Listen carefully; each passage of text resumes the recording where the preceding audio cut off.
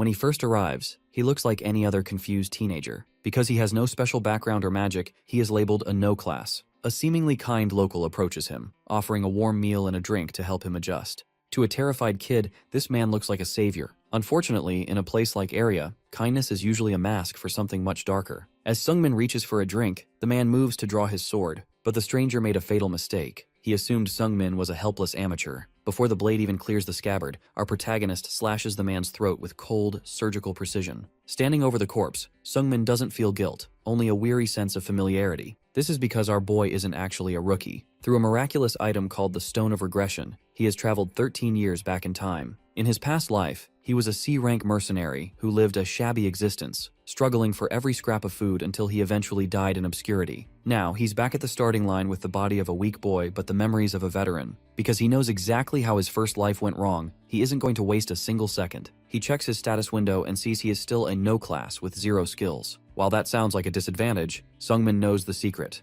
No class characters are blank slates. They can learn anything and receive special growth bonuses, provided they find the right teachers before they pick a permanent path. To fix his weak foundation, the young mercenary immediately seeks out a specific doctor in the city. Because this doctor is destined to die in an accident very soon, only those with future knowledge, like our hero, can take advantage of his services. Sungmin undergoes a skeletal remodeling procedure, giving him a martial skeleton. This new internal structure makes it significantly easier for him to master physical combat techniques. Next, he heads to a dusty, overlooked library. The owner has no idea that a legendary book called the True Heaven Cultivation Technique is sitting on his shelf. Because the owner thinks it's junk, our hero buys this first-rate power-up for a handful of coins. In just one day, he has secured 2 massive advantages he missed out on the first time around. But power requires equipment, and Sungmin is broke. He visits a local merchant to buy armor and a spear, but he's short by 240,000 credits. Instead of giving up, our protagonist switches tactics. He stops acting like a scared kid and looks the merchant in the eye with the gaze of a man who has seen 1,000 battlefields. Surprisingly, this works. The merchant is impressed by the boy's worn and torn attitude, the desperate hunger of someone who refuses to die. He agrees to give Sungmin the gear on credit. It's a rare moment of luck, though the skeptical mercenary within him warns that he should stay wary of everyone. Equipped and ready, the young warrior heads to the hunting grounds outside the city. 13 years ago, he was crying and waving a stick at goblins. Today, he faces a leaping monster and calls upon the soul-chasing spear technique. With a single explosive thrust, he kills the creature instantly. The force is so great that his untrained, youthful hand actually smokes from the friction. It's a painful reminder that while his mind is a master's, his body is still just a no-class beginner. But as he looks at the fallen monster, he doesn't feel pain, only the thrill of a fresh start. After 2 weeks of grueling work in the monster-infested woods, Lee Sungmin returns to the city of Xenovis under the cover of night. He heads straight to his lodging at a local inn, where he's greeted by the innkeeper Jack. Our hero pays for his stay with a dark brown pouch filled with monster byproducts like goblin teeth and vials of fluid. Jack is stunned, not just because a no-class kid is successfully hunting every day, but because the boy is carrying a dimensional storage pouch worth a small fortune. Sungmin simply brushes it off, claiming he got a deal from a local merchant. To the innkeeper, our protagonist looks like a once-in-a-generation prodigy who might one day rival the city's greatest heroes. Upstairs in his room, the mood is much heavier. Sungmin knows the truth. He isn't talented at all. Every scrap of progress he's made is fueled by the bitter memories of his previous, shabby life as a C-class mercenary. Because Area allows a person to regain skills simply by remembering the mechanics, he has managed to recover several of his old techniques. Unfortunately, these are just second-rate arts, the kind that will never let him reach the top. Even with his new cultivation technique, he feels the weight of his own limitations. He realizes that if he wants to truly change his fate, he needs to find much stronger martial arts. The next morning, the innkeeper's daughter, Lula, tries to convince him to give up the dangerous life of a hunter. She suggests he take a safe job at the inn instead, but our hero refuses. In his past life, he survived by compromising and playing it safe, which led him nowhere. This time, he is determined to do whatever it takes to reach the heights he once envied. He leaves for the city plaza, arriving just as the noon bell rings to signal the arrival of new otherworlders. Among the newcomers, Sungmin spots a young boy in red and black robes who looks remarkably calm. Experience tells our hero that the local thugs will target this confused newcomer immediately, and sure enough, 2 criminals approach the kid with a poisoned drink. Sungmin tries to mind his own business, but his luck turns sour when he accidentally bumps into a massive, malicious thug who claims his collarbone is broken as an excuse to extort him. Before the boy can react, the thug strikes him down. Sungmin realizes he's trapped. The man attacking him is a third-rate martial artist, the lowest rank, but still higher than the current, unevolved version of our protagonist. Desperate and knowing no one will help a no-class kid, Sungmin shouts a warning to the boy in the red robes, telling him not to drink the poisoned water. It's a gamble. He hopes the kid might be a martial artist from another world who can help him out of this mess. When the lead thug lunges to finish him off, Sungmin unleashes everything he has. He activates his specialized exoskeleton and strikes with his rock destruction palm repeatedly. However, the thug's body is reinforced with external arts, making him completely unharmed by a child's physical strength. Just as things look hopeless and the other thugs move in to help their leader, the boy in the red robes intervenes. In a blur of movement, he blocks a punch with one hand and unleashes a massive blast of red energy that sends the criminals flying like rag dolls. Watching this, Sungmin is paralyzed with shock. This isn't just a talented kid, this is a peak master, someone at the absolute pinnacle of martial arts. He recognizes the newcomer's identity, Weiji Hoyun, the little heavenly demon. In his previous life, this person was a legendary figure from the demonic cult who made a name for himself across all of Area. Back then, the gap between them was so wide that Sungmin couldn't even look him in the eye. Now strangely, the legendary master is sitting in Sungmin's humble inn room. Because our boy spoke informally to him during the chaos at the plaza, the 13-year-old Weiji Hoyun is a bit offended but mostly amused. After mocking Sungmin's trash martial arts and lousy technique, the young master makes a shocking proposal. He offers to personally teach the protagonist how to fight. However, there is one bizarre condition. Instead of asking for money or servitude, the strongest kid in the world simply asks Sungmin to become his friend. To understand why a legendary powerhouse like Weiji Hoyun would suddenly want to be friends with a weakling like Lee Sungmin, you have to look at the young master's past. Growing up as the heir to the terrifying demonic cult, Hoyun lived a life of brutal expectations. When he was just a child, he told his father, the great heavenly demon, that he wanted a friend after reading about it in a book. His father's response was a terrifying roar, insisting that a ruler has no need for companions. He even made a 10-year-old Hoyun slaughter 50 trainees just to prove a point about strength. Because of this, he grew up with immense power but zero social experience, leading him to believe that friendship is simply something that happens between people of the same age. Back in the present, Sungmin finds himself in a bizarre situation. He is a 27-year-old man in a teenager's body, shaking hands with a 13-year-old boy who has just claimed him as a friend. Despite the absurdity, the arrangement comes with a massive perk. Sungmin begins teaching him martial arts. Hoyun can't share the secret techniques of the demonic cult, but he introduces Sungmin to the Violet Dawn mystic art. This is a high-level technique from the unorthodox sects that causes the user's internal energy to glow a deep amethyst color. Because Hoyun insists they are equals, he forces Sungmin to stop using polite language and speak to him informally, a difficult task for someone who knows exactly how dangerous he is. A month of intensive training passes, and the results are staggering. Sungmin's skills have already climbed somewhere between 3rd and 2nd class, a pace of development far beyond anything he achieved in his first life. While hunting in the forest, he encounters a massive orc, a monster that would have been a death sentence for him a month ago. Now, he handles the beast with relative ease, piercing its chest with a single spear thrust. Even though the mental image of a nagging Hoyun tells him he still has no talent, the progress is undeniable. However, the appearance of an orc this close to the city is strange. As Sungmin inspects the corpse, a man in white robes named Woon Hir-young emerges from the shadows. He introduces himself with a grand title, the Orchid Destruction Sword, and invites Sungmin to join a high-stakes quest. It turns out a new orc village has been established nearby, and the mercenary guild is offering a massive reward of 20 million ER to wipe it out. If they split the loot, our hero stands to make a staggering 7 million ER in one go. Sungmin is introduced to the rest of the party, a nimble fighter called Little Monkey, a masked assassin known as the Black Rain Dagger, and a young mage named Rainier. While the payout is tempting, our protagonist's mercenary instincts are screaming. He notices 2 mules, no-class individuals hired just to carry bags, being treated like trash by the group leader. Woon Hir-young dismisses them as nobodies, focusing all his charm on Sungmin because he believes our boy is a high-level warrior from a prestigious background. Despite the red flags and the sinister shadow that seems to cross Woon Hir-young's face when he isn't looking, Sungmin agrees to join. A quest this profitable is too rare to pass up, even if he has to walk into a den of strangers to get his prize. As the group pushes deeper into the sunlit forest, the plan seems straightforward, if a bit optimistic. According to Du Sangriang, the resident fighter, they only expect to face about 30 of the 50 orcs living in the village. He dismisses the creatures as dull and stupid, suggesting a quick rush-and-kill strategy. Woon Hir-young, the group leader, refines this into a divide-and-conquer maneuver.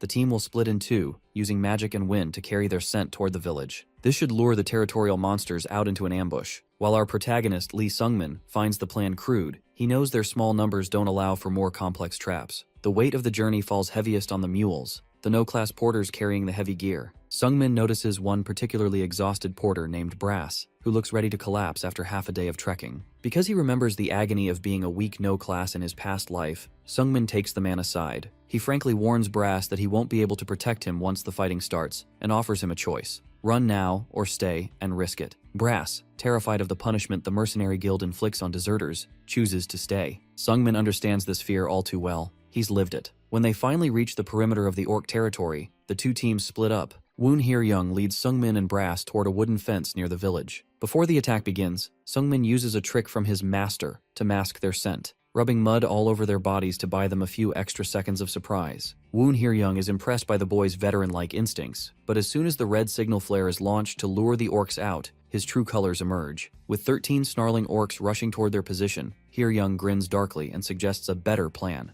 sending Brass out as live bait to distract the monsters while they attack from behind. When Brass pleads for his life, Hye-young's joke turns into a cold threat. "If you don't come forward, I'd probably kill you." Unable to watch another no-class be treated as disposable trash, Sungmin steps in. He doesn't do it out of grand heroism or friendship. He does it because they are both no-class, and he refuses to let the law of the strong crush the weak in front of him. He volunteers to go first, diving into the pack of 13 orcs alone. Drawing on Weiji Hoyun's training and his own hard-won experience, Sungmin becomes a blur of amethyst energy. He leaps into the air, spinning his spear to thin the herd. He remembers the little heavenly demon's voice in his head, reminding him to stay at a distance. He unleashes the soul-chasing spear technique, piercing multiple orcs at once with a technique called lightning splitting strike. When an orc manages to tackle Brass, Sungmin arrives in an instant, plunging his spear through the monster's chest to save the man. As the last of the 13 orcs falls, the clearing is silent and covered in blood. Sungmin stands over the bodies with a cold, determined smirk. Behind him, Woon Hye-young watches, his sword drawn and his expression unreadable. He had expected to see a talented kid. Instead, he just watched a master at work. After the battle, Woon Hye-young wastes no time collecting the grim proof of their success, slicing the ears off the 13 fallen orcs. He remains professional, even complimentary toward Lee Sungmin, though he snaps at Brass to hurry up and pack the loot. As the group heads back to the clearing to regroup, Brass leans in and whispers a soft "thank you" to our protagonist. It's a quiet moment of genuine gratitude that stands in stark contrast to the betrayal that's about to unfold. When they reunite with the second team, the atmosphere is strangely calm. Dusangryang, the monkey-like fighter, claims their side was an easy victory, but Woon Hye-young's expression shifts. He notes that the real problem starts now. Before anyone can react, a dagger from Wang Pei, the Black Rain dagger, pierces Rainier the mage through the chest. As the girl collapses, the trap is revealed. Hye-young and Wang Pei are turning on their allies to keep the entire 35 million ER reward for themselves. While Dusangryang shouts in confusion, Sungmin isn't surprised. A cold memory from his past life flashes in his mind. The image of a massive guillotine in Xenovis, and a man being executed for murdering his own allies for money. That man was Woon Hye-young. Because he witnessed that execution 13 years ago, our hero has been waiting for the knife to drop. Hye-young draws his sword, confident that his second-rate martial skills will easily overpower a child. But Sungmin has two massive advantages. He can read the flow of Hye-young's movements like an open book, and he's already poisoned the well. Back when they were applying mud to mask their scent, Sungmin had mixed in a long-acting paralyzing poison. Hye-young's hands begin to shake uncontrollably. He can't even parry the strikes of a boy he deemed weaker than himself. Desperate and choking on poison, Hye-young grabs Brass, holding a sword to the porter's throat as a hostage. He gambles on Sungmin's useless compassion, but the mercenary in Sungmin is fighting a war with himself. He knows he's too drained of energy to save the porter without getting countered, and he tries to tell himself to stay cold and focus on reality. Then, Brass makes a choice. Looking at Sungmin with a tragic, knowing smile, the porter throws himself backward onto the blade. He sacrifices his life to pin Hye-young's sword in his own body, screaming for the young warrior to strike. The stunned Hye-young can only watch in horror as Sungmin towers over him, his spear ending the traitor's life once and for all. Meanwhile, the little monkey manages to kill the assassin Wang Pei, leaving only the two survivors to split the massive reward. Sungmin returns to the inn physically wealthy but emotionally hollow. He collapses onto his bed, haunted by the fact that if he had just been a little stronger or had a little more energy, Brass might have lived. He didn't want this second life to be as disgusting as the first. His silence is broken by Weiji Hoyun, who leans over him with a dark, predatory intensity. He can smell the human blood on him. When Sungmin admits he killed a second-rate martial artist who tried to betray him, Hoyun doesn't just accept the answer. He stares directly into Sungmin's soul, sensing that our boy is hiding something far deeper than a simple skirmish. Lee Sungmin sits on the edge of his bed, physically exhausted and emotionally drained, while Weiji Hoyun watches him with red eyes. He doesn't waste time with pleasantries. He flatly accuses Sungmin of hiding something. While Sungmin tries to play it off as simply being a quick learner, Hoyun isn't buying it. Hoyun explains that he has been observing the other no classes in Xenovis. To him, they are like small, trembling animals, incapable of the cold, immediate violence Sungmin displayed from the very first day he was summoned. Most people need time to build the resolve to kill, but Sungmin hunted monsters instantly. Furthermore, Hoyun points out a glaring talent paradox. Sungmin clearly lacks natural genius, he only grasps about 30% of what he's taught, and yet, his footwork and spear handling are completely devoid of beginner mistakes. He has the polished habits of a veteran in the body of a novice. The pressure in the room spikes as Hoyon delivers an ultimatum. He hates being lied to. Sungmin tries to push back, arguing that everyone is entitled to their secrets and that a true friend wouldn't pry. This strikes a chord with the lonely young master. In a surprising move, Hoyon offers a trade. If Sungmin shares his secret, Hoyon will share his own, along with an incomparable gift, 20% of his own peak-level internal energy. To Hoyon, a friend is someone you want to know completely, and he's willing to pay a king's ransom to bridge that gap. After a long silence, Sungmin agrees, but only after making Hoyon promise not to kill him once the truth is out. Hoyon goes first. He reaches back, unties his hair, and reveals a shocking truth. The little heavenly demon is actually a girl. Her father, the cult leader, forced her to live as a boy because the laws of the demonic cult forbid a woman from taking the throne. She has spent her entire life in this masquerade, even after being summoned to Area. Stunned but keeping his end of the bargain, Sungmin takes a deep breath and drops his own bombshell. "I'm a regressor." He explains that he already lived 13 years in this world, died a failure, and woke up back at the start. Surprisingly, Hoyon accepts this without much fuss. In a world of magic and monsters, a returner is just another anomaly. However, she realizes why Sungmin was afraid of being killed. Even though he looks 14, his mental age is 27. Sungmin worries that the deception of their same-age friendship has ruined everything, but Hoyon just smiles. She's the one who forced the friendship on him, and she spent 2 months getting to know the person, not the age. To her, those 2 months of eating and training together are the only reality that matters. With the secrets finally cleared away, the atmosphere shifts from suspicion to genuine bond. Hoyon can't help but tease him though, joking that it's a bit pathetic for someone with decades of experience to still be this weak. But she's a woman of her word. Standing up and reaching toward him, she prepares to begin the dangerous and rare process of energy transfer. Our hero's path to true power is about to be jump-started by the strongest friend he could ever have. In the world of Area, internal energy is everything. It is the life force accumulated within a martial artist's core, allowing them to perform superhuman feats like shattering stone with a single strike. Because this energy is usually built up through years of slow, painstaking meditation, most people spend their entire lives just to gain a modest amount. But our hero is about to receive a shortcut that most warriors would kill for. Back at the inn, Weiji Hoyon prepares for a dangerous transfer. She notes that Sungmin's blood vessels aren't clean,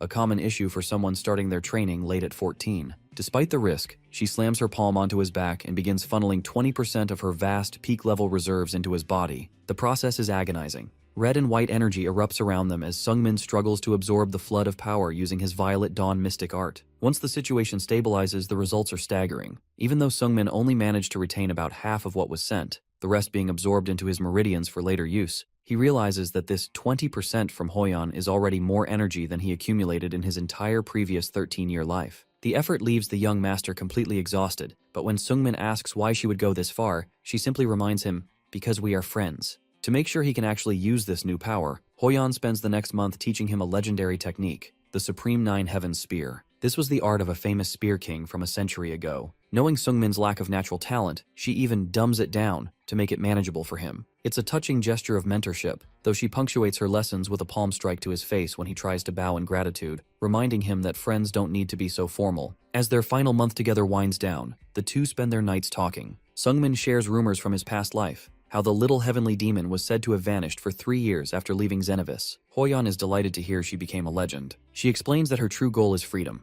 Back in the demonic cult, she was a prisoner of her father's expectations. In Area, she is finally free to be herself, and meeting her first friend was the highlight of her journey. The realization hits Sungmin hard. Just as he is Hoyon's first friend, she is his first true friend too. In his previous life, he was always alone, scraping for survival. Now he has someone who genuinely cares about his progress. But all good things must end. Hoyon confirms that she will leave the city in a month to seek the freedom she craves. She challenges Sungmin to think about what he really wants out of this second chance, beyond just living a better life. On their final day together, the two stand in an open field. Hoyon wears her traveling robes, and Sungmin grips his spear in his hands. It's time for one last spar, a parting gift from a master to a student, and a final memory between two friends. Lee Sungmin prepares for the most significant fight of his 2 lives. Weiji Hoyon, ever the arrogant prodigy, offers him a staggering 20-move head start. Sungmin doesn't hesitate. He lunges forward, combining his old mercenary tricks with the new Supreme Nine Heavens Spear, Sungmin's style. a name Hoyon forced upon the technique despite his embarrassment. As the moves tick up from 1 to 20, the gap between talent and hard work becomes painfully visible. Sungmin executes the soul-chasing killing strike and the lightning-splitting chasing strike, his spear humming with purple energy. Yet, Hoyon dodges and deflects every single thrust with just her right hand. She uses the moment to drill the basics into him one last time, explaining that true spearmanship is built on the trinity of the parry, bouncing attacks away, the hold, pressing attacks down, and the pierce, the final thrust. By the 20th move, Sungmin is spent. He has reached the second-rate stage, a feat that took him over a decade in his past life. But against a peak master like Hoyon,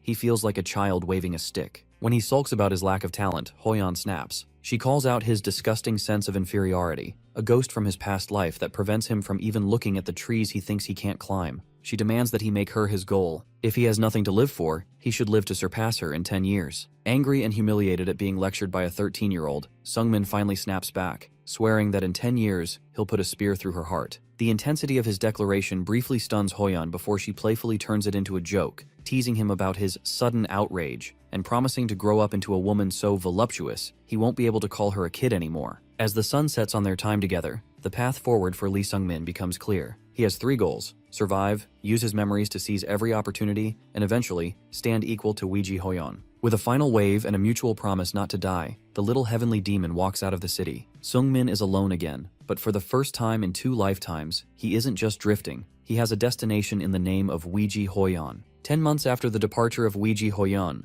Lee Sungmin reaches his final milestone in the City of Beginning. He has successfully utilized his future knowledge to secure the martial skeleton and the pure heavenly cultivation technique. But one trial remains: the no-class tournament. In his previous life, this tournament was a desperate struggle, but now, Sungmin enters as a first-rate warrior, a level unheard of for a 14-year-old. He breezes through the competition, easily dispatching third-rate thugs who underestimate his youthful appearance. His victory earns him the ultimate prize, the sacred energy elixir. Consuming it on the spot, he feels the final pieces of his internal energy fall into place, supplementing the massive gift he received from Hoyon. With this, he has officially graduated from the power ceiling of Xenovis. Before leaving, Sungmin makes his rounds to say goodbye to the people who treated him with unexpected kindness. He visits Hans, the street vendor, who surprises the boy with a farewell gift, a second-hand dimensional pouch with 5 times the capacity of his current one. Hans, usually a cynical businessman, is visibly moved to see a no-class kid actually make it. He tells Sungmin to go become famous and pay him back 100-fold by spreading his name across area. The most difficult farewell happens at the inn. After tidying his room one last time, Sungmin is confronted by a tearful and angry Lula. Feeling the sting of abandonment, she initially lashes out, telling him she hopes he dies a gruesome death. However, her father Jack understands the weight in Sungmin's soul. He gifts the boy his old enchanted cape,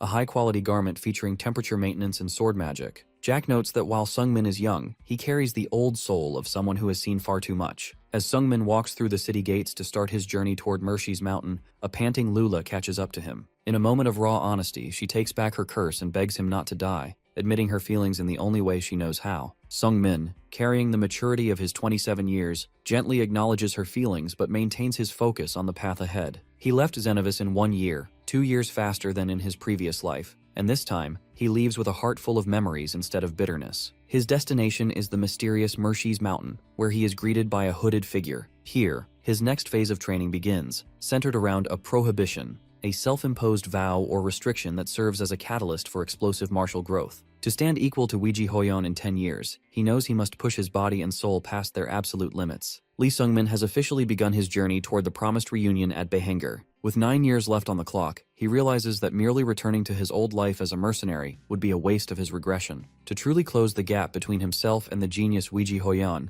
he seeks out the ultimate training ground, Mershi's mountain. Mershi is the god of trials, and his territory is a place where the physical laws of area can be bent to test a practitioner's resolve. By accepting prohibitions, a warrior can force their body to adapt at a rate hundreds of times faster than normal training. Sungmin, desperate for growth, accepts 2 of the most grueling restrictions available. The first is the prohibition of weight. This isn't just carrying a heavy pack. Mershi's power makes Sungmin's own limbs, his clothes, and even the food in his hand feel like they are made of solid lead. The second, and perhaps more psychological, is the prohibition of taste. To Sungmin's altered senses, pure water looks and smells like sewage, and simple bread takes on the texture and taste of wriggling insects. The mental toll is immediate. After a week of vomiting and collapsing from exhaustion, the mercenary logic of his past life begins to tempt him. He tells himself that he's already done enough, that becoming a B-rank mercenary would be a good enough life. But the image of Weiji Hoyon looking down at him, not with pity, but with the expectation of a rival, shatters his weakness. He forces himself to swallow the disgusting bread and water. His resolve is tested further when he tries to hunt.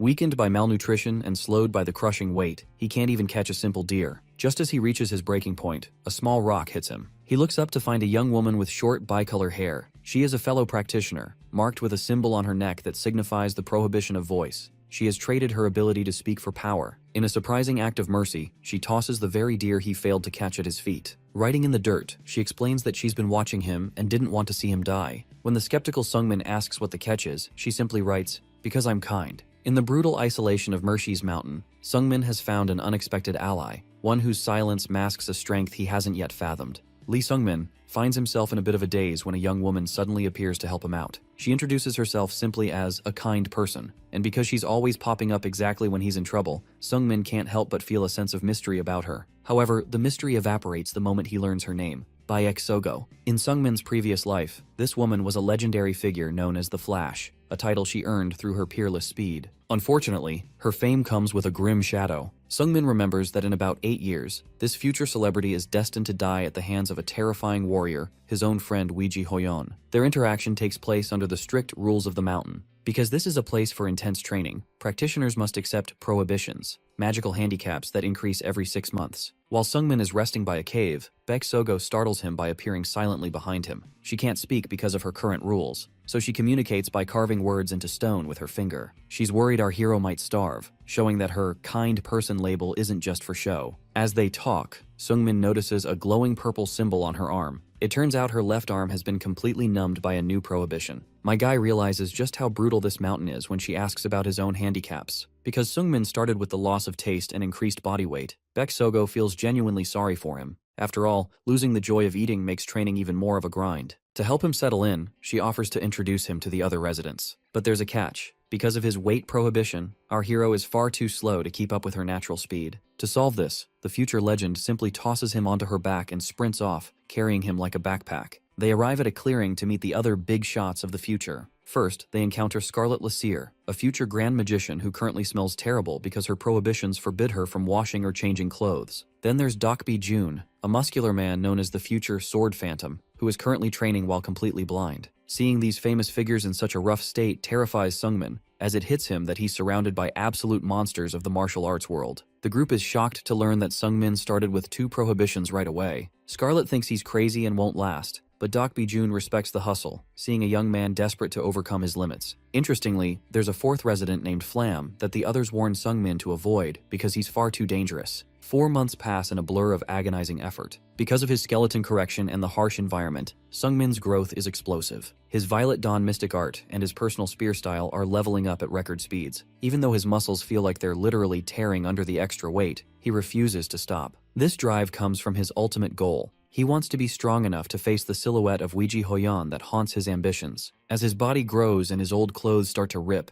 he finally crosses paths with the mysterious 4th person. A blue-haired boy named Flam approaches him with a friendly smile, impressed by his spear techniques. It seems our hero has finally met the final big shot of the mountain. Before their meeting even began, the other residents of the mountain had already warned Lee Sungmin about Flam. Dokbi Jun and the others described him as a real genius, the kind of person whose effortless talent makes the desperate hard work of everyone else seem meaningless. Because of this, Baek Sogo gave our hero a stern warning: do not meet Flam, or you will end up in despair. Unfortunately, that meeting is now unavoidable. As Sungmin stands nervously in the forest, Flam casually tries to strike up a conversation, claiming he just wants a friend his own age. Our protagonist tries to brush him off, thinking he doesn't have time to waste on some arrogant prodigy. He's seen geniuses before, like Weiji Hoyon, so he thinks he's prepared. He turns to leave, but as he reaches for his spear, he experiences a moment of total shock. His hand is empty. Without Sungmin even noticing, Flam has completely disarmed him. The greatest humiliation for a martial artist is to lose their weapon, and the fact that it happened so fast he couldn't even track the movement leaves my guy trembling with confusion. Flam casually leans on the stolen spear, claiming he's just borrowing it to see how it works. What happens next is a soul-crushing display of natural talent. After seeing the technique only once, Flam assumes a stance and unleashes the Supreme Nine Heavens Spear. He doesn't just copy it, he improves it, unleashing a devastating energy strike that shatters the surrounding forest. Sungmin can only stare in horror, realizing that this boy has mastered in seconds what has taken him months of agonizing training. Flam doesn't stop there. He begins to mock the very idea of hard work. wondering aloud why people bother training at all when he can simply look at a technique and master it. This is a different kind of pain than Sungmin felt with Weiji Hoyeon. While she was a genius, she didn't flaunt it to make others feel small. Flam, however, is showing off to his heart's content. He even tries to compare their prohibitions, revealing he has 4 of them, and asks Sungmin if he has a prohibition of humility because of his sour attitude. The tension finally snaps when Flam suggests that Sungmin should just give up and leave the mountain.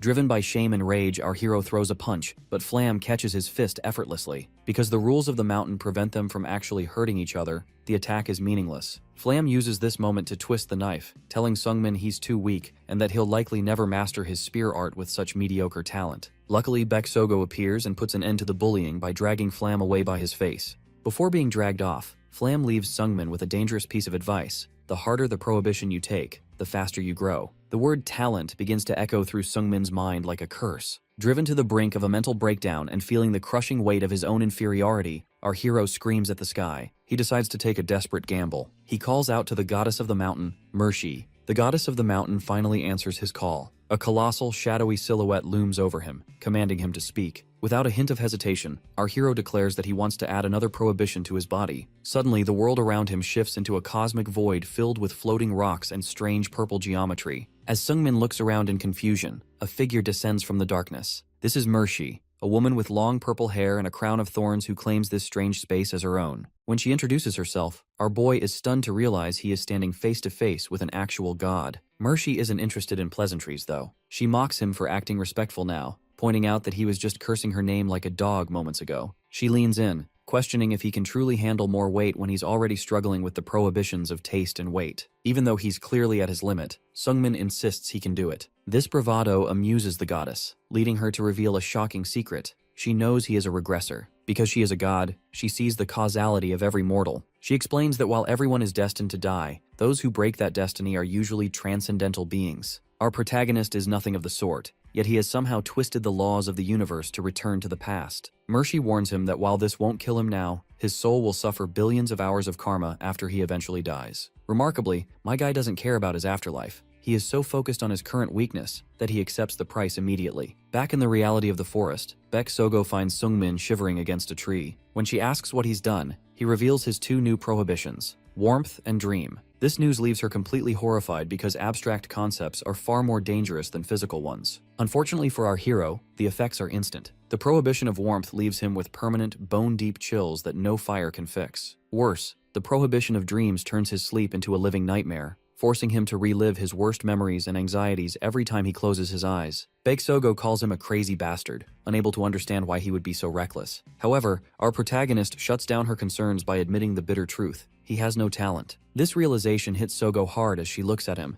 She finally notices that despite his mountain of prohibitions, his growth is still sluggish compared to true geniuses. Sungmin explains that he isn't just acting out of anger toward Flam. Rather, Flam's excellence reminded him that to stand among monsters, he has to do things that go beyond common sense. Moved by his resolve, Baek Sogo decides to help. She shares that her own goal is to become the strongest in the world, and because she recognizes that same fire in him, she offers to teach him a movement technique. She hands him a manual for the shadowless soul flight, an incredible martial art that rivals his best skills. When a stunned Sungmin asks why she's being so generous, she playfully claims it's just because she's kind, though she secretly feels a deep sympathy for his struggle. As she tells him to start calling her his senior sister, a notification confirms he has officially acquired the new skill, marking a brutal new chapter in his training. In a dark, purple-hued void, our hero desperately practices his supreme Nine Heavens spear, lunging with a speed and intensity fueled by his fear of inferiority. But as he strikes, Weiji Hoyeon appears. She doesn't even need a weapon to stop him. She catches his fatal flash with just 2 fingers. The psychological toll is devastating.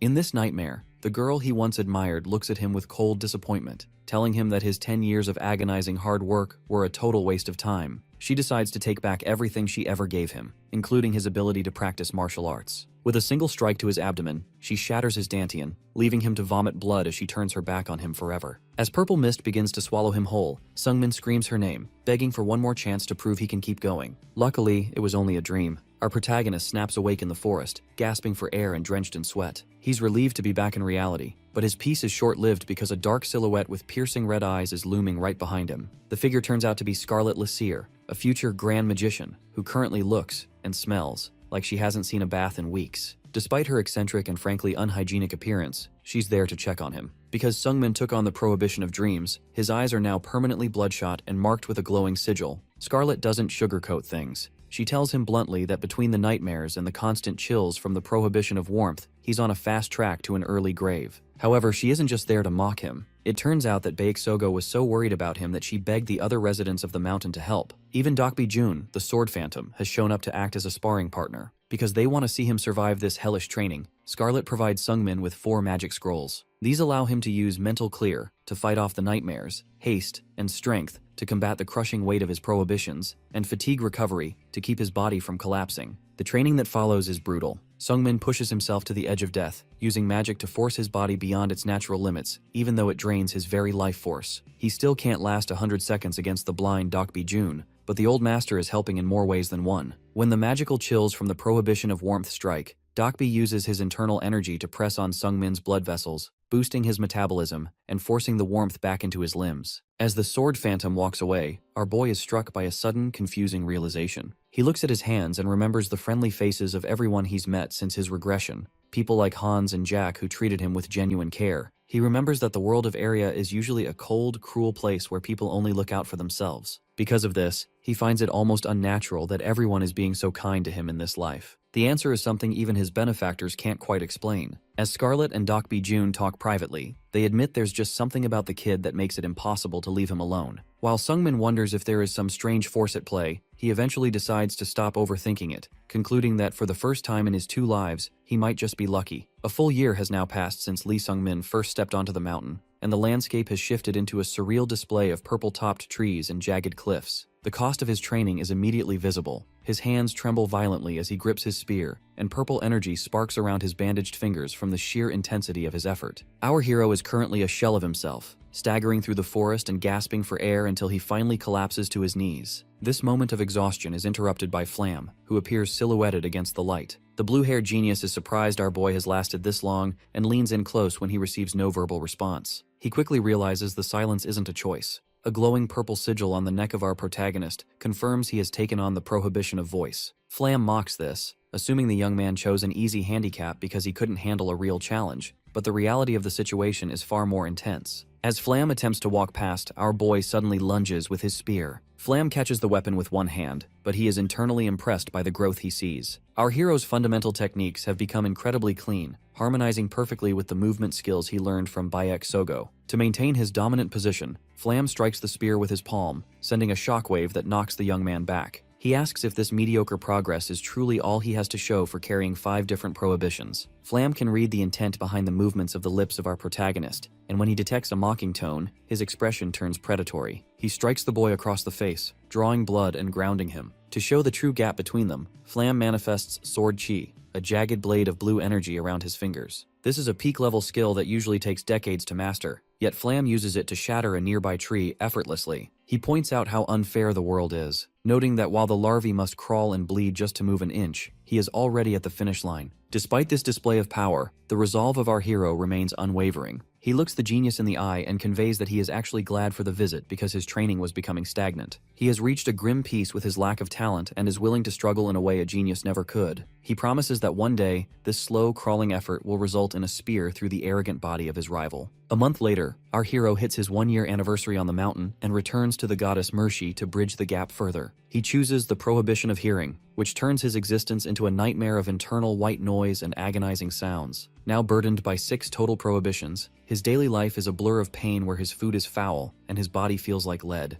Ironically, the deafness provides a strange comfort, as it allows him to ignore the constant pestering of Flam. Under the guidance of Dokbi-jun and Baeksogo, the young man continues to sharpen his spear style and mystic arts. He evolves at a snail's pace compared to a true prodigy, but his progress is consistent. This long, agonizing grind eventually leads to a sudden summons back to the cosmic void of Mercy. Rather than demanding another price, the goddess looks down at him with a calm smile and announces that he has officially overcome her trial. In the cosmic void of Mercy's space, our protagonist stands confused. He has been summoned by the goddess ahead of schedule, and he doesn't understand why. When he asks what she means, she reveals a startling truth. Flam's entire existence is the trial. As Mercy explains that Flam isn't actually a resident of the mountain in the traditional sense, our hero realizes why he never heard of such a legendary talent in his previous life. Flam simply didn't exist in the world of Area. Flam's purpose is to serve as a personification of despair. Most practitioners, including legends like Baek Sogo and Dokbi Jun, eventually encountered Flam and were crushed by the gap in their abilities. They turned away and ran from his overwhelming talent, but our guy did the opposite. Despite being the least talented person on the mountain, he threw himself into even harsher training to close the gap. This recklessness amused the goddess, and because our hero refused to give up, he passed the secret test of the mountain. Mercy warns him to keep Flam's true identity a secret or face divine wrath. She then offers him a shortcut, his soul in exchange for the strength of 100 years of training. Our protagonist flatly refuses the trade. He reflects on how much he used to hate the word effort because it felt like a hollow excuse for those without talent. In his past life, he used his lack of potential as a refuge to avoid trying at all. But now, surrounded by people who are both talented and hardworking, he realizes he has no more excuses. He accepts his role as a larvae and tells the goddess that he has actually come to like the word effort because it is the only path he has left. Before sending him back, Mercy begins to speak in riddles, indirectly warning him about the nature of Area. She explains that there are no coincidences in this world, and that the summoning of otherworlders like him serves a specific, hidden purpose. She hints that something catastrophic is approaching, something so dire that it forced the universe to allow him to regress in the first place. Before she can explain further, a terrifying presence of mist and shadows interrupts her, and the goddess is forced to defend her territory from an external force. Looking distressed and pale, she shoves our hero out of the void,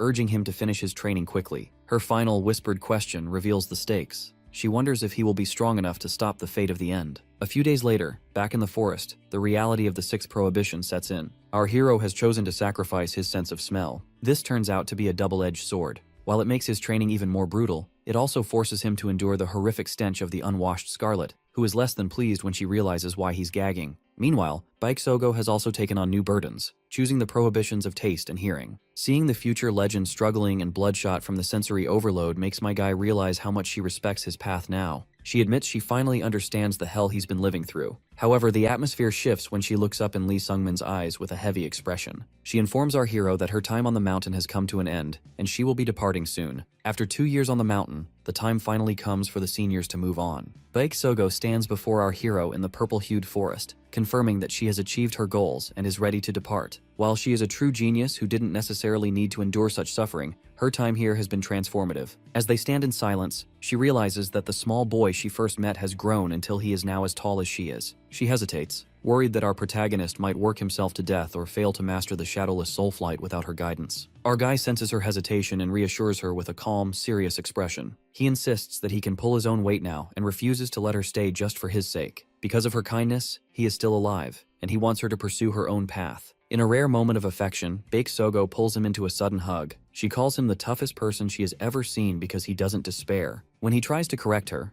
admitting he falls into despair constantly but simply chooses to get back up, she finds him even more impressive. She confesses that even she gave up when facing the overwhelming talent of Flam. With a final plea for him not to die, she leaves the mountain. Soon after, Dokbi Jun and Scarlet also depart, leaving our hero in a silence he hasn't felt in a long time. Walking alone through the forest, he reflects on his past life when he was a cynical loner who believed in no one. Now he understands that he only survived this year because of the people around him. This realization shatters an unseen wall in his heart. As he moves, he experiences a sudden, fleeting sense of total freedom. For a moment, the weight, the foul smells, and the internal noise vanish. The world looks different because he has changed. The seasons shift into summer, and the sound of cicadas fills the air. This serves as a grim reminder of the timeline. In 7 years, Baek Sogo is destined to be killed by Ouiji Hoyon. Our hero views himself as a cicada larva, currently buried in the dirt, but he only has 7 years to become strong enough to stop that disaster. Driven by this deadline, he increases his training to a frantic pace, cutting back on sleep to swing his spear. When it comes time for his next prohibition, he chooses vision. Recalling Dokbi Jun's advice about sharpening other senses, he plunges his world into total darkness. For a week, he can barely move, and the only thing he can see is the internal noise of his previous prohibitions, which eventually begins to mimic the rhythmic crying of cicadas. In this black world, time loses its meaning. He becomes a machine of pure muscle and instinct, his body executing martial arts automatically, while his mind spirals into deep questions about his own identity and the reason for his regression. He refuses to just be a larvae that cries for a season and dies. He demands more power, more growth, and more change. As the wind turns cold and the seasons continue to cycle, he finally adapts to the darkness. Having pushed his body and mind to their absolute limits, a more muscular and rugged version of our protagonist returns to Mercy's space. He stands before the goddess and declares that he is ready to end the trial. In the cosmic void of Mershi's space, the air ripples with purple energy as the many prohibitions finally lift from the body of Lee Sung-min. For the first time in 3 years, he is overwhelmed by a genuine sense of freedom. His sight is clear, the putrid smells have vanished, and the internal noise has fallen silent. He is no longer the scrawny boy who arrived on the mountain. Mershi watches him with a contemplative expression, noting that while many practitioners take on multiple prohibitions out of overeagerness, most either give up or die. Because our hero endured this hell for 3 years, she offers him a reward of his choice. When he desperately asks for natural talent in martial arts, the goddess flatly refuses, as such a thing is beyond even her limits. Our protagonist realizes that if he wants to save Baksogo from her destined death, he needs something more than what he currently has. He asks for whatever is necessary to become stronger, and Mershi realizes that what he truly lacks is time. To solve this, she places a glowing yellow hourglass sigil on his chest, directing him to seek out Denir, the god of time, in a place called Dreamur. She warns him that Denir's trials make hers look humane by comparison, but the danger is exactly what our guy is looking for. As a second reward for his 3 years of persistence, Mershi introduces him to Neville, a red-haired broker for an elite guild known as Erebrisa. Though Neville initially dismisses the young man based on his current level of martial arts, a closer look reveals the hidden potential beneath the surface. Our hero is stunned to learn about the sheer scale of Erebrisa. It is an intermediary guild that caters to gods and high-level practitioners, dealing in items that shouldn't even be for sale, like the Shaolin sect's Great Recovery elixirs and the secret manuals of the Wudang and Manhwa sects. Seeing the benefit of having such a connection, he officially joins the guild by providing his thumbprint on a magic scroll. To celebrate the occasion, Neville gives him a house-special makeover, magically cutting his hair and replacing his tattered rags with a clean black shirt and white trousers. Mershi bids him a final, cryptic farewell, reminding him once more that there is a specific reason for his regression and that coincidences do not exist in Area. As our hero descends the mountain path toward the city of Bahanger, he ponders her words. He wonders if his meetings with Weiji Hoyon and Bayek Sogo were truly random, or if a higher power planned them. His thoughts are interrupted by an ambush of wolf-headed monsters, but they are no longer a threat. With a single fluid spinning kick infused with purple energy, he decapitates one effortlessly. At 18 years old, Lee Sung-min has officially reached the peak level of martial arts. While others might mistake him for a genius, he knows this strength was bought with 3 years of agonizing prohibitions and a refusal to break. He isn't satisfied yet. He knows he still has a long way to go to prevent the coming disaster. With his spear in hand and a new sense of purpose, he heads toward Bahanger to register as a mercenary, marking the true beginning of his new life. Our hero's focus is now fixed on a legendary artifact known as the Devnark Magic Armor. This bronze-colored segmented plate was originally found in the dungeon of a black magician near Bahanger, and its power is the stuff of myths. In his previous life, Lee Sung-min recalls that a mere C-rank mercenary, someone who was barely second or third rate, became a peak-level master overnight just by wearing it. My guy realizes that if he can secure that armor now, as an existing peak-level master, he could potentially ascend to the status of a supreme peak martial artist. With only 6 months until the dungeon is cleared, he knows he must establish himself in Bahanger immediately to secure a spot in the raid. While camping in the forest, our protagonist reflects on his time with Mershi. He could have stayed on the mountain longer, but he refuses to let this opportunity slip through his fingers. His plan is clear: build a reputation in Bahanger and join the raid. Upon arriving at the Bahanger Mercenary Guild, he mistakenly tries to register with the bartender. The man, a mustachioed fellow in a bow tie, dismissively points him toward the reception upstairs. The veteran mercenaries in the room don't make it any easier. A blonde man mocks the kid, calling him a typical otherworlder and telling him to go wash dishes. Our hero doesn't bother with words. In a flash of a movement, he steals the man's fork and envelops it in a brilliant purple sword chi aura. The room goes silent as the blonde mercenary slumps over in shock. Seeing the glowing energy, the bartender, who reveals himself as Baron, a magician and the actual guild leader, instantly changes his tone. He admits he usually works the bar as a hobby, a detail our hero remembered from his past life. Baron is impressed by the display of power, but he remains cautious. Normally, a peak-level master would be granted an S-rank position immediately, but Baron worries that our protagonist is just an inexperienced young man who only knows how to train in isolation. To verify his skills, Baron assigns him a qualification quest to subdue an ogre, sending along an established S-rank mercenary named Lude to monitor his performance. The next day, under a bright blue sky, the two head into the forest. Lude is a gray-haired, scarred veteran who finds the boy a bit boring, but respects the stunt he pulled with the fork. He notes that while our hero might be popular with girls, his quiet nature makes for dull company. As they trek, Lude explains the nature of their target. Ogres are some of the most powerful monsters in Area, boasting skin as tough as steel and natural magic resistance. As they dive deeper into the woods, both men realize something is wrong. Lude notes that the forest is far too small to sustain a creature that stands 3 to 5 meters tall and requires a massive amount of food. They soon find the mangled, bloody remains of a deer, but the discovery only adds to the mystery. There are no signs of the ogre actually eating the carcass, nor are there any droppings or typical tracks. It seems the predator is killing for sport, rather than survival. The silence is suddenly shattered by a violent, crackling energy and a terrifying sound. Both warriors draw their weapons instantly, but the shadow looming in the trees is far more grotesque than a standard beast. Lude, usually confident, breaks out in a cold sweat and immediately orders a retreat, realizing they are in over their heads. Standing before them is a chimera ogre, a monstrosity with green skin, metal staples, and rotting, stitched-together flesh. One of its eyes glows with a predatory red light from a grafted head, marking it as a dark magic creation that is far more dangerous than any natural monster. A chimera is a magical abomination, an artificial fusion of species created with the singular goal of becoming the ultimate life form. By grafting parts from different creatures together, a sorcerer can force a subject to surpass its natural biological limits. The danger of these beings is nearly impossible to measure. Even a chimera built from a low-level goblin starts at a B-rank threat level. Because this specific monster is built upon the base of an ogre, its power is so immense that even S-rank mercenaries like Lude consider it a death sentence to face it head-on.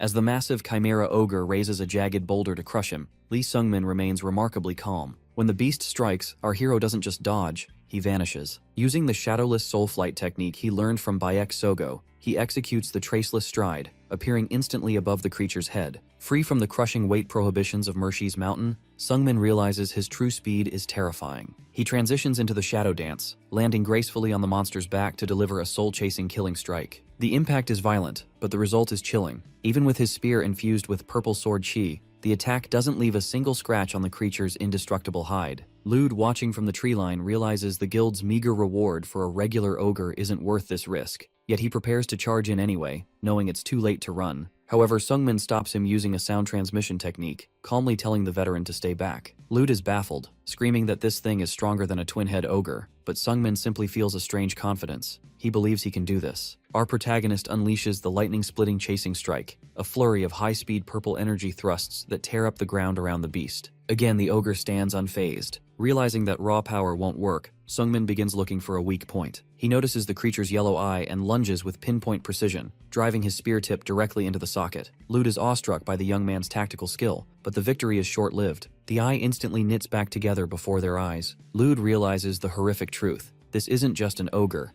It's a chimera grafted with troll parts, granting it near-instant regeneration. To a normal warrior, a monster that can't be cut and heals instantly is an impossible wall. As the beast prepares a massive swipe to end him, Sung-min's mind flashes to the faces of Baek Sogo and Weiji Hoyeon. He remembers the 7-year deadline to stop the coming disaster, and the mountain of effort he has already climbed. With a roar of defiance, he refuses to let his journey end in the dirt against a mindless experiment. Faced with the overwhelming shadow of the chimera ogre, our hero relies on the absolute foundation of his training. He recalls the words of Weiji Hoyeon, who once told him to repeat the 3 basic spear techniques until they were mastered. In this life, he has done exactly that, training until his body moves by instinct. As the monster's massive green fist descends to crush him, he finally puts those years of agonizing repetition to the test. The first move is parry. Just as his mental guide instructed, he swivels his spear outward, using a bright white and purple shockwave to bounce the ogre's attack away. The force of the deflection is so great that the massive beast is thrown off balance. Taking advantage of the opening, Lee Sung-min leaps into the air and rains down a series of energy trails that leave the creature reeling. As the ogre tries to retaliate with a clawed swipe, our protagonist transitions into the second technique, hold. He swivels his spear inward, coiling his energy around the incoming limb and pinning it to the ground with a bone-shattering impact. Lude watches from the sidelines in total disbelief. He has never seen a warrior pin a monster of this scale so effortlessly. The final movement is the pierce. With a vertical thrust, Lee Sung-min drives his spearhead deep into the ogre's leg, realizing that while its skin is tough, its joints are fragile. He severs the creature's leg entirely with a massive slash, sending the limb flying. He knows that even a troll's regeneration has limits. The beast cannot heal a limb if a spear crackling with energy remains lodged in the wound, pinning the shoulder and legs in place. Our hero finishes the fight with the lightning-splitting chasing strike. He becomes a blur of purple light, striking the ogre repeatedly until a final explosion of energy overwhelms the monster. As the dust settles and the smoke rises from the fallen beast, the silence of the forest returns. Lee Sung-min realizes how slow the world feels now that the weight of the mountain is gone. He can still hear the static noise of cicadas in his mind, but he knows he is no longer just a larva waiting to become a short-lived insect. In his first life, he lived a cycle of regret and defeatism, but this time is different. He doesn't yet know what lies at the end of his path, but he refuses to be satisfied with a simple, fleeting transformation. Lude approaches the blood-drenched clearing, trembling as he asks what kind of monster our hero has become. Our protagonist can only offer a hollow laugh. He doesn't have all the answers yet, but as he clenches his bloodied fist, he knows one thing for certain. He is no longer the larva he used to be. The sound of the cicadas finally stops, leaving only a discarded shell on the ground as he looks toward the horizon. The guild leader of Behenger, Baron, is visibly shaken as he stares at the massive, stitched-up head of a chimera ogre resting on his guild floor. Beside the trophy, Lude gestures toward Lee Sungmin, who stands by with a calm and unassuming air. Because the feat of killing such a beast is technically an SS rank achievement, Baron is hesitant. The guild has no precedent for awarding such a high rank right out of the gate. Luckily, our hero isn't one for titles, so he simply nods and agrees that a standard S-rank designation is perfectly fine. This decision leads to a massive payout for our boy. Between the subjugation reward and an additional bonus for handing over the corpse for research, our hero walks away with 47 million ERs. Lude insists on giving him the full amount, admitting he didn't actually contribute to the fight. As Lee Sungmin walks through the streets flipping a coin,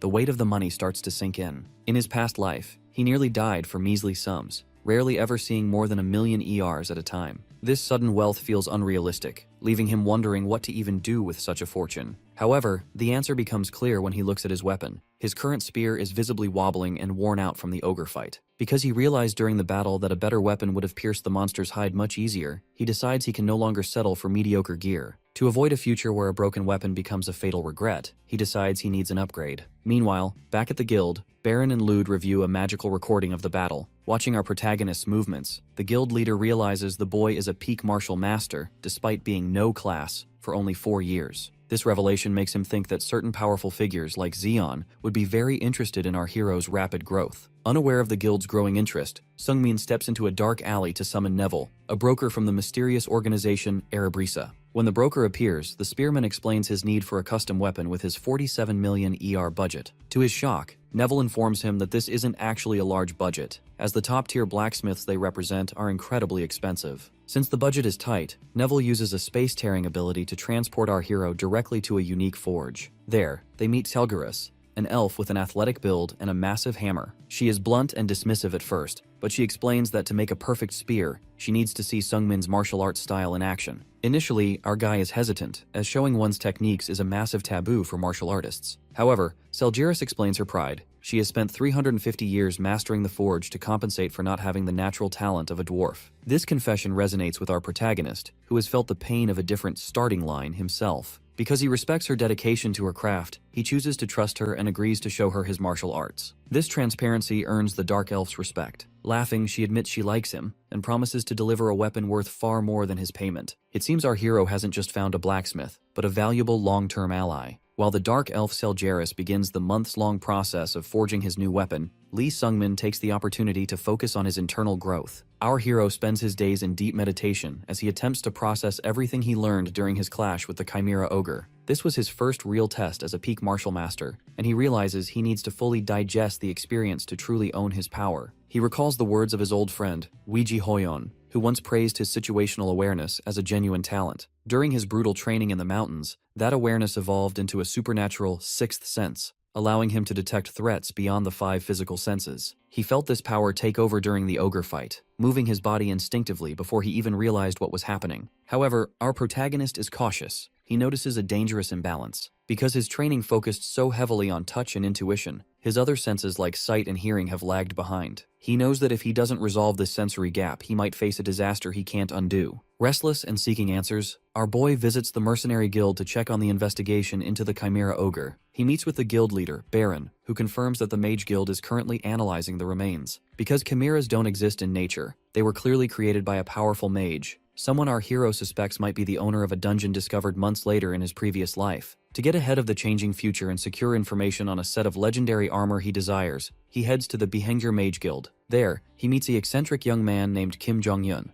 a black mage who is busy manipulating magical energies. Jong-yun is thrilled to meet another Korean, though he notes they likely come from different versions of Earth since Sungmin doesn't recognize the gate crisis from Jong-yun's world. The mood shifts instantly when Jong-yun looks deeper into our hero's soul. His expression turns dark as he reveals a terrifying truth. Sungmin's causality is twisted. To prove his sincerity and gain our boy's trust, the mage performs Amana's oath, a binding contract that will kill him if he breaks his word. Seeing the seriousness of the situation, our hero confesses his greatest secret. He is a regressor who returned to the past after death. Zhongyun explains that by violating the fundamental laws of life and death, our protagonist has accumulated a staggering amount of karma. But as the mage tries to whisper an even deeper secret about who or what actually owns Sungmin's life now, his body reacts violently. Dark blood begins to stream from Jonghyun's eyes and nose. The mage is forced to stop, realizing that simply speaking the truth would trigger a curse and kill him instantly. He sends a shaken Sungmin away, needing time to organize his own thoughts on the mystery. As our hero stumbles through the hallway, his mind reeling from the encounter and old memories of the goddess Mercy,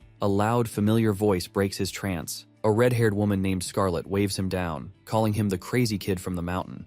While she looks clean and refined now, she is the same person who claimed to teach him magic back during his grueling training days. When a confused Sungmin fails to recognize her and accuses her of lying, Scarlet reacts with her typical fiery temper, delivering a punch to his face that sends him reeling. It seems that while the mysteries of his soul are growing more complex, the chaotic figures from his past are starting to catch up with him. After a comically painful reunion that involves Scarlet nearly caving in his face with a punch, our protagonist takes a moment to process the warning she leaves behind. She makes it clear that while all black mages are unsettling, Kim Jong-un is in a league of his own. Because she cares for our boy in her own rough way, she warns him to stay far away from that crazy bastard before heading off to her own lab. Left alone, Sungmin can't help but reflect on how strangely everyone seems to favor him. Between the cryptic words of the goddess Mercy and the unfinished sentences of a bloodied black mage, it's clear his twisted causality is making him a magnet for powerful figures. Choosing to ignore these abstract worries for now, our hero decides to focus on the task at hand, a high-stakes subjugation of two twin-headed trolls. This mission cements his partnership with Lude, and over the next 3 months of traveling together, our hero finds his cold heart beginning to thaw. He realizes that people cannot live alone, and for the first time, he stops pushing away those who try to befriend him. This period of peace is lucrative too. By the time they return to the guild, our guy has amassed a significant amount of gold. However, his homecoming is met with a startling invitation. Zeon, the legendary captain of the Flare Mercenary Corps, wants to see him. In his past life, Sungmin worshipped Zeon. He was a beacon of hope, a no-class commoner who rose to become one of the 3 SS-rank mercenaries in Bahanger through sheer grit and the 100 Steps Mystic Fist. But meeting his idol in person quickly turns into a nightmare. While Zeon offers him a prestigious vice captaincy and a rare Shaolin revitalization pill to boost his internal energy, the strings attached are predatory. Our protagonist is handed a slave contract that demands absolute obedience and the surrender of his secret martial arts techniques. When Lee Sungmin rightfully refuses such a wicked deal, Lude warns him that his life is now in danger. Because Zeon controls nearly all the commissions in Bahanger, anyone who defies him is either starved out of work or simply disappears. This disillusionment hits our boy hard. The man he once admired is nothing more than a tyrant who has the city's elite mercenaries under his thumb. Just as the tension reaches its peak, news breaks in the guild tavern. The Dark Mage's dungeon, the origin of the Chimera Ogre, has finally been discovered. A subjugation force is being formed with the Flare Mercenary Corps at the helm. Recognizing this as the pivotal moment he's been waiting for to find the Devnarch armor, Lee Sungmin realizes his path is about to collide head-on with the corrupt legend he once called a hero. After months of anticipation, Lee Sungmin finally returns to the forge to collect his new weapon. Seljaris looks exhausted but proud. Because our hero kept funneling extra funds her way during production, she was able to use the highest quality mithril and black iron. The resulting spear is a masterpiece with an ornate black blade and a shaft designed for perfect mana conduction. It is, as our protagonist puts it, simply the best. However, a conversation with Neville, the Arabrisa broker, casts a shadow over this victory. Neville points out that Seljaris worked for free, using every bit of the gold for materials just because she liked him. He notes that our boy has a strange charm that naturally draws people to help him. This observation hits Lee Sungmin like a physical blow. Rather than being flattered, he is deeply unsettled. He recalls his time on Mercy's Mountain and realizes that his good luck with figures like Weiji Hoyon and Scarlet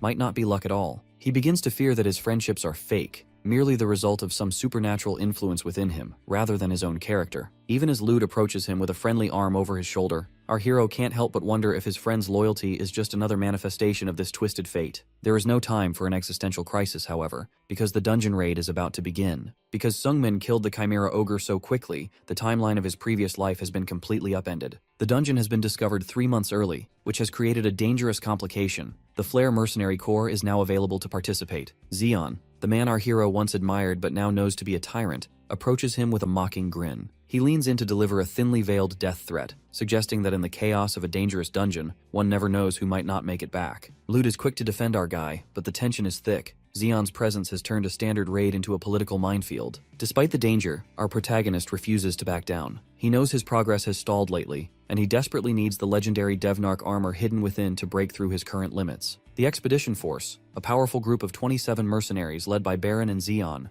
finally enters the dark, purple-misted cavern. Baron attempts to rally the troops with a speech about being the best in Behanger, but the bravado is short-lived. The moment they step inside, the Vanguard, an A-rank master of external arts named Jung Chul, is instantly torn apart like paper. His specialized boulder-hard body offers no protection against the shadowy horrors lurking in the dark. As Jung Chul's screams echo through the cavern and red eyes emerge from the shadows, it becomes clear that this raid won't be a simple conquest. It's going to be a long, bloody night. The Devnark Library raid begins in total chaos. As the expedition pushes into the subterranean cavern, they are immediately swarmed by a tide of chimeras. The air is filled with mist and the screams of dying men. Because the Vanguard was slaughtered instantly, the remaining mercenaries are forced into a desperate struggle for survival. While the other warriors struggle against the multi-tentacled horrors, Zeon, the leader of the Flare Mercenary Corps, steps forward with terrifying nonchalance. He isn't just surviving, he's dominating. Within a second, he unleashes his 100 Steps Mystic Fist, a technique that literally obliterates a massive armored insectoid in a single glowing strike. Our boy watches this display with a sinking feeling. Having lived a past life, he recognizes the sheer gap in their abilities. He realizes that if a confrontation breaks out between them, he doesn't stand a chance. Strangely, the dungeon itself is behaving incorrectly. Sungmin remembers this place being empty in his previous life, yet now it is crawling with chimeras. This discrepancy forces him to consider a grim possibility. The dungeon's master might actually be present, actively manipulating the environment. By the time the first wave of monsters is cleared, the cost of entry becomes clear. The raiding team has lost 11 A-rank mercenaries in just 1 hour. Despite this massacre, the guild leader, Baron, refuses to turn back. He uses the deaths of their comrades as a justification to keep moving, essentially trapping the survivors, including the trembling Tang Misuk, into descending further into the dark. As they move deeper, the cavern falls into an eerie silence. The group eventually discovers a massive set of stone doors that lead into a vast, dusty library. While the others begin to spread out and search the shelves, our protagonist focuses on a specific goal. He recalls a story from his past life about a mercenary whose life changed after finding magic armor in a secret room. Following the clues from his memory, Sungmin pulls a specific book, revealing a hidden stone staircase. He descends alone, hoping to claim the legendary Devnark armor, but his luck runs out. Zeon has followed him. The tyrant looks down from the top of the stairs, his face shadowed and predatory. He praises our hero's talent, but that praise is actually a death sentence.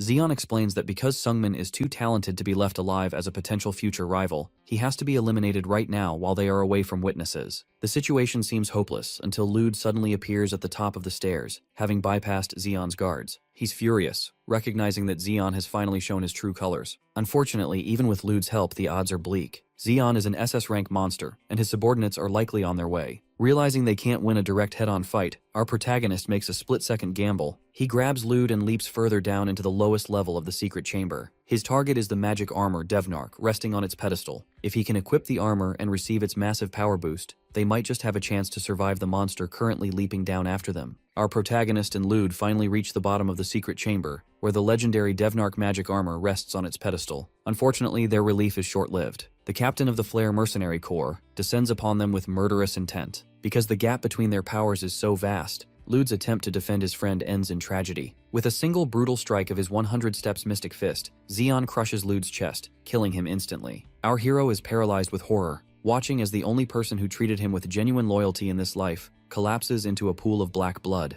Zeon, completely unbothered by the murder, simply mocks the boy. He explains that in this world, strength is everything, and trust is a weakness. This betrayal transforms Sungmin's shock into an absolute baring-toothed rage. However, his anger isn't enough to overcome Zeon's overwhelming power. Zeon effortlessly blocks our boy's desperate attacks and begins to systematically break him. He even seizes the high-quality spear forged by Selgeris, marveling at its weight while our protagonist lies bleeding against the wall. In a final desperate move, our hero reaches for the Devnark armor. To Zeon's shock, the artifact reacts to the boy, disassembling itself from the pedestal and flying through the air to encase Sungmin in dark geometric plates. A massive, sinister aura of black and purple energy erupts from our protagonist, briefly making the arrogant captain hesitate. Strangely, however, the power vanishes as quickly as it appeared. Sungmin realizes with a sinking heart that he doesn't feel any stronger. His internal energy and physical abilities remain unchanged. Zeon, regaining his composure, prepares to deliver the finishing blow, mocking the artifact as a fluke. But before the captain can strike, a new horror emerges from the shadows. A hooded figure with glowing eyes, the Lich Presscan, appears behind him.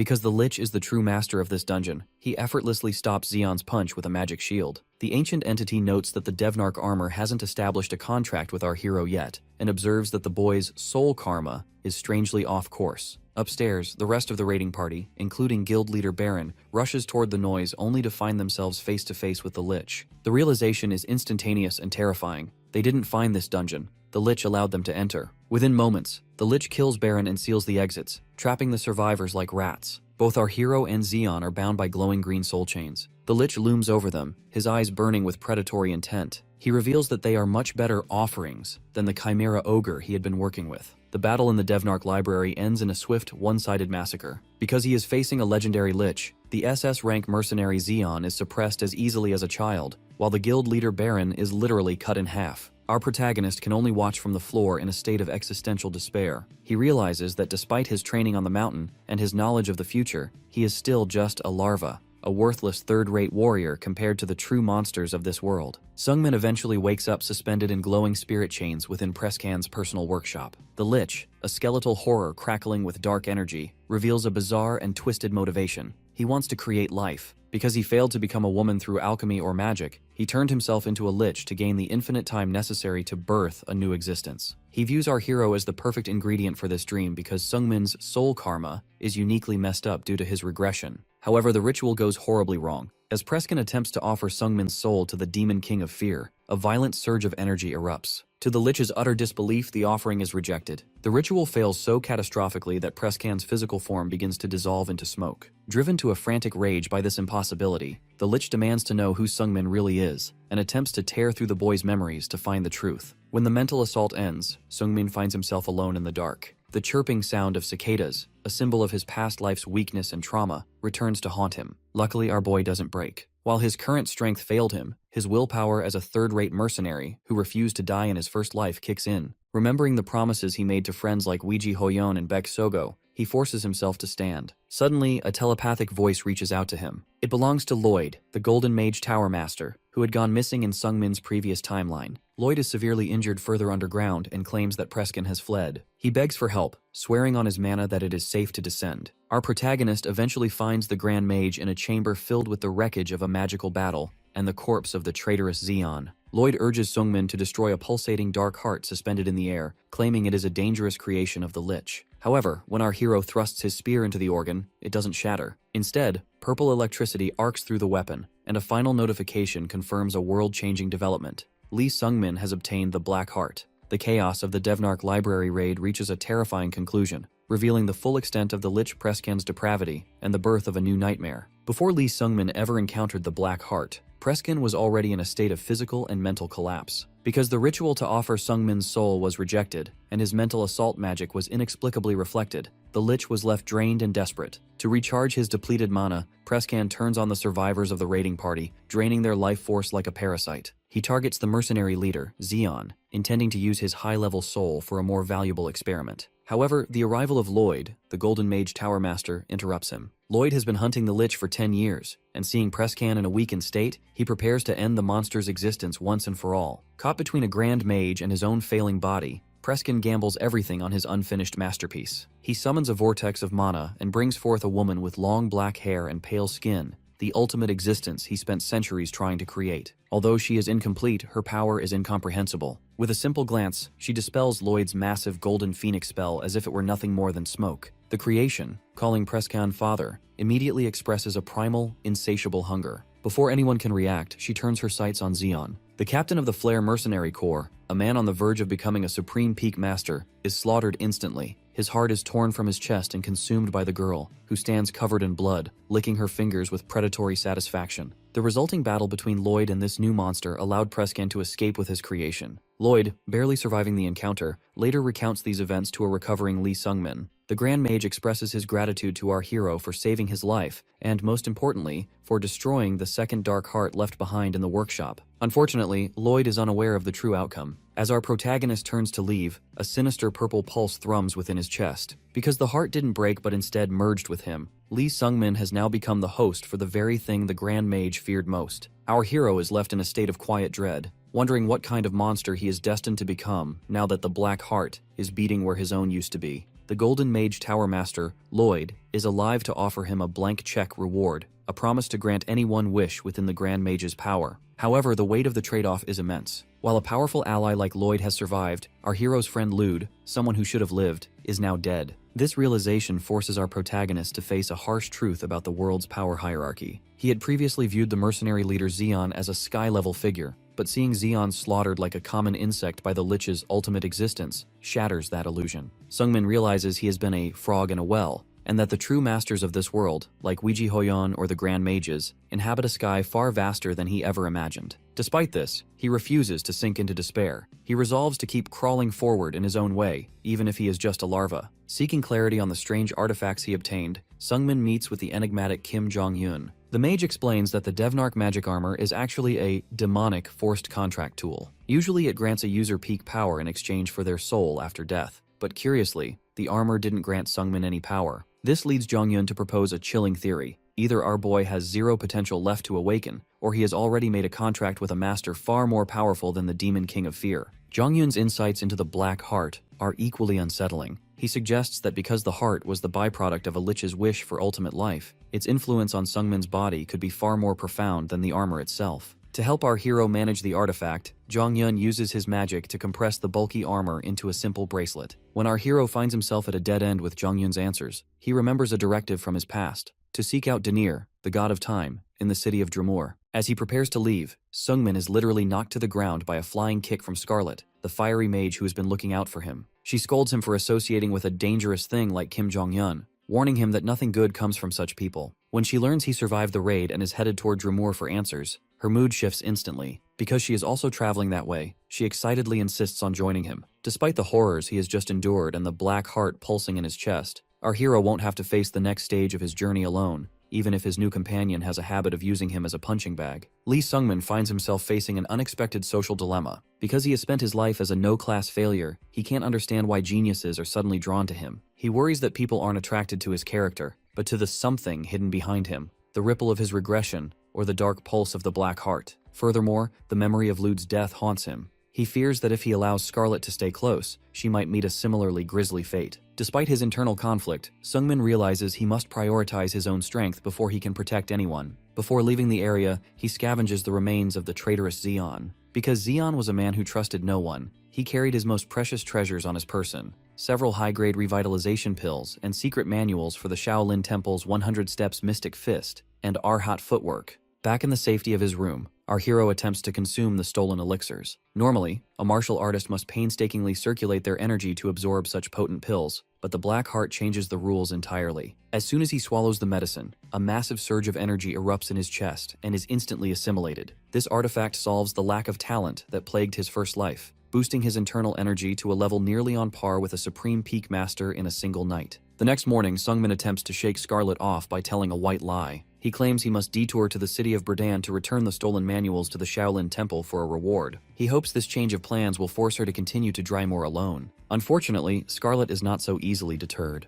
With a mockingly bright grin, she declares that she, suddenly, has business in Bredan as well, admitting she just wants to see the world. Realizing he cannot escape her persistence, a dazed Sungmin finally agrees to depart with her in 1 week. However, the consequences of the library raid catch up to them after they leave. In the dead of night, a young girl in a tattered purple dress emerges from the forest. She is the ultimate existence created by the Lich, the monster that slaughtered Zeon. As she approaches, massive, pulsing biological tentacles erupt from the ground around her. She points a trembling finger at Sungmin, her hollow eyes fixed on him as the purple energy in her chest pulses in perfect sync with the Black Heart in his own. She demands to know who he is. For ever since their brief encounter in the cave, she has felt a strange, undeniable connection to the boy who carries her other half. While our hero and Scarlet are making their way toward Dremur, the narrative shifts back to the aftermath of the dungeon raid. The Lich, Prescan, is hiding out in a dense forest, battered and barely clinging to existence. He is genuinely shaken by the strength of the Grand Mage Lloyd, admitting that he only survived because he managed to awaken his ultimate existence, the black-haired girl, in the nick of time. However, the Lich's creation is proving difficult to control. As the girl sits nearby, covered in the blood of the mercenaries she just consumed, Prescan realizes that his rushed awakening has left her mind fragmented. She isn't following his orders properly, though he takes comfort in the fact that his obedient seal is still active. Desperate to stabilize his own power, Prescan commands her to return to the dungeon workshop to retrieve his second heart. The girl nods and takes off at a blistering speed, But to Preskin's shock, she ignores his directions and sprints toward a completely different sensation. Because she is a creature of alchemy, she feels a powerful rhythmic resonance drawing her toward Sungmin. As she intercepts him and Scarlet on the forest path, the air grows heavy with a thumping tension. Sungmin immediately senses her presence, but the moment they lock eyes, the black heart inside his own chest begins to pulse violently. Luckily, Scarlet doesn't hesitate. Realizing the danger, she unleashes a massive blast of magical fire to drive the intruder back. This buys Sungmin enough time to realize exactly who they are facing: the chimera that slaughtered the elite mercenary leader Zeon and nearly killed a grand mage. Knowing he can't afford to be a larva today, Sungmin forces himself to stand. He clenches his fist, activating his magical bracelet to summon his armor, and launches into a fierce spear strike using the Supreme Nine Heavens style. The clash is brutal. Our hero quickly realizes that this girl is unlike any opponent he has ever faced. Her physical strength dwarfs even the chimera ogre he fought in the past. He is only able to stay in the fight because he previously boosted his internal energy with an elixir and had his armor lightened for speed. Seeing him struggle, Scarlet steps in with her special secret magic, a unique flame incantation designed to bypass standard magic resistance. She successfully pushes the girl back, singeing her tentacles and forcing her to take the fight seriously. However, the battle takes a terrifying turn.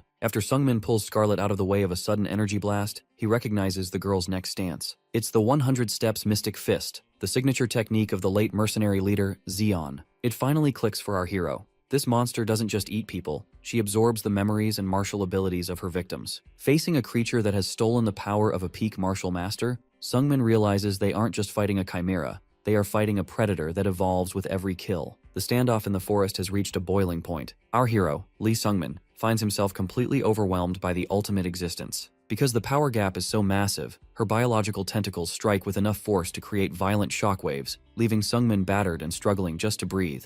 As he grits his teeth, trying to find a way to deflect her unconventional attacks, the girl lands softly before him. She doesn't just want to kill him, she wants an answer. With hollow, predatory eyes, she demands to know exactly who he is, her presence distorting the very air around them with a thick, celestial purple aura. Luckily, Scarlet hasn't been idle. Just as the tension becomes unbearable, she intervenes with a massive blast of flames. She mocks the girl, playing the role of the confident mentor, but the victory is short-lived. When the fire clears, the girl is still standing. Although half her face has been charred away to reveal a skeletal grin, the horrific wound begins to knit back together instantly. Scarlet doesn't panic. Instead, she lures the monster into a trap. Earthen hands erupt from the soil, shackling the girl's ankles and pinning her to the spot. However, the girl's response is as gruesome as it is effective. Rather than trying to break the magical shackles, she simply uses her own power to sever her legs at the thigh. As blood sprays across the grass, she tumbles through the air, but by the time she hits the ground, her limbs have completely regenerated. Scarlet is visibly sweating now, realizing that while she initially thought they could win a war of attrition by draining the girl's mana, her theory was dead wrong. In a terrifying display of power, the girl releases a gargantuan pillar of energy that shatters the ground, proving her mana capacity is virtually bottomless. This shift in power is immediate and devastating. The girl moves in a blur, striking Sungmin with enough force to crack his armor and send him coughing blood into the dirt. As his consciousness begins to fade, our hero is forced into a moment of brutal self-reflection. He realizes he has been making excuses for himself. He had left his training on the mountain not just for the armor, but because he was afraid of the walls he couldn't climb. He sees himself as a larva that chose the easy route while his friends, like Weiji Hoyon, reached for the stars. The weight of his spear feels heavy with the memory of his fallen friend Lude, but then something inside him snaps. The black heart in his chest begins to resonate with his desperation. He realizes that if he wants to change his fate and stand beside the geniuses he admires, a single step isn't enough. He needs to take hundreds. His mana begins to merge with a dark lightning, a power far beyond what he should naturally possess. With a roar of "more!" he becomes a blur of motion. His spear, now glowing with a blinding light, pierces through the girl's massive biological defenses in an explosion of energy. For the first time, the monster is the one who is stunned. As the smoke clears, Sungmin stands over her, his silhouette bathed in the glow of his weapon. When she asks one final time who he is, he doesn't answer as a larva or a third-rate mercenary. He looks her in the eye and firmly declares his own name. He is Lee Sungmin.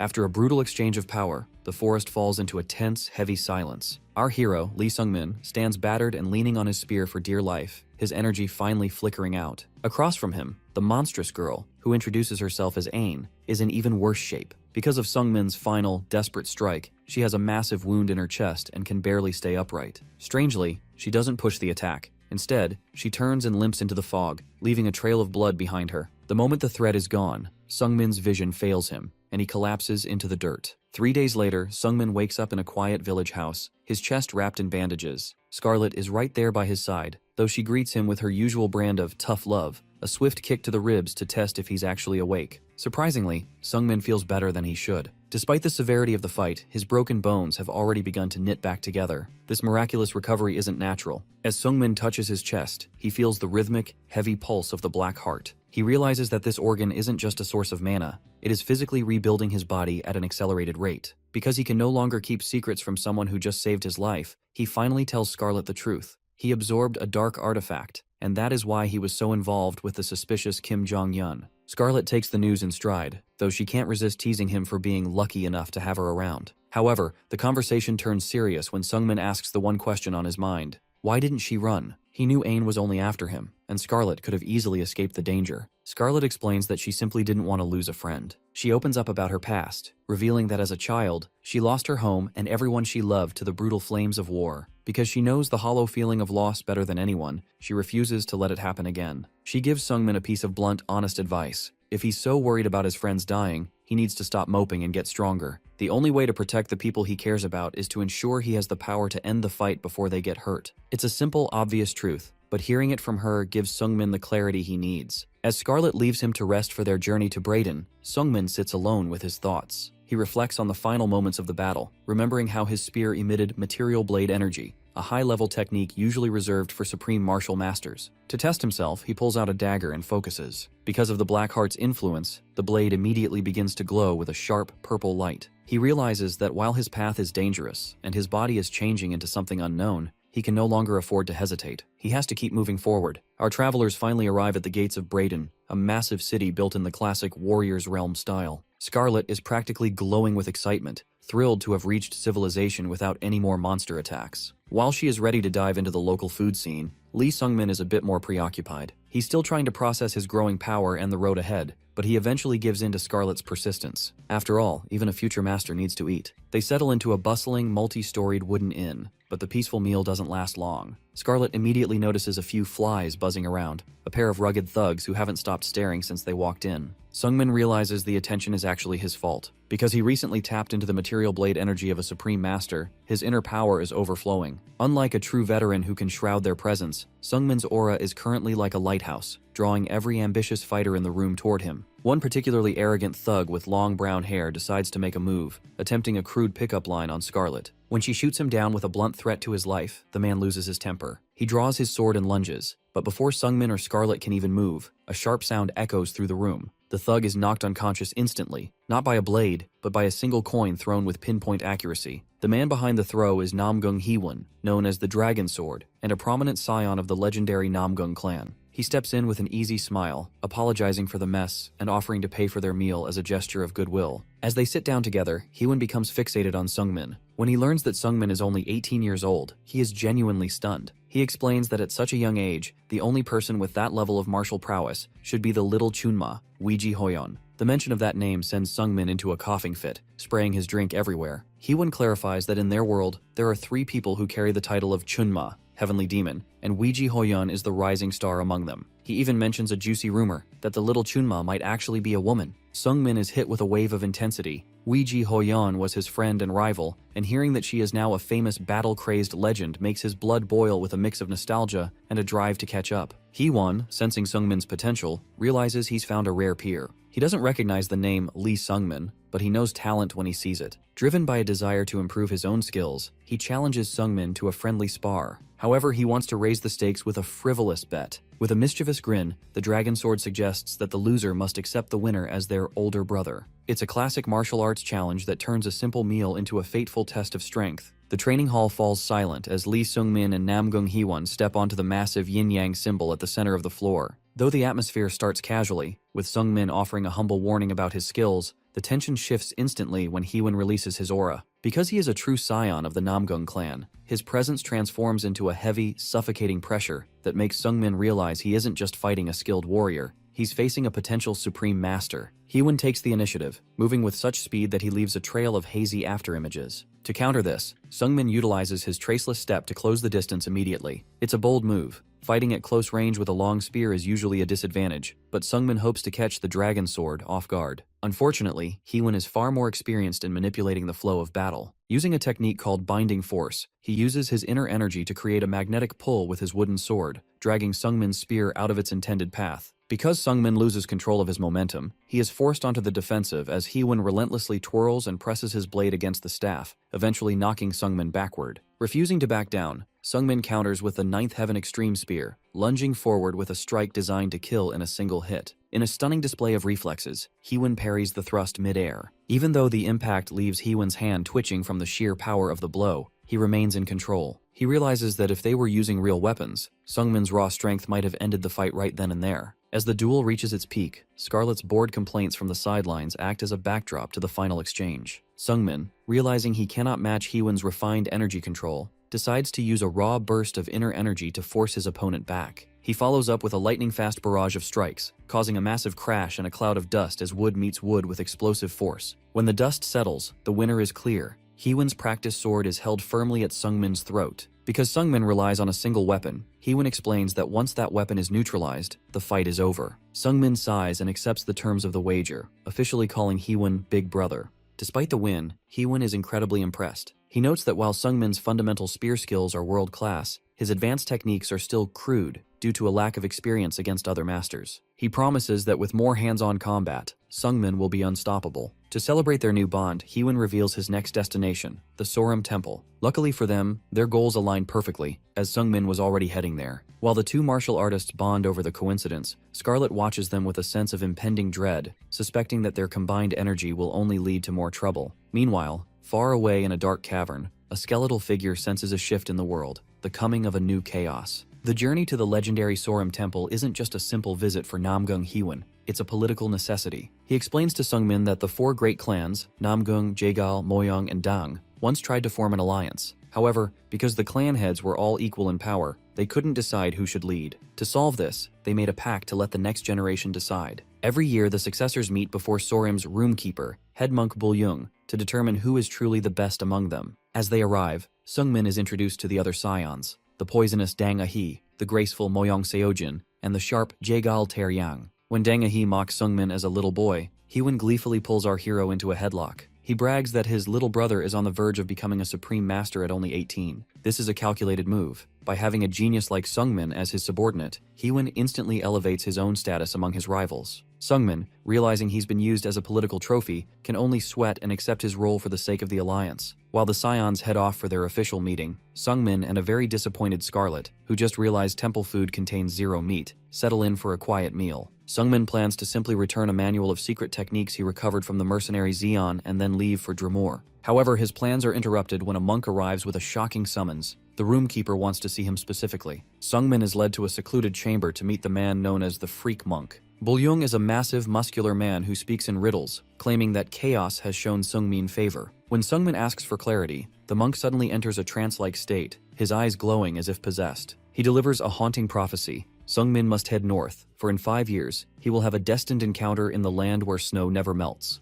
Once the spirit leaves him, Bulyung returns to his eccentric self, laughing off the possession and claiming he doesn't even remember what he said. He turns his attention to the manual Sungmin brought. Although he mocks the book as common, he unexpectedly tosses Sungmin a great pill, Sorum's most precious elixir. When a stunned Sungmin asks why he's being so generous, the freak monk drops a final bombshell. He's doing it because Sungmin is exactly how Weiji Hoyon described him. The mention of his old friend stops Sungmin's heart. He demands to know if Weiji Hoyon was actually at the temple, but Bulyung isn't giving away secrets for free. With a mischievous smile, the monk points to a young, talented disciple named Jihak, the future of Sorum. If Sungmin wants more information about Weiji Hoyon, he's going to have to fight for it. Lee Sungmin lies flat on his back on the stone training ground, soaked in sweat and covered in bruises. Standing over him is the muscular monk Jihak, whose steady grip on his staff signals a total victory. Our protagonist can only stare at the sky, realizing he has lost once again. This defeat is so crushing that when the mental images of his old friends, Weiji Hoyon and Scarlet, appear in his mind to mock his progress, he doesn't even have the energy to argue with them.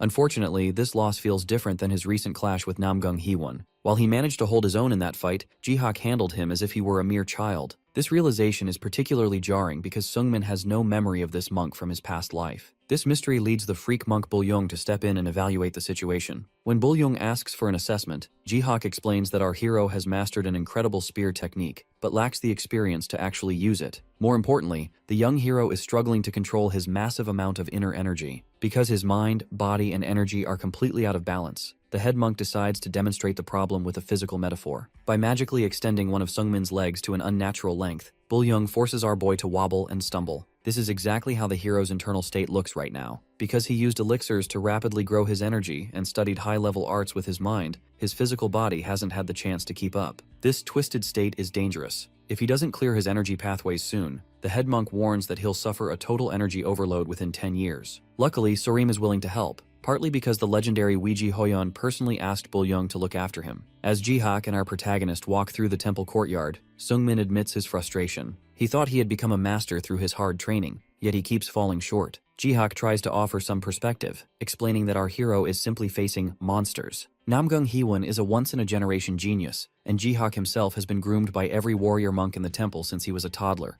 However, even with that elite pedigree, Jihak reveals that he was also utterly humiliated in a fight against Weiji Hoyon. Hearing that his friend has reached a level beyond a supreme master only fuels our hero's impatience. Since Weiji Hoyon is both his friend and his ultimate goal, Sungmin realizes he cannot afford to stay down. Jihak warns him that the road ahead is filled with nothing but more defeat and frustration, but my guy is already well acquainted with that feeling. He chooses to embrace the struggle, stepping back into a grueling training montage. Because he understands that Weiji Hoyon is flying, while he is merely crawling, our protagonist commits to staying behind at Sorim to fix his broken foundation. When he eventually returns to his traveling companions, Scarlet and Heewon, his face is so swollen and battered from training that they don't even recognize him. After his defeat, Lee Sungmin finds himself in the middle of a heated interrogation. Namgung Hiwon is practically vibrating with jealousy, unable to believe our protagonist actually got to spar with Jihak. Apparently, the head monk never allowed Heewon that same privilege. Heewon explains that Jihak is one of the 3 distinguished scions, secret weapons of the great sects who are kept hidden from the world for intense private training. This explains why my guy had never heard of him in his past life. Since Sungmin has decided to stay behind at Sorim to train with this hidden master, Heewon sadly accepts that they must part ways, though he promises a future reunion at the Namgung clan. Next, our hero has to face Scarlet. She's wandering off into the world again, claiming there's nothing for a genius mage like her to gain from a temple full of martial artists. Before she leaves, she spends a few moments comically picking on Sungmin, jabbing at him to emphasize how much of a loser he is for getting beaten so easily. However, her tone shifts to something much more genuine.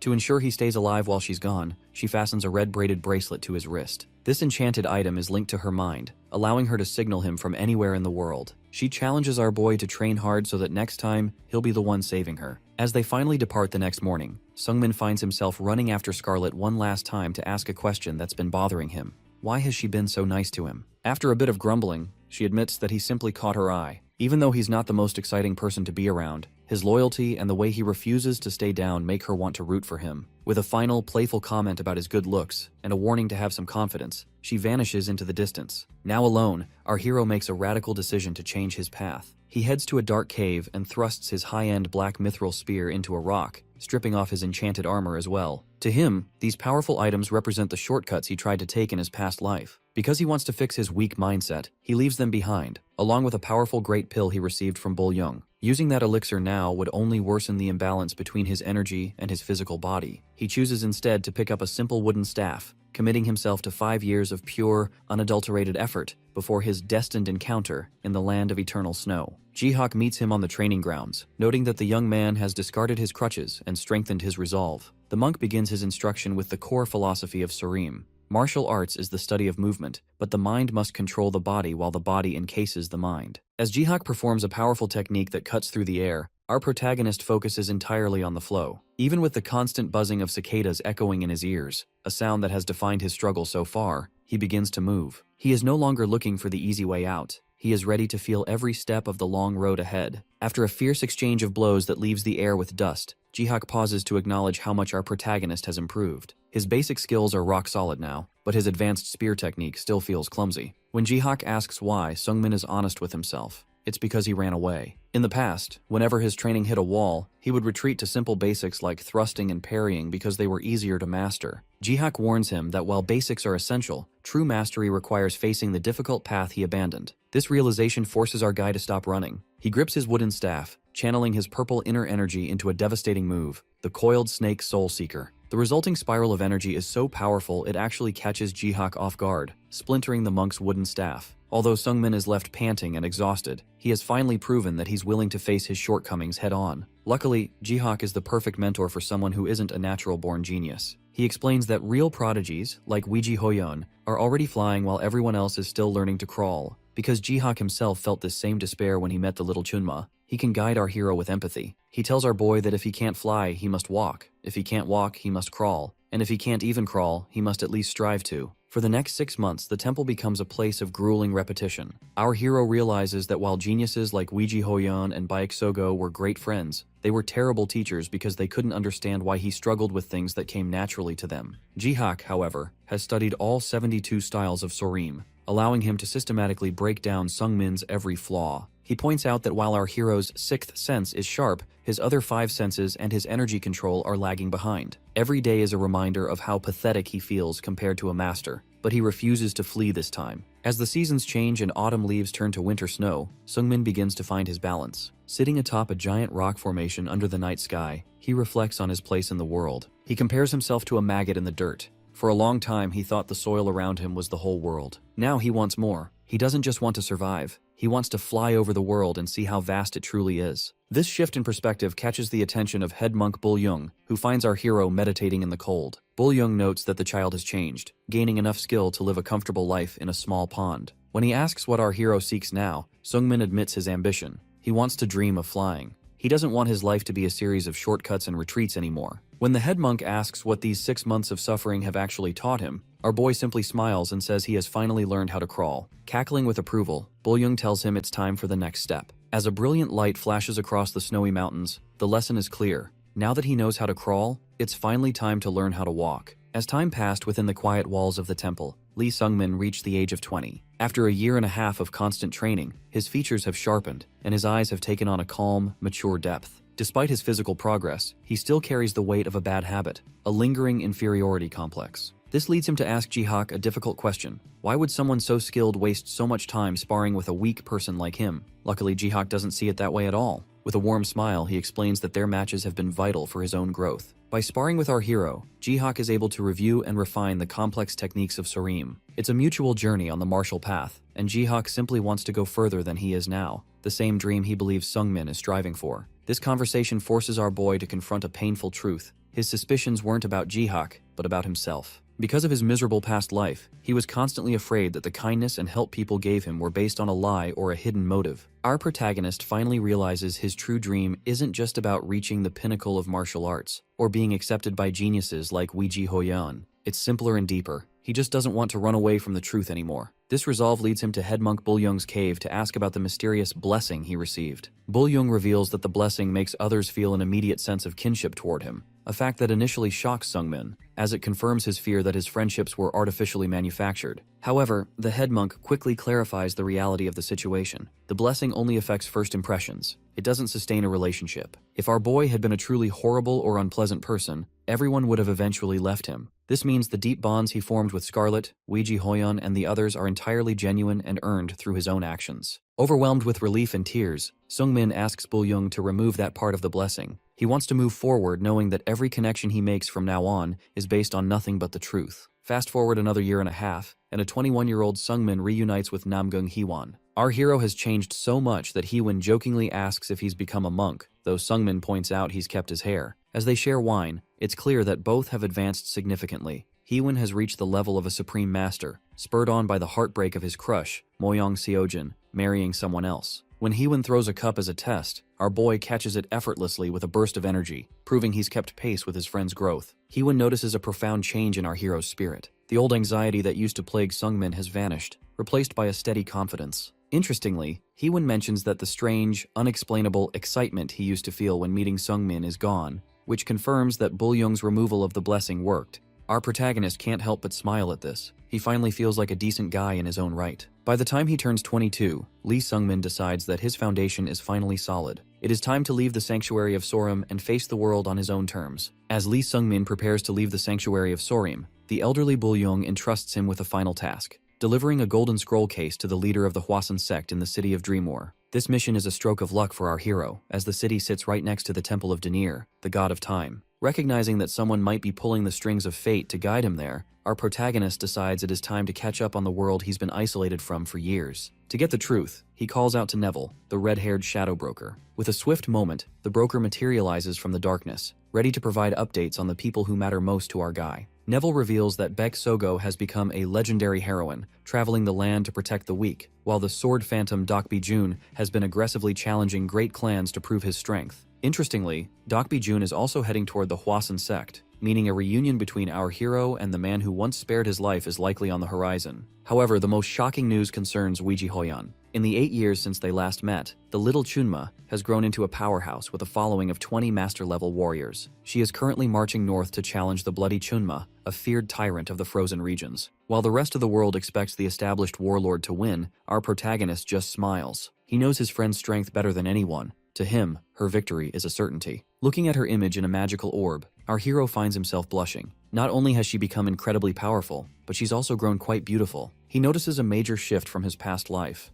Back then, Hoyan always disguised herself as a man, but now she lives openly as a woman. While this change in the timeline concerns him, he resists the urge to rush to her side. They promise to meet in 2 years, and he trusts her to stay alive and remain the goal he is striving to reach. Meanwhile, in the freezing northern camp, the reality of Weiji Hoyan's life is much more glum than the legends suggest. She is frustrated that she hasn't developed the curvy figure she hoped for, and she finds her high-level followers to be nothing more than cumbersome pests. She misses the genuine connection she had with Sungmin and finds the expectant stares of her subordinates creepy. To her, this entire war is almost a distraction from the person she actually cares about. The tension finally breaks when the bloody Chunma, Baek Woosun, arrives on the battlefield to confront her. He is arrogant, mockingly asking if she really thinks she can challenge a veteran like him. Hoyan remains completely unfazed, even mocking how easy he was to track down compared to her other rivals. Before the slaughter begins, she asks him one bizarrely calm question. Which hand does he use to eat? When the confused tyrant asks why she cares, Hoyan's goal erupts in a terrifying aura of dark energy. She isn't there to spar, she's there to end him, and she only plans on leaving him one arm so he can feed himself in his retirement. Lee Sungmin arrives at the majestic mountain gates of the Hwasun sect, finally reaching the end of his journey to the city of Dreamore. Because he is carrying a message from the high-ranking head monk Bul Young, the guards bypass all formalities and lead him straight inside. Our protagonist is eager to wrap this up quickly. His real goal is to find the temple of Denir, the god of time. However, as he walks through the complex, a familiar voice stops him in his tracks. Sitting on a rock with a broadsword across his lap is Dokbi Jun. Even though the sword phantom was blinded during their last encounter on the mountain, he recognizes our boy immediately. He explains that while he couldn't see back then, he can never forget the unique signature of Sungmin's inner energy. More importantly, he recognizes that the small kid from the mountain has grown into a formidable warrior. Unfortunately, the reunion is bittersweet. Dokbi Jun is trembling, his hands wreathed in a disturbing dark energy. When Sungmin meets the leader of the Hwasun sect, Master Sung Ha, the purpose of his errand is quickly revealed as a joke. The Golden Scroll simply says no, as Bul Young has rejected an offer to become the High Lord of the martial world. But the conversation turns serious when Sung Ha explains why Dokbi Jun is lurking at the gates. The old man wants a duel, but the sect leader refuses to accept. As a result of his desperation to overcome the limits of old age, Dokbi Jun has resorted to using dark charms to maintain his power. To a traditional martial artist like Sung Ha, this makes the Dokbi too dangerous and dishonorable to fight. Our hero confronts Dokbi Jun about these dark rumors, but the old man's response is heart-wrenching. He speaks of the despair that comes with aging, the feeling of power literally escaping through his fingers. Because he is so desperate for one last chance to be in his prime, he has swallowed his pride and turned to forbidden magic. Ashamed to be seen in this broken state, he tells Sungmin to leave. This encounter leaves our hero with a heavy heart, and he tries to bury those emotions by focusing on his next task, finding the god of time. The temple turns out to be nothing more than a crooked wooden hut in a swamp. Inside, he finds Denir, who appears as a small child in orange overalls. Because Denir is the god of time, he is immediately annoyed by Sungmin's presence. He explains that our protagonist is a walking disaster for the universe's timeline. By simply existing in a second life, Sungmin has disrupted the flow of history. Denir points out that because our hero didn't repeat every single action from his past life, down to the exact time he ate or slept, small changes have piled up into massive shifts in the world. This explains why Weiji Hoyan is living as a woman now and why she is fighting a war that never happened before. According to Denir, Sungmin's presence is messing the universe up, and these changes are only going to get more violent. As if to prove the point, the scene flashes to a bloody vision of the Hwasun sect leader, Sung Ha, being struck down by a crazed, empowered Dokbi Jun. Inside the swampy hut, Lee Sungmin is forced to confront a heavy reality. His very existence is a glitch in the universe. Denir, the childlike god of time, confirms that Sungmin's return has fractured the timeline. But when our hero asks about the mysterious something inside his soul, the god remains tight-lipped. Because even gods face mortality, Dronzer explains that certain secrets carry a death sentence. To prove it, dark red, lightning-like cracks begin to fracture the air at the mere mention of the topic. This disciple of silence forces Dronzer to kick our boy out, though not before giving him one cryptic lead: seek out a being named Enberus, who has also escaped mortality and carries a twisted causality. Desperate for power to match his broken fate, Sungmin begs for a trial. However, Dronzer's eyes glow with a cold light as he refuses. Unlike Misha's trials, Dronzer's tests aren't about training or goals. They are so psychologically taxing that every skilled warrior who attempted them ended up losing their mind and dying. The god tells our hero to go cool his head in town, promising that if he still feels like killing himself after that, the trial will be waiting.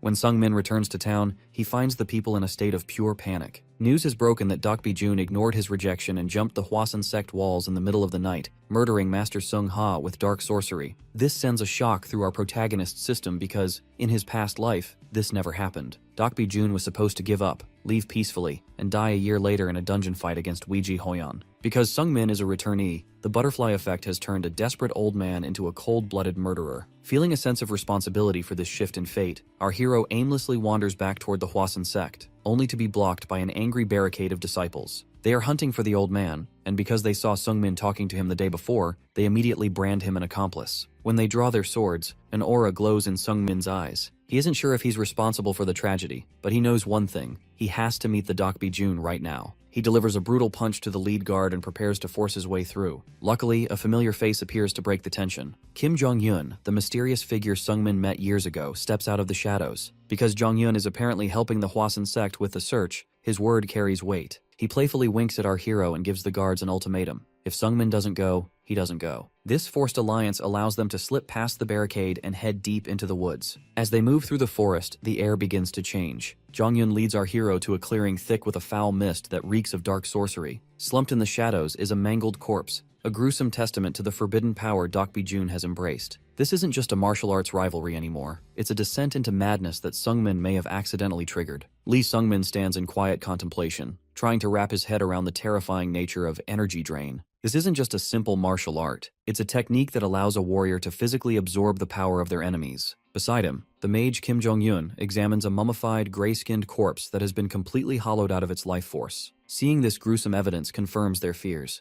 The man they are hunting has moved far beyond simple dark charms. Because he is now consuming the lives of others to fuel his own strength, Jong-un notes that Evil Swordmaster is a much more fitting title for him. This revelation hits our hero hard. Our protagonist is shaken, realizing that the man he once knew, Dokbi-jun, has truly crossed a point of no return. This isn't just a local dispute anymore. Because Dokbi-jun has embraced such a forbidden path, the entire continent of Area will eventually hunt him down. However, Jong-un's familiar, a crow scouting the nearby woods, returns with urgent news. The mage has already located the Swordmaster. Even more surprisingly, Jong-un admits to sabotaging the communication channels of the Hwasun sect. He did this intentionally to ensure the sect members arrive late, giving our guy a chance to face the Swordmaster alone. The mage is curious to see how the timeline will change, as our hero's past interference is the very reason Dokbi-jun's life took such a dark turn. As Sungmin prepares for the confrontation, he flashes back to a younger, simpler time. He remembers being a struggling student, panting and sweating while Dokbi-jun watched over his training. Back then, the Swordmaster was a mentor who would playfully knock the boy over when he tried moves that were too advanced for him. He was a man who preached patience, reminding our boy that he had plenty of time to grow. Unfortunately, that warmth is gone.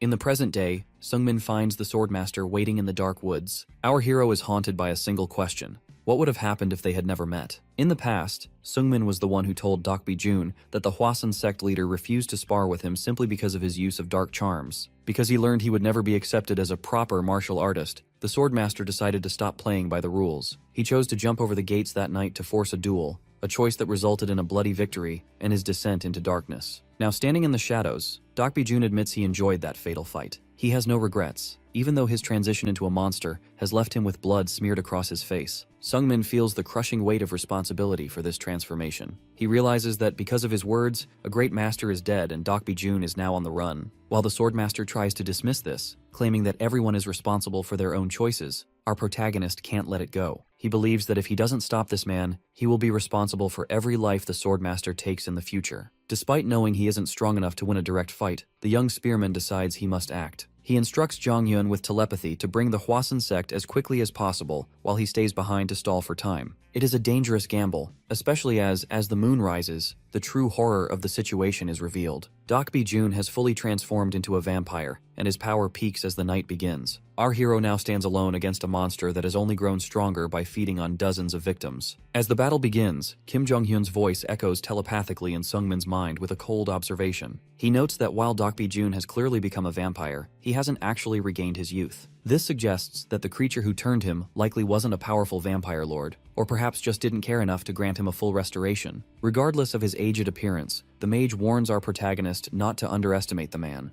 Combining his existing skills as a supreme master with the supernatural resilience of the undead makes him an incredibly dangerous opponent. Because the threat is so high, our hero doesn't hesitate. He lunges forward with a high-speed spear technique, his weapon trailing vibrant energy as he attempts to overwhelm the swordmaster. The two exchange a frantic series of blows, the clearing filling with the screech of metal on metal. Despite the pressure, Sungmin manages to catch his former mentor off guard by using a specialized movement technique he learned from Baek Sogo. He leaves a ghostly afterimage to distract the monster, allowing him to strike from a blind spot. Dokbi Jun is genuinely impressed, recognizing the skill behind the maneuver, but his superior strength eventually forces our boy back. Fortunately, Sungmin still has a few tricks left. He executes a hidden spear move that causes a massive eruption of energy to shoot directly out of the ground. It nearly pierces the swordmaster's head, missing only because the vampire leaned back at the very last microsecond. However, any minor victory is short-lived. To Sungmin's horror, the gash on the monster's face heals instantly. Because his body is now fueled by the blood of his victims, conventional wounds simply don't stick. Dokbi Jun laughs maniacally at the effort, admitting that he is actually jealous of the young man's talent. This jealousy is what drove the swordmaster to abandon his humanity. He explains that after 50 years of living by the sword, he hit a wall he couldn't climb. Desperate to overcome the limitations of his aging body and reach the legendary state of rejuvenation, he chose to become a monster rather than die a weak old man. Now, he isn't just fighting for sport, he is waiting for the Hwasun sect reinforcements to arrive so he can drink their blood and finally regain his lost youth. Deeply pained by this fall from grace, Sungmin feels a mix of rage and sorrow. He once admired this man, but seeing what he has become, our hero channels his grief into his weapon. His spear ignites with material blade energy, a sign of immense power that shocks even the swordmaster. With tears streaming down his face and blood staining his clothes, the young spearman prepares to give everything he has to stop the monster he accidentally helped create. In the world of high-level martial arts, reaching the rank of master allows a warrior to channel their inner energy directly into a weapon. This is known as blade energy, a force so sharp it can slice through solid steel as if it were soft tofu. However, those who transcend even that level reach a stage called material blade energy, where the power becomes a physical, crushing force designed to end a fight in a single strike. Because Dokbi Jun is a seasoned supreme master, he possesses a countermeasure called material shield energy, a defensive coating that protects his body from such lethal blows. Unfortunately, our boy Sungmin hasn't truly mastered these heights yet. He is forcing out this power through sheer willpower and theoretical knowledge rather than natural ability. Because of this gap in skill, the battle is incredibly one-sided. Under the glow of a blood-red moon, the two warriors clash in a violent explosion of purple and red sparks. Every time their weapons meet, the impact sends vibrations through our hero's arms, forcing him to grit his teeth against the overwhelming pressure. Sungmin realizes that while he can barely maintain his offense, one clean hit from the swordmaster would be the end of him. Strangely, despite the obvious difference in power, our guy manages to trade over 100 blows with the monster. It feels like a miracle, right up until the moment Sungmin makes a fatal mistake. His spear slices through thin air, leaving him wide open for a fraction of a second, a window long enough for any master to deliver a killing blow. Instead of seizing the opening, Dokbi Jun leaps backward with a manic, bloody grin.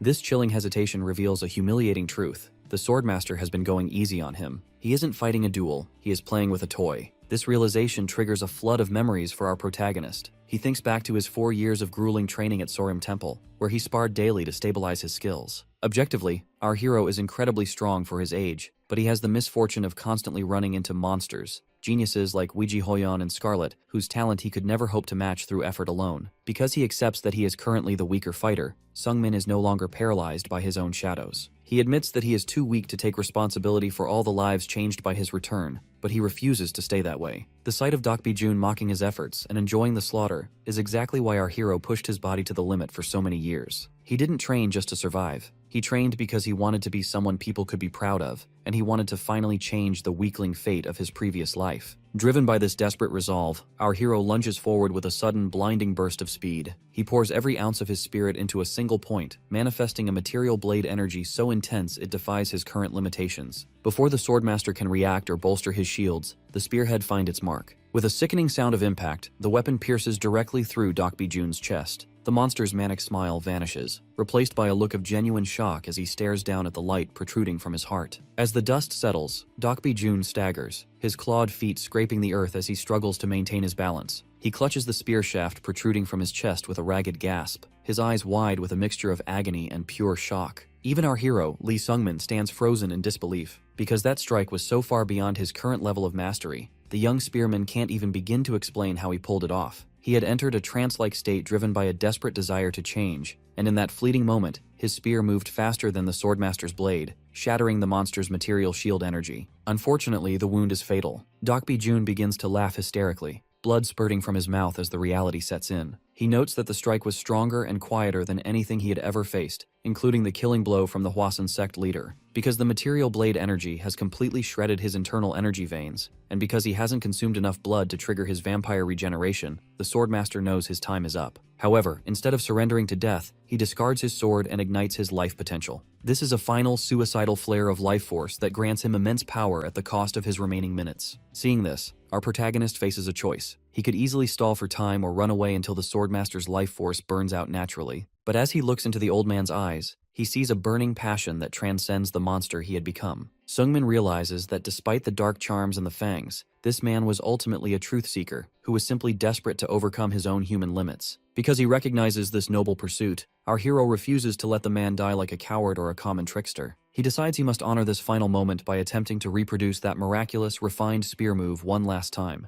The final clash is a somber one. Sungmin pours his grief and his sense of inferiority into his weapon, swinging his spear more desperately than ever to pay tribute to a man whose fate he accidentally twisted. As the swordmaster finally falls to his knees, his energy burning out, he laments that he couldn't see a more refined version of that final move. His hand reaches toward the dark sky in a final, shivering plea for more time and more mastery, before his body goes limp and hits the ground. Watching the fallen warrior, our boy is overcome with guilt. In the original timeline, Dokbi-jun was supposed to die an honorable death in a duel against a legendary genius. Because of Sungmin's return, that fate was replaced by a desperate descent into vampirism and a lonely death in a misty forest. Deeply saddened by the weight of his interference, Sungmin bows his head and weeps for the man he once admired. Luckily, he isn't left alone in his grief. A familiar warmth returns as Baek Sogo appears from the shadows, embracing our hero and offering a gentle word of comfort for how much he has grown. In the aftermath of the brutal encounter, Lee Sungmin finds himself held in a firm, protective embrace. He looks up in disbelief to find Baek Sogo, his former sex sister, standing over him.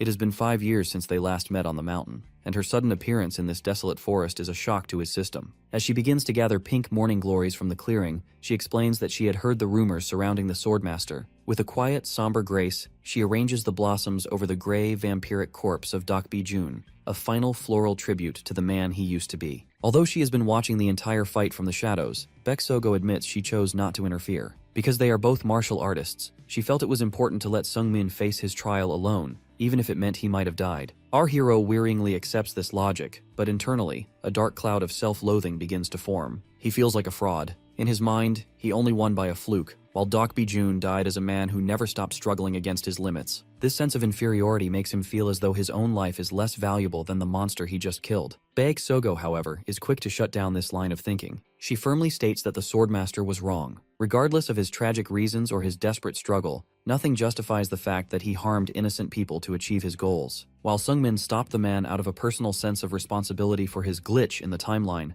Baek Sogo acted out of a broader sense of justice. She reveals that she is now working with the Martial Alliance, using their information to hunt down those who have abandoned their humanity. When she praises Sungmin for how much he has grown, the compliment only makes his jaw tighten. He doesn't feel like a hero, even as she prepares to leave for her next mission. But then, a sudden wave of terror hits him. Baek Sogo reveals her next target is Weiji Hoyeon, the little Chunma. This news causes Sungmin's heart to hammer against his ribs because he knows the terrifying strength of Weiji Hoyeon. He begins to wonder if this is how Baek Sogo died in his past life, sent by the Alliance to face a genius she couldn't possibly defeat. Because Baek Sogo is driven by her own unshakable vision of justice, Sungmin realizes that words will never be enough to stop her from walking into that trap. As she vanishes into the fog with a final, hopeful smile, our boy is left with a chilling epiphany. If he cannot convince her to stay safe through logic, he must become powerful enough to intervene physically. News of the battle spreads quickly, and the world begins to praise the Ghost Spear, who vanquished a supreme master vampire under a full moon. But the title means nothing to our protagonist.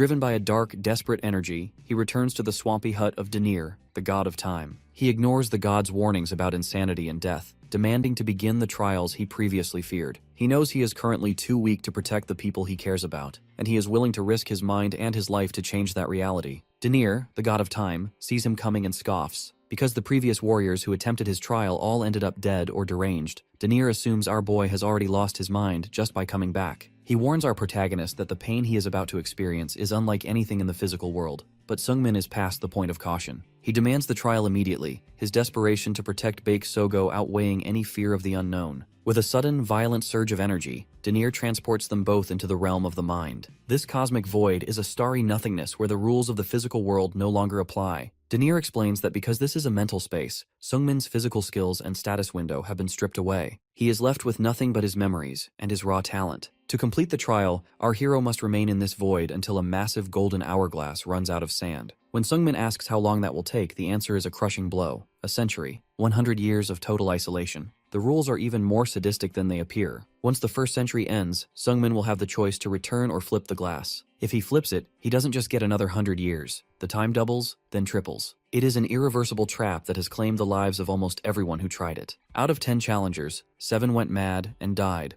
often because they grew overconfident after the first century and flipped the glass, only to be broken by the following 200 years of silence. As the trial begins, the benefits of the mental realm initially feel like a blessing. Because his body is made of thought, Seungmin never tires, never hungers, and never needs sleep. He can swing his spear for years without stopping. Unfortunately, this perfection quickly turns into a new form of torture. Our hero begins to miss the suffering of the physical world. He craves the feeling of fatigue and the relief of a meal, but his mental form remains eternally, mockingly peaceful. This sensory deprivation is a special kind of hell. Feeling nothing at all is far more agonizing than feeling pain. The isolation breeds a deeper, more dangerous doubt. Because he is alone, Seungmin has no masters like Weiji Hoyeon or Baek Sogo to correct his form. He begins to panic, realizing that if he practices a move incorrectly now, he might spend decades cementing a fatal flaw in his martial arts. He is desperate for a single word of affirmation, but the void offers no answer. When he finally looks at the hourglass, hoping for some sign of progress, he is met with the ultimate horror. Not a single grain of sand has fallen yet. Back in the physical world, Dronzer sits in his hut watching Seungmin's motionless body, already preparing to clean up another corpse. However, the god's mocking expression suddenly twists into pure shock. Something is happening within the boy's mind that defies even the expectations of a god of time. Deep within the cosmic void, Lee Seungmin begins a journey that would shatter the sanity of any ordinary man.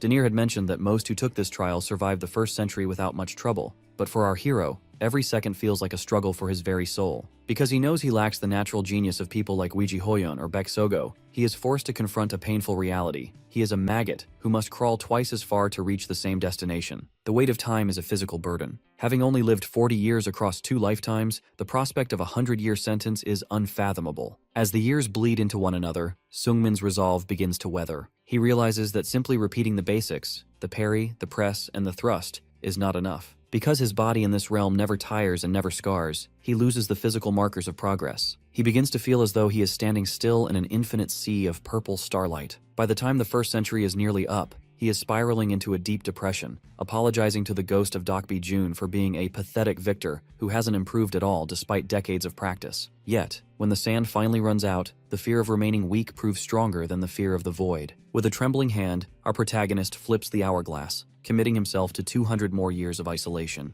This second century proves to be the turning point. After a period of actual madness where he loses track of time entirely, Seungmin snaps back to his senses with a new, terrifyingly calm perspective. He accepts his own slowness. Because he has all the time in the world, he stops rushing. He finds joy in the smallest steps forward, like balancing his inner energy or refining a single footwork maneuver. By the time he flips the glass for the 300-year mark, our hero has transformed. He is no longer a desperate victim of time, he is its master. He laughs at his own lack of talent, finding it impressive that it takes him centuries to achieve what others do in months. At the 1,000-year mark, he finally stands before the metaphorical wall of supreme mastery. While a genius might have climbed it in a decade, it took our guy 10 centuries of ceaseless spear swings just to reach the base. At the 1,500-year mark, the miracle finally happens. Seungmin successfully replicates the impossible spear move that killed the Swordmaster, executing it with perfect, refined, lethal force. Even though he can only perform that one specific move at such a high level, the achievement is monumental. He has spent over a millennium in a white, static-filled hell, transforming his maggot-like crawling into a strike that could pierce the heavens. Back in the swamp hut, Dronzer is absolutely floored.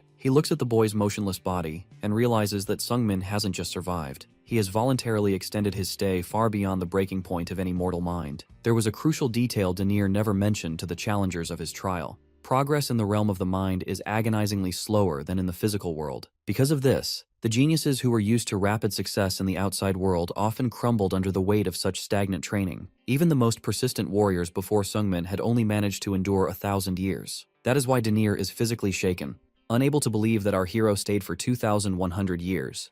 When our protagonist finally opens his eyes in the swamp, he is disoriented. A single drop of blood falls from his nose, a sign that his brain is struggling to process over 2 millennia of memories all at once. Denier, looking unusually sweaty and concerned, explains that our guy went insane countless times during those centuries. Normally, a mind doesn't recover from that kind of damage, but Sungmin did. Denier realizes the secret to this survival was actually our hero's lack of talent. While geniuses were broken by the slow pace, our boy has always been a maggot, used to falling down and picking himself back up. His long history of misery and slow progress became his greatest armor. He was already comfortable in the dark. Coming back to reality is a jarring experience. Sungmin complains that his body feels incredibly heavy and weak, like a fragile insect. Denier explains that this is a natural side effect of mental displacement. After 2,100 years, it's a miracle our hero can even speak like a human. To help him integrate, the god provides a golden backup of Sungmin's memories, which our hero absorbs in a flash of light. This restores his focus, reminding him of the friends and foes he must never forget. Because he has nowhere else to go and needs to retrain his weak muscles to match his advanced mind, he bluntly informs the god that he's moving in for a while. Denier is furious at the rudeness, but after seeing the hollow intensity in the eyes of a man who lived 2,000 years in a void, he simply gives up and lets him stay. A year passes, and our hero eventually makes his way back to Sorum Temple. When he approaches his old rival Jihak, the change is undeniable. Sungmin is taller, more muscular, and carries an air of ancient experience that leaves Jihak stunned. When Jihak asks when he became a Supreme Master, Sungmin casually mentions it was about 6 months ago. However, Jihak can see the truth in his friend's eyes. Those aren't the eyes of a teenager who just hit a milestone.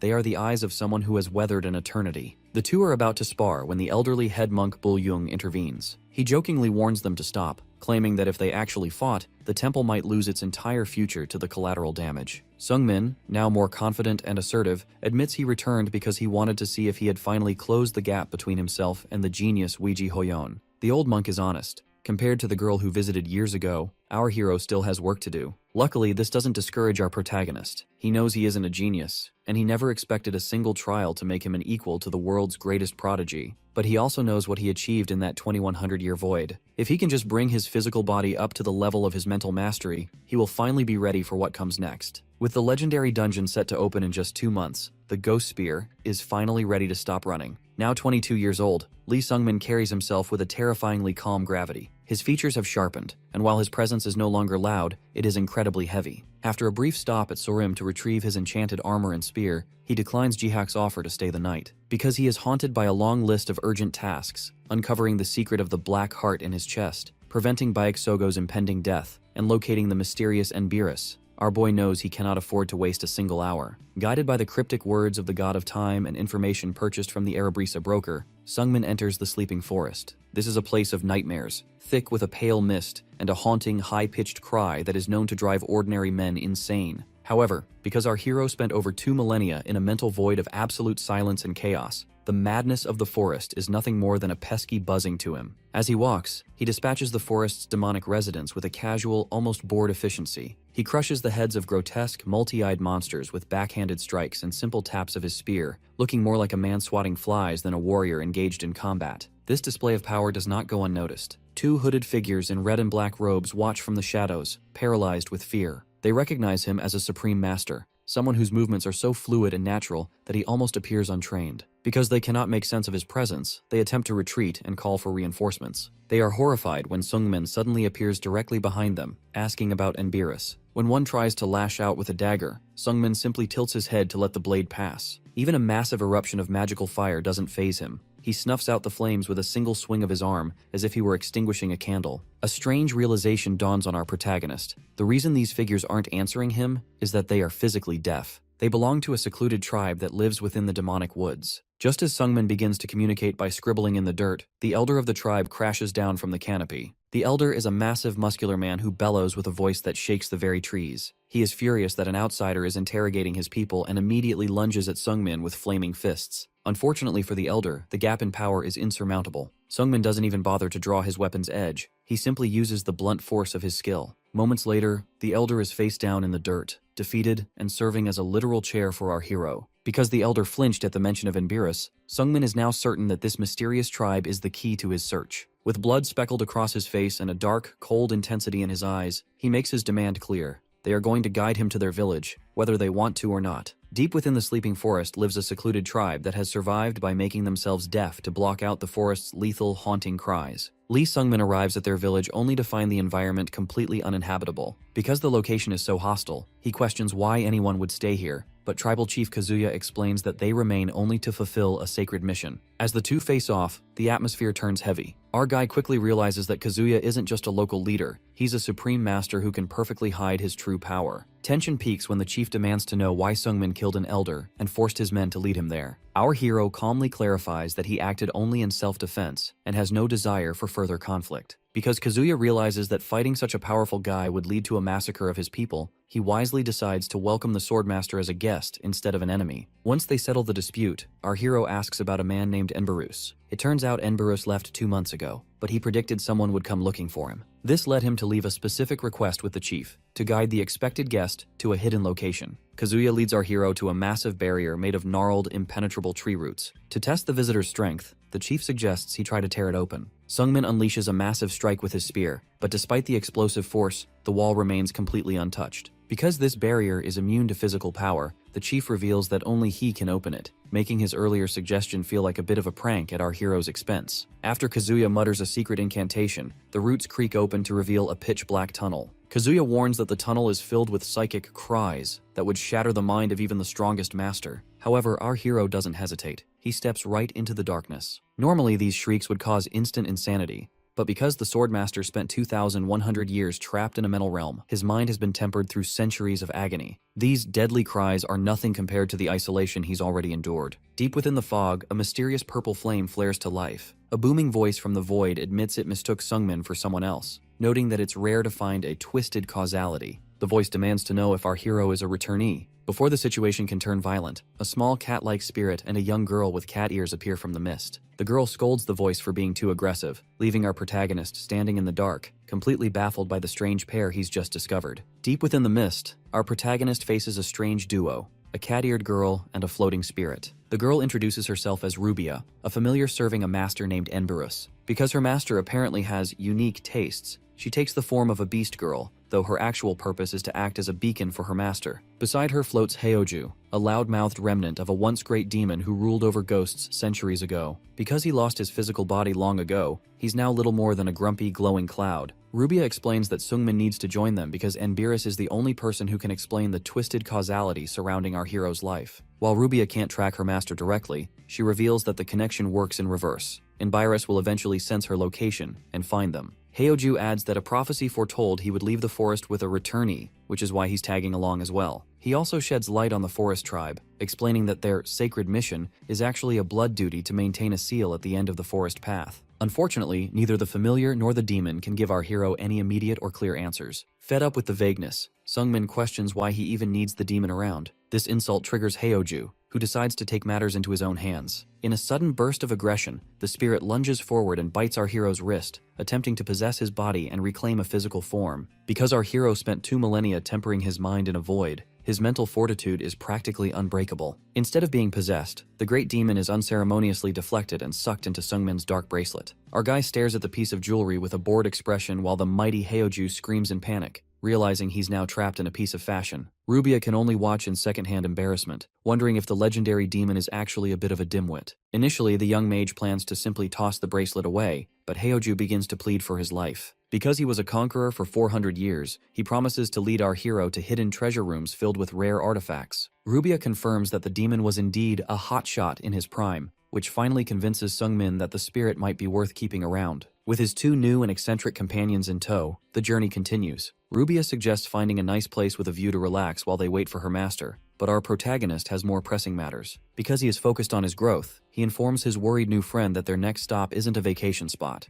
it's a dangerous dungeon. In the world of Area, dungeons aren't just caves or ruins. They are strange anomalies governed by their own unique sets of rules. While a hunter in the outside world can loot a monster's body for parts, dungeon mechanics work differently. Because of the spells cast upon these places, a defeated monster simply vanishes, leaving behind a randomized reward like a gemstone or a weapon. Generally, the stronger the beast, the more valuable the loot. This all builds toward the ultimate goal, defeating the dungeon master, which grants an incredible reward and closes the portal forever. Lee Sungmin stands before a massive glowing crystal, the gateway to such a place. It's been 2 months since he teamed up with his companions Rubia and Heoju, and thanks to information from Erebrisa, he's finally tracked this location down. He remembers this place from his previous life. It's where he once found the Stone of Past Life. Despite his preparation, our protagonist is haunted by self-doubt. However, he quickly brushes those feelings aside because he spent years training specifically to change the dark future he remembers. With a clear mission in mind, the young spearman touches the stone and is instantly teleported into a dark, cavernous interior. He barely has time to get his bearings before a massive man leaps from the shadows, swinging a giant axe. Sungmin manages to block the heavy strike, which surprises the attacker. The man, a boisterous giant named Grismo, realizes he isn't fighting a demon and quickly apologizes. He recognizes our hero as the Ghost Spear, a title Sungmin earned after defeating a famous swordmaster. Grismo explains that he's here to stop a dangerous young leader named Weiji Hoyon, also known as the Little Chunma. In Sungmin's past life, Grismo was actually killed by her, but here he stands, rallying forces for the sake of justice. He warns our hero that Weiji Hoyon has brought a powerful group of supreme masters with her. Fortunately, the Martial Alliance has sent their own elite warriors to counter them, including Bayek Sogo, a woman from Sungmin's past whom he is surprised to find here. Seeing a common goal, Grismo asks for the Ghost Spear's help.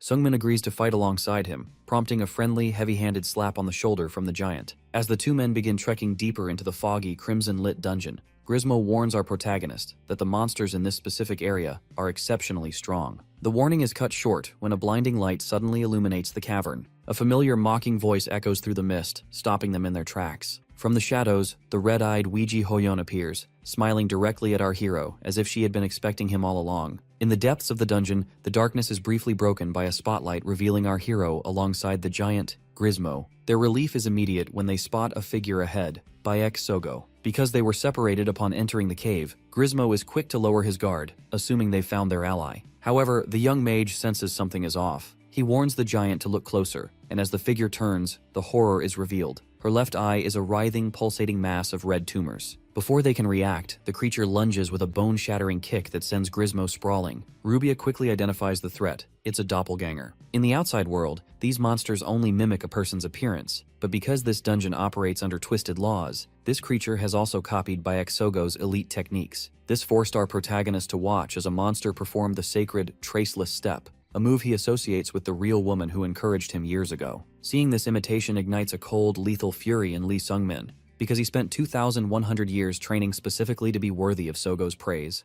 Seeing a monster wear her face and use her skills is an insult he won't tolerate. With his aura flaring, he cuts down the imposter with clinical efficiency. As the dust settles, a shaken Grismo wonders how such a thing could even exist. Rubia tries to lighten the mood by offering her services as a guide, claiming she's already analyzing the dungeon's layout, though this immediately leads to a petty bickering match between her and the trapped demon, Heoju. The levity is short-lived, however, because Grismo realizes a terrifying truth. If there was a copy of Bayek Sogo, there are likely copies of everyone else in the dungeon, including them. Elsewhere, a master from the Martial Alliance, the unmatched eccentric, stands battered and broken against a wall. Before him lies the corpse of his comrade, ruthlessly killed by a figure who looks exactly like Weiji Hoyon, clad in a black bodysuit and surrounded by slithering red ribbons. This Little Chunma appears unstoppable. Driven by a desperate need for justice, the eccentric charges at her, only to be swatted down like an insect. As the man dies, the woman looks down at the blood on her hands with a chillingly calm gaze. She isn't just a mindless monster, though. She is the real Weiji Hoyon, and she has been busy. Scattered at her feet is the slain body of another doppelganger, one that wore the face of Lee Sungmin. She reflects on the 9 years that have passed, noting with a soft, almost affectionate smile that the real Sungmin must have worked incredibly hard to get stronger. Because she values their connection, she walks off with a single, haunting wish, that the real Lee Sungmin doesn't die before they can truly meet. In another part of the dungeon, the real Bayek Sogo sits amidst the jagged rocks, gasping for air. She has just survived a harrowing duel with a doppelganger of a fellow Martial Alliance member. Because the dungeon's rules are so warped, the defeated clone dissolves into green particles, leaving behind a rare orange elixir. This is a lucky find, as the potion is potent enough to reattach severed limbs. Despite her exhaustion, the silver-haired warrior knows she can't rest.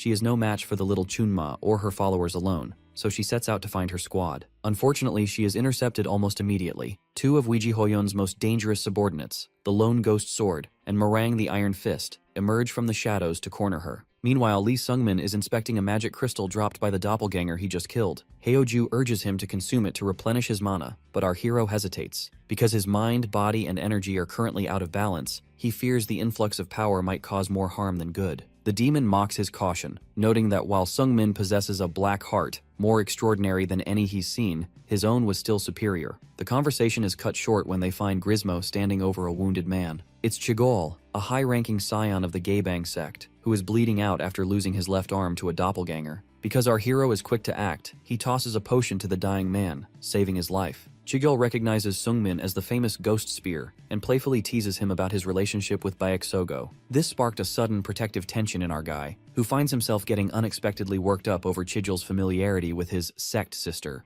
The bickering is interrupted by a chilling voice from the dark. The Bloody Granny, another supreme master following Weiji Hoyon, steps into the light with a predatory smile. She senses their weakened state and prepares to finish them off. However, just as the fight is about to start, Rubia announces that her analysis of the dungeon is complete. She projects a holographic map showing 3 yellow dots, allies, moving rapidly just beyond a thick stone wall. Driven by the fear that Sogo might be in danger on the other side, Sungmin decides to ignore the granny and take a shortcut. He begins to channel a massive amount of inner energy, far exceeding his normal limits. Because he spent centuries training his spirit in the mental realm, he's able to manifest a level of power that leaves even Grismo and the Bloody Granny in shock. With a thunderous strike, he blasts a hole clean through the massive cavern wall. As the thing settles, the path is revealed. On the other side stands the real Baek Sogo, battered and bloody, looking up in pure disbelief. Our hero stands in the breach, spear on his shoulder, looking every bit the master he has become. Seeing her long-lost junior appearing like a savior causes the stoic warrior to blush a deep red.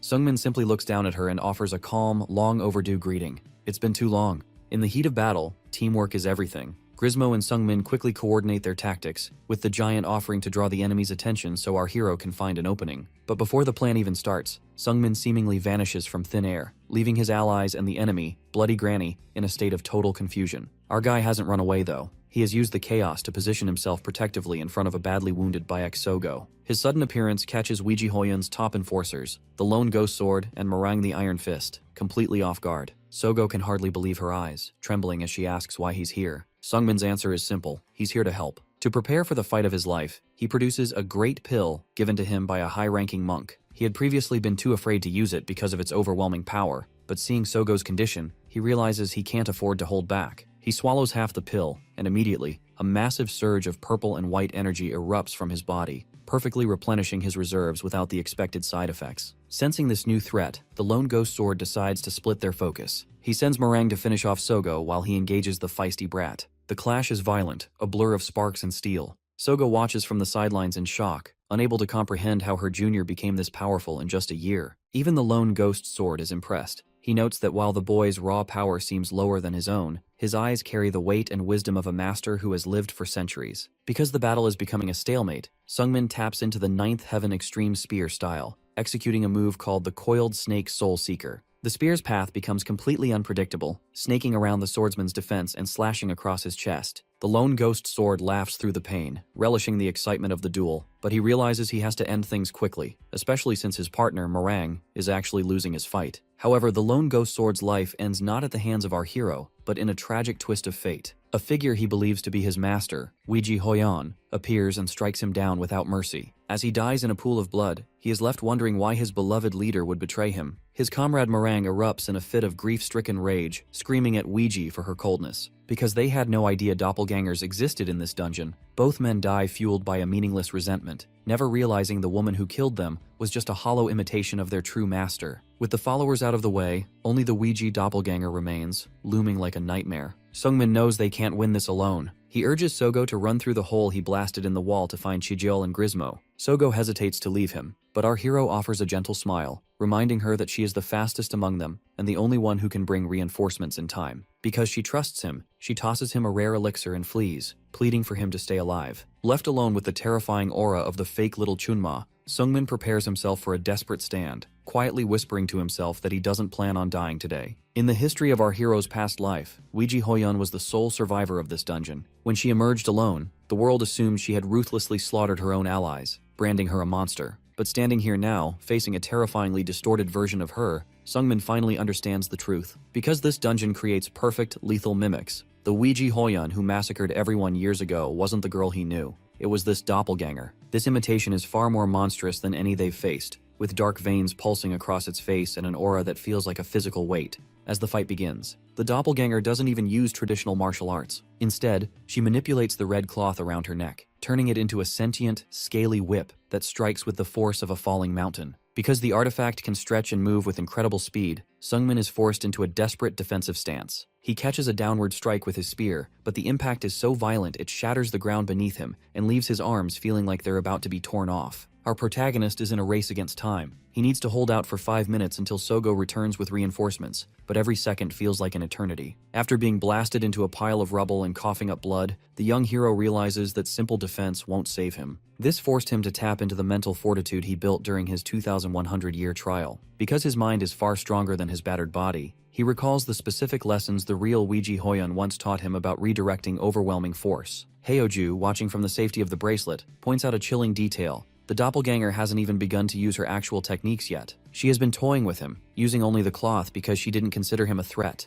But as Sungmin flares his purple energy and deflects her next strike, the monster's expression shifts into a sinister snicker. Because our hero has shown true skill, she finally considers him a worthy opponent, and that means she's about to get serious. On the other side of the wall, the situation takes a tragic turn. While the bloody granny has been defeated, the survivors are in no condition to help. Baek Sogo is desperate to rush back and save her sect brother, but the Scion Chigil realizes the cold reality. They are far too weak to face the little Chunma's doppelganger. Because he knows a rescue attempt would be a suicide mission for everyone, Chigil makes the painful choice to strike Sogo's pressure point, knocking her unconscious. Luckily, Chigil found an escape scroll on the granny's corpse. Since the exit won't appear until the dungeon boss is dead, this scroll is their only way out. With a heavy heart and a whispered apology to the friend he is leaving behind, Chigil activates the magic. A massive flash of light fills the tunnel as the group teleports away, leaving Lee Sungmin completely alone in the dark with a monster that is no longer holding back. The battle in the cavern has reached a fever pitch. A massive collision of power sends crimson energy rippling through the air, forcing Lee Sungmin to dig his heels in just to keep from being swept away by the shockwaves. He is in bad shape, blood-soaked, gasping for air, and barely clinging to his spear. Inside his bracelet, the demon Heoju is losing his patience. Because the doppelganger isn't showing any signs of fatigue, the spirit begins shouting tactical directions, trying to guide our hero through a flurry of lethal strikes that are coming from every conceivable angle. Despite the coaching, the weight of the doppelganger's red ribbons is simply too much. Every impact further shatters Sungmin's dark armor, and the physical toll is starting to break him.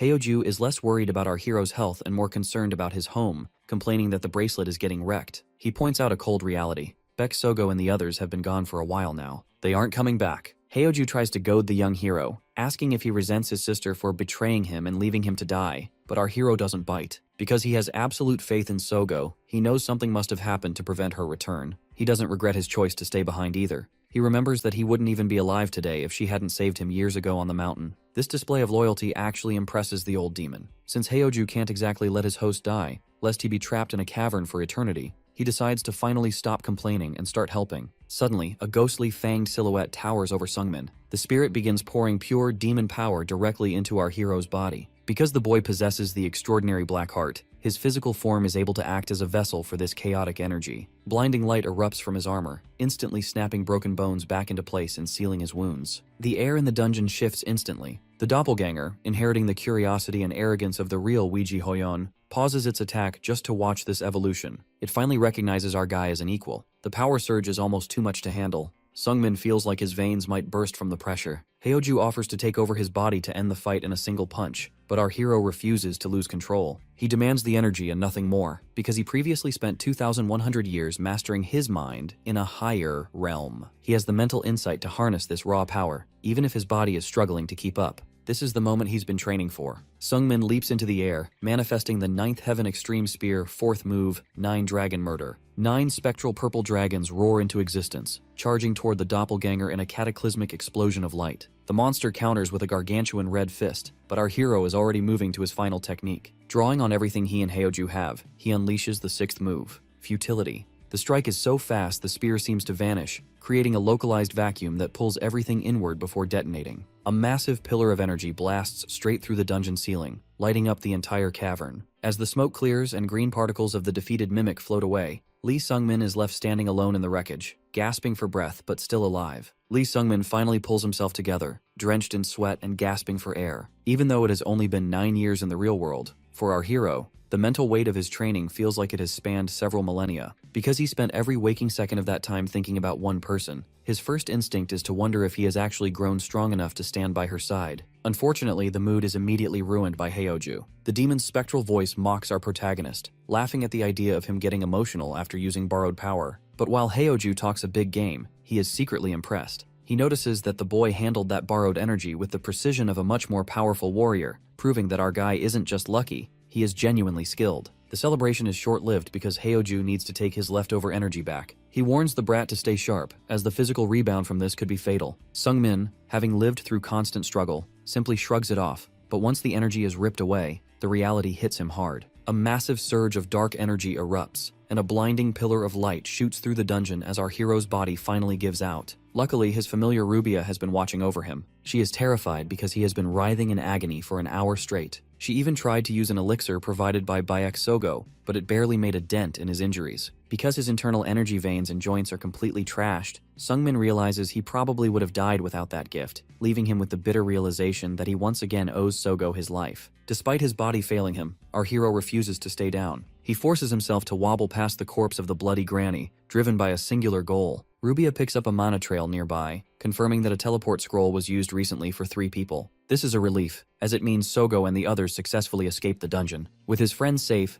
our hero focus entirely on the boss, Weiji Hoyon. As he limps through the dark, his vision begins to blur and he starts coughing up blood. The physical toll is immense, but he continues dragging himself across the cracked earth. He spent 2,100 years in a trial just to reach her, betting his entire life on the promise of a 13-year-old girl, and he won't stop now. Finally, he sees her. Weiji Hoyon is sitting atop a pile of rubble, looking like a masterpiece of lethal elegance. Seeing her in action immediately shatters Sungmin's hope of being her equal. Her movements are so perfect that even the magical doppelganger he just defeated couldn't come close to emulating her. She is a true monster of talent. When she notices him, her reaction is surprisingly casual. She mentions she just defeated the dungeon boss and even encountered a monster that could use the 9th Heaven Extreme Spear. Because she recognizes his growth, she offers him a genuine compliment, but Sungmin can't even look her in the eye yet. He is still hiding behind a wall of insecurity because he doesn't feel ready to face her as a peer. The two share a bittersweet moment sitting back to back. Weiji Hoyon admits she hates it when people expect things from her, but she confesses that she wouldn't mind if it were Sungmin watching her. She wants him to travel with her, but our hero does something incredibly difficult. He says no. He refuses to join her now because he doesn't want to live in her shadow. He wants them to be equals. This greed actually makes Hoyon proud.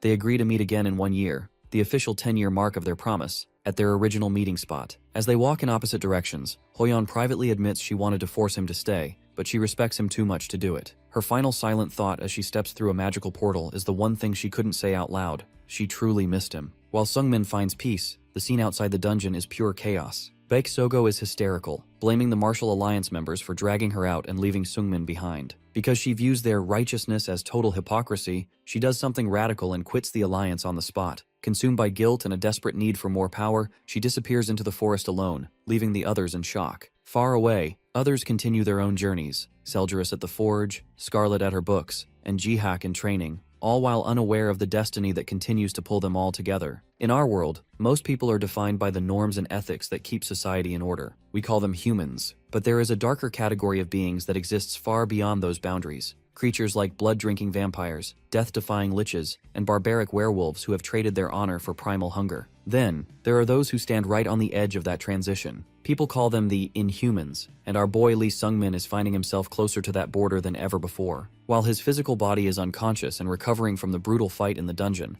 Sungmin finds himself drifting through a vast, starry mindspace. He is startled when a swirling mass of flames manifests beside him, recognizing the voice immediately as the Void Monarch. Because their spiritual worlds connected when the demon lent him power, the monarch is now able to stroll right into Sungmin's dreams. He assures our hero that while his physical body is currently screaming in agony from the recoil of their pact, he isn't going to die. Curious about who he's dealing with, Sungmin asks to see the demon's true form. The Void Monarch obliges, transforming into a massive, purple-skinned warrior with black hair. Surprisingly, the demon looks more human than Sungmin expected, but the pleasantries end quickly. The monarch is intensely curious about how a weak human could handle his demonic energy with such professional ease. He has felt Sungmin's inner turmoil, the yearning and the deep-seated inferiority complex, yet he encountered a mental barrier so powerful it deflected his own attempts at domination. Since the demon can sense his memories, the secret is out. He knows Sungmin is a regressor. He is shocked to learn that our protagonist spent 2,100 years training in a mental realm under the tutelage of two gods. It explains the ironclad mind,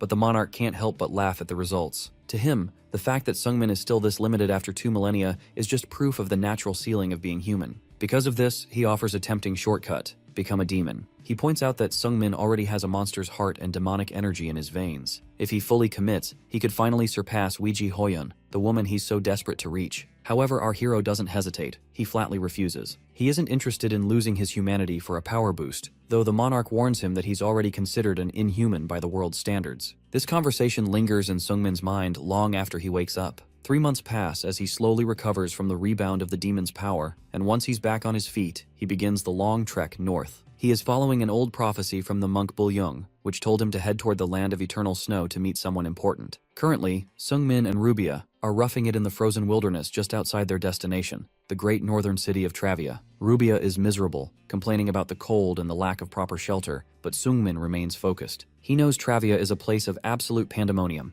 It was once ruled by the Blood Heavenly Demon, but since that leader was defeated by the Little Heavenly Demon, the city has devolved into a lawless, inhuman demon realm. It's now a sanctuary for monsters that wear human faces, which is exactly why Rubia is so terrified to enter. But Sungmin isn't scared, he's prepared. As they walk through the dark woods, his heightened senses pick up a familiar scent. He can smell dogs nearby, and sure enough, dozens of glowing eyes begin to peer out from the shadows. Because a pack of werewolves has decided to make them their next meal, Sungmin finally has a chance to test his recovered body. He welcomes the challenge with a smile, ready to get some much-needed exercise before they finally reach the city gates. As the pack of lycanthropes lunges from the shadows, Rubia screams a frantic warning. These aren't normal wolves. They are stronger at night, and standard steel can't even scratch their hides. However, our hero isn't using a standard weapon. He recalls his visit to the dark elf blacksmith, Seljurus, who nearly had a heart attack when Sungmin presented her with a massive chunk of pure Ori Halcon, a legendary metal he claimed as a prize for defeating the Weiji Hoyun doppelganger. Because the material was so rare, Kiljaris considered it an honor to work with, eventually crafting him a devastating black and gold spear infused with the magical ore. Back in the present, Sungmin puts that craftsmanship to the test. With a single, glowing horizontal slash, he decapitates multiple monsters at once, their supposedly invulnerable hides offering no resistance to the Ori Halcon blade. He moves with terrifying speed, spinning the spear in a blur of energy until the forest floor is littered with carcasses. When he corners a survivor to ask why they attacked,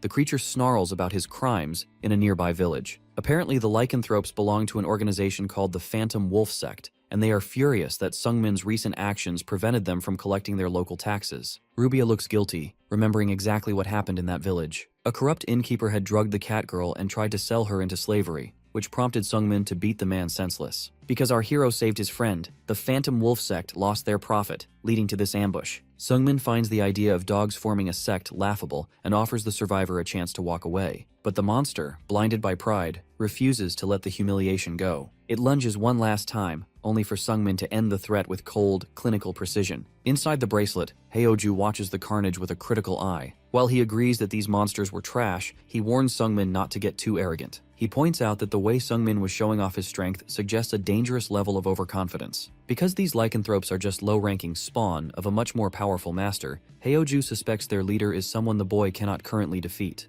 Heoju warns that acting out like this is a one-way ticket to an early grave if the sect leader happens to be who he thinks it is. Sungmin tries to brush off the lecture, arguing that he couldn't just stand by while Rubia was being kidnapped, but the atmosphere in the woods suddenly shifts. As a heavy snow begins to fall, the demon's warnings turn into a grim reality much sooner than expected. A tall, white-haired man dressed in a fur-lined coat calmly approaches through the blizzard. He carries an air of absolute authority that the previous wolves lacked. He introduces himself as Ju Wan, the leader of the Phantom Wolf Sect, and he looks exactly like the kind of person who makes good on a grudge. Lee Sungmin stands frozen, drenched in sweat as a suffocating pressure washes over him. Before him stands Ju Wan, the leader of the Phantom Wolf Sect, who looks down at the bloodied snow with cold disappointment. He isn't mourning his fallen kin. He's simply annoyed that his bloodkin were weak enough to be slaughtered. When he turns his eyes toward our hero, the aura is so heavy that Sungmin can barely choke out his own name. Ju Wan recognizes it immediately, identifying him as the Demon Spear. Curiously, the werewolf notes that while the rumors say the demon spear belongs to the orthodox factions, the dark energy radiating from the boy feels much more like one of their own. Unfortunately, Ju-won isn't interested in a long conversation.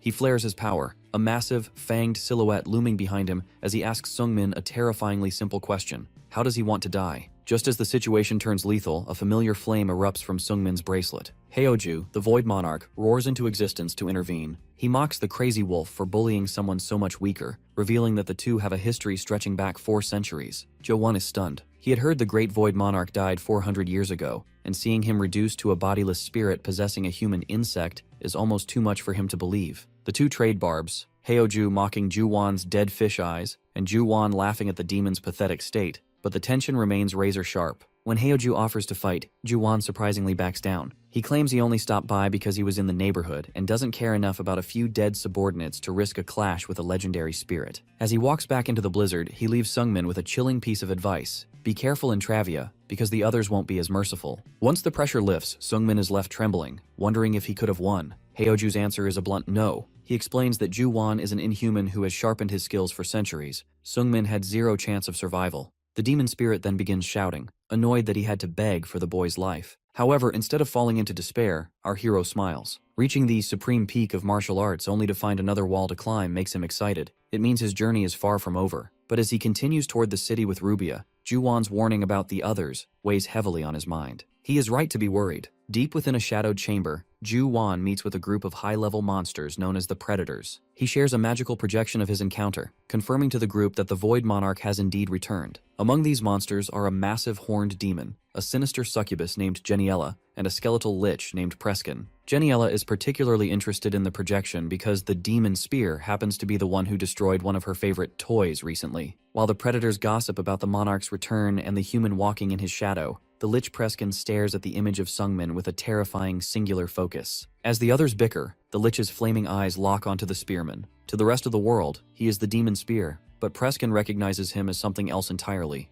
the heart thief he has been searching for. Before entering the city, Lee Sungmin takes a moment in the forest to study a scroll detailing the power players of Travia. It is here he first reads about Predator, an ancient and vicious organization of vampires, werewolves, and leeches. Because they stay in the shadows, most people don't realize how powerful they truly are, but the scroll identifies 5 leaders known as the Black Stars. Sungmin realizes that the wolf he just encountered, Ju-won, is only one of them. This means there are 4 other monsters with that same suffocating level of power currently residing in the city. Heoju uses this moment of dread to start his usual recruitment pitch. He reminds our hero that humans are naturally limited when facing beings that have lived for centuries. Because he wants Sungmin to survive, he pushes him once again to abandon his humanity and become a demon. However, Sungmin shuts him down with a surge of rage. He thinks of the sword phantom Dokbi-jun, a man who traded his soul for strength and lost everything. To honor him, Sungmin vows to become strong enough to face the Black Stars while remaining himself. Heoju simply scoffs, warning him not to realize the truth when it's already too late. The truth is closer than he thinks. Deep within the blood-stained streets of Travia, the vampire queen Yahello is currently playing with a broken toy. She is taunting the former ruler of the city, the blood-heavenly demon Baek Museon. Once a proud warrior, he is now a one-armed wreck propped against a wall. Yahello finds his suffering beautiful, biting into his arm and tasting his desperation. She offers to regrow his limb and give him the power to defeat the girl who humbled him, but only if he becomes her servant. While Museon still refuses, his resolve is weakening, and Yahello is already getting bored. She is a predator who loses interest the moment she finally owns her prey. Luckily for her, and unfortunately for our hero, she finds a new distraction. One of her subordinates reports that a strange human has just entered the city, one who smells like an inhuman. Yahello immediately recognizes the description.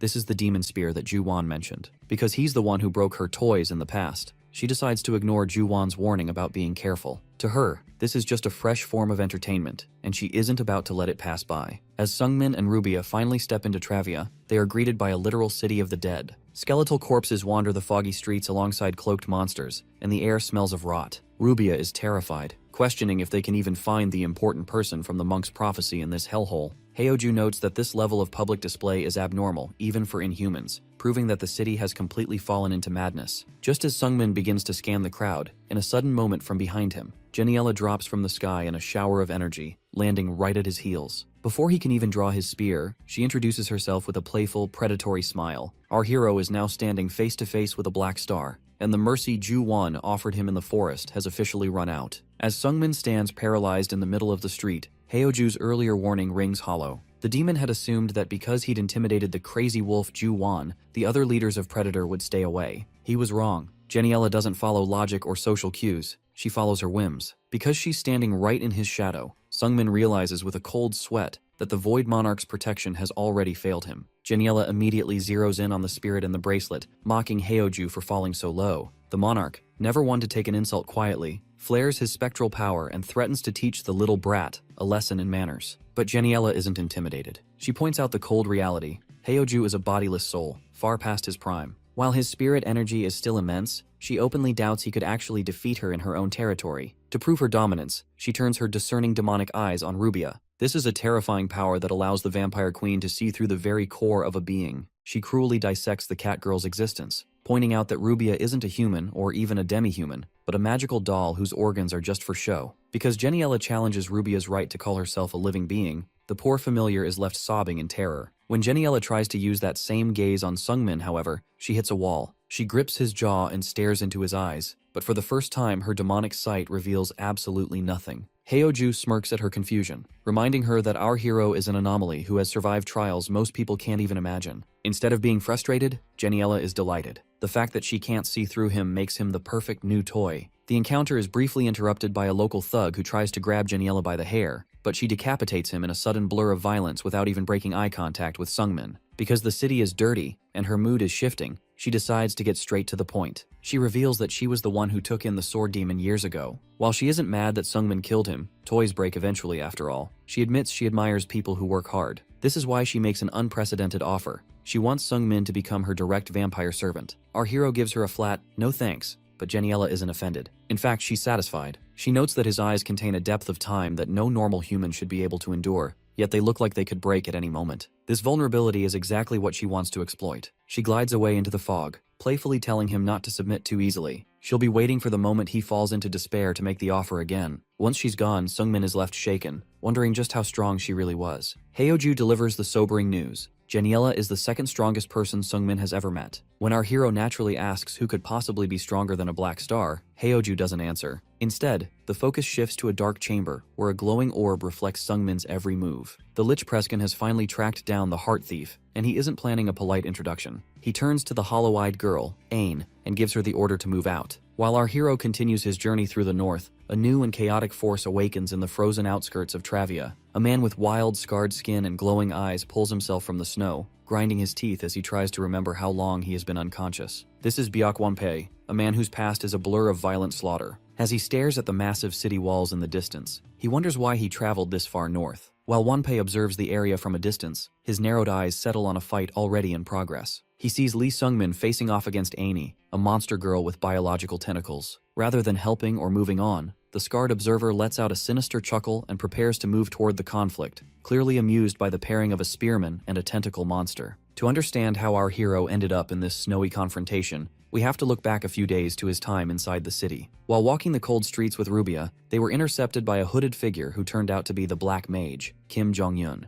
Because they previously worked together to kill the sword demon, the encounter begins on friendly terms, though Jong-un jokingly claims he is in town for sightseeing, despite the mangled corpses littering the alleys. However, the tone shifts when the mage asks if Sungmin has heard of Predator. Jong-un explains that the Inhumans, monsters that eat humans, have officially begun to make their move. Because they defeated the former ruler, the Blood Heavenly Demon, high-level monsters known as the Black Stars are now flooding into Travia to disrupt the world order. He warns that these beings possess enough strength to erase entire alliances from the earth. Jong-un believes a new history is about to start in this city, and he admits he is eager to see it happen. Back in the present, Rubia wonders if our boy should have accepted Jong-un's invitation to stay at his house, suggesting the mage might be the important person they are searching for. But our protagonist refuses because the mage makes him uneasy. He's convinced that staying with Jong-un would only lead to him being dissected. Because no one said the important person had to be inside the city walls, the duo has headed back out into the wild to continue their search. Unfortunately, their exploration is cut short when a sudden slash of energy splashes blood across the snow.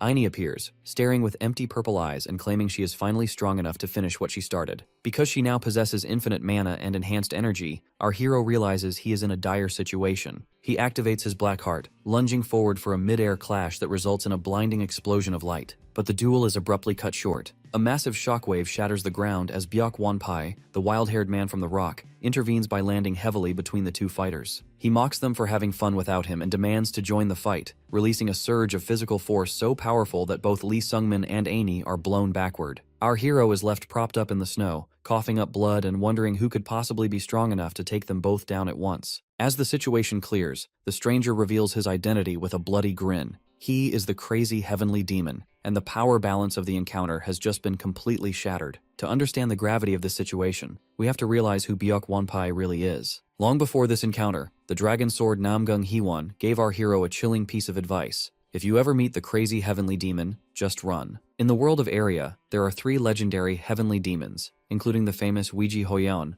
but Hwon believes Wanpai is the only one who truly earns the title because his power is so primal and overwhelming. Back in the present, that power is on full display. Ain is struggling to even stand after Wanpai's initial entrance. Because he lives for the thrill of the hunt, the crazy heavenly demon mocks her fading spirit and demands she keep playing with him. This forces a desperate, enraged retaliation from the monster girl. She lunges at him with everything she has, but Wanpai doesn't even flinch. Instead, he throws his arms wide and unleashes a fire-infused palm strike so massive it shatters the earth and creates a literal inferno. Watching through a magical globe, the Lich Prescan begins to panic. He realizes that even with Ain's incredible regeneration, she won't survive if her entire body is turned to ash. Because Wanpai is such a direct threat, Prescan screams at Ain to stop being stubborn and flee. Luckily for her, the monster girl listens. Despite her scorched body and torn tentacles, she manages to regenerate just enough to fly away at blinding speed. With his first toy gone, Wanpai turns his terrifying attention toward Lee Sungmin. Our hero is paralyzed by a strange sensation.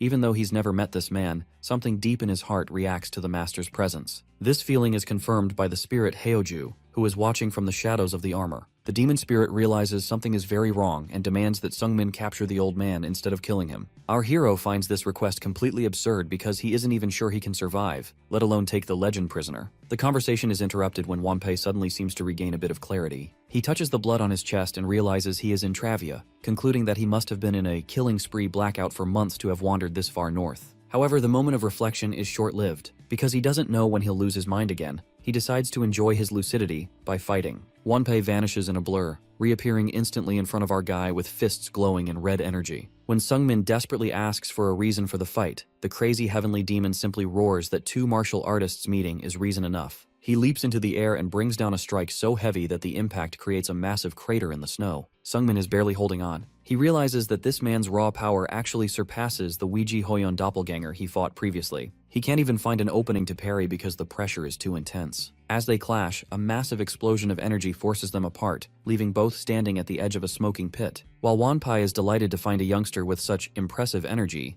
Lee Sungmin is internally looking for any chance to escape, but Haeoju won't let him. The spirit erupts from Sungmin's chest, screaming that he must stay and fight. The reason becomes terrifyingly clear as Wanpai begins to glow with a familiar blood-red light. Haeoju realizes with a shock that the power the crazy heavenly demon is using isn't just martial arts, it's actually Haeoju's own demonic power. Shockwaves and debris fill the air as Lee Sungmin stares in disbelief. He's just realized the terrifying truth. The energy swirling around Byuk Wanpai isn't just standard martial power, it's the Void Monarch's demonic energy. Because this is the exact same power he draws from his own bracelet, our boy is momentarily stunned. However, he quickly forces himself to snap out of it. He knows that getting distracted in a fight against a legend like this is a death sentence. Unfortunately, knowing he needs to win and actually doing it are 2 very different things. When Sungmin tries to go on the offensive with a high-speed fatal flash, Wanpai doesn't even dodge. He simply reaches out and catches the shaft of the spear with his bare hand. This moment of pure dominance shatters our hero's confidence. While he felt he could eventually beat the monster girl Ain, he looks at the crazy heavenly demon and sees no path to victory. To him, he is facing a martial artist who has reached a truly transcendent level. But our guy has never been one to roll over and die. He reminds himself that every time he's been backed into a corner, he's used that pressure to improve. He unleashes a flurry of strikes, but Wanpai deflects the energy with his palms as if he's swatting away flies, calling the moves petty tricks.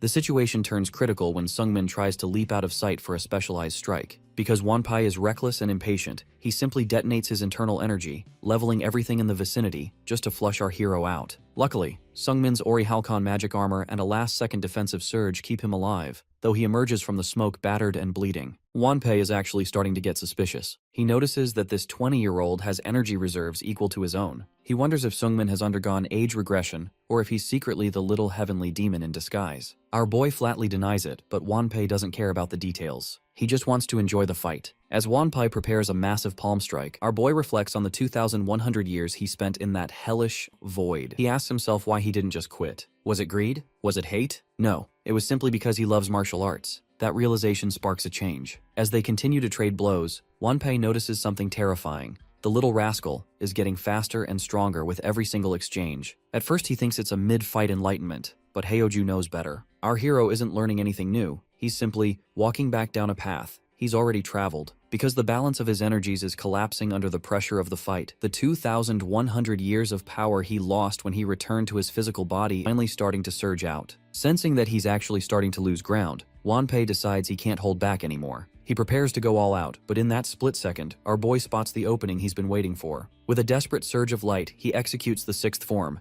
Path of Nothingness. The strike is so dangerous that Wanpei can only scream in pain as blood sprays from his head. The legendary demon has been hit, but in this world, wounding a madman often just makes them more dangerous. The battle shifts in a heartbeat when Lee Seungmin lands a devastating blow to the side of Byuk Wanpei's head. The Path of Nothingness connects with such precision that the legendary demon actually recoils in shock, realizing too late that this brat found a legitimate opening. However, Wanpei isn't a legend for nothing. Because he feels his life is truly on the line, he stops holding back and unleashes his ultimate counter, the Vortex Blood Tempest. A gargantuan blast of energy consumes the area, leaving a smoldering crater where our hero once stood. As the smoke settles, a bloodied Wanpei gasps for air, feeling a pang of rare regret. He assumes Seungmin has been erased from existence, lamenting that if the boy had only 10 more years, he would have been unstoppable. But just as Wanpei begins to mourn, the mist parts. Seungmin bursts through the haze and delivers a crushing kick directly to the demon's jaw. Wanpei is staggered, not just by the kick, but by the fact that anyone could survive his tempest. The reason becomes clear as a massive blue flaming spirit looms behind our boy. Heyoju, the Void Monarch, has fully manifested, seizing control to save his host's life. He pins the larger man down, his eyes glowing with a terrifying light. He identifies Wanpei as a demonic power thief, demanding to know how a human is using the monarch's own signature energy. Heyoju senses that the demonic power is buried deep within Wanpei's energy core. It's a level of power that should be impossible for a human to control, which explains the man's recurring madness. In a desperate struggle, Wanpei's indomitable will actually manages to fight back, forcing the spirit to relinquish control of Seungmin's body. Our hero collapses, coughing blood, realizing that while he survived, his physical body still hasn't caught up to the 2,100 years of mental training he endured. Once the dust truly settles and Wanpei lies unconscious, Heyoju makes a startling claim. This crazy old man is the important person the prophecy mentioned. Because Wanpei has successfully integrated demonic power into his martial arts, even with the side effect of insanity, he holds the key to Seungmin's future. If our boy can learn his methods, he can finally use his full power while maintaining his humanity. When Wanpei eventually stirs, he shares his tragic history. He explains that years ago, he visited a tribe in the south who possessed incredible strength, but no technique. In exchange for teaching them martial arts, they gave him an elixir and a secret breathing method. This allowed him to shatter his limits, but the cost was an energy deviation that turned him into a feral monster. He spent years as a passenger in his own body, drifting through blackouts and killing sprees. Seeing the man's pathetic state, Seungmin makes a bold, life-changing offer.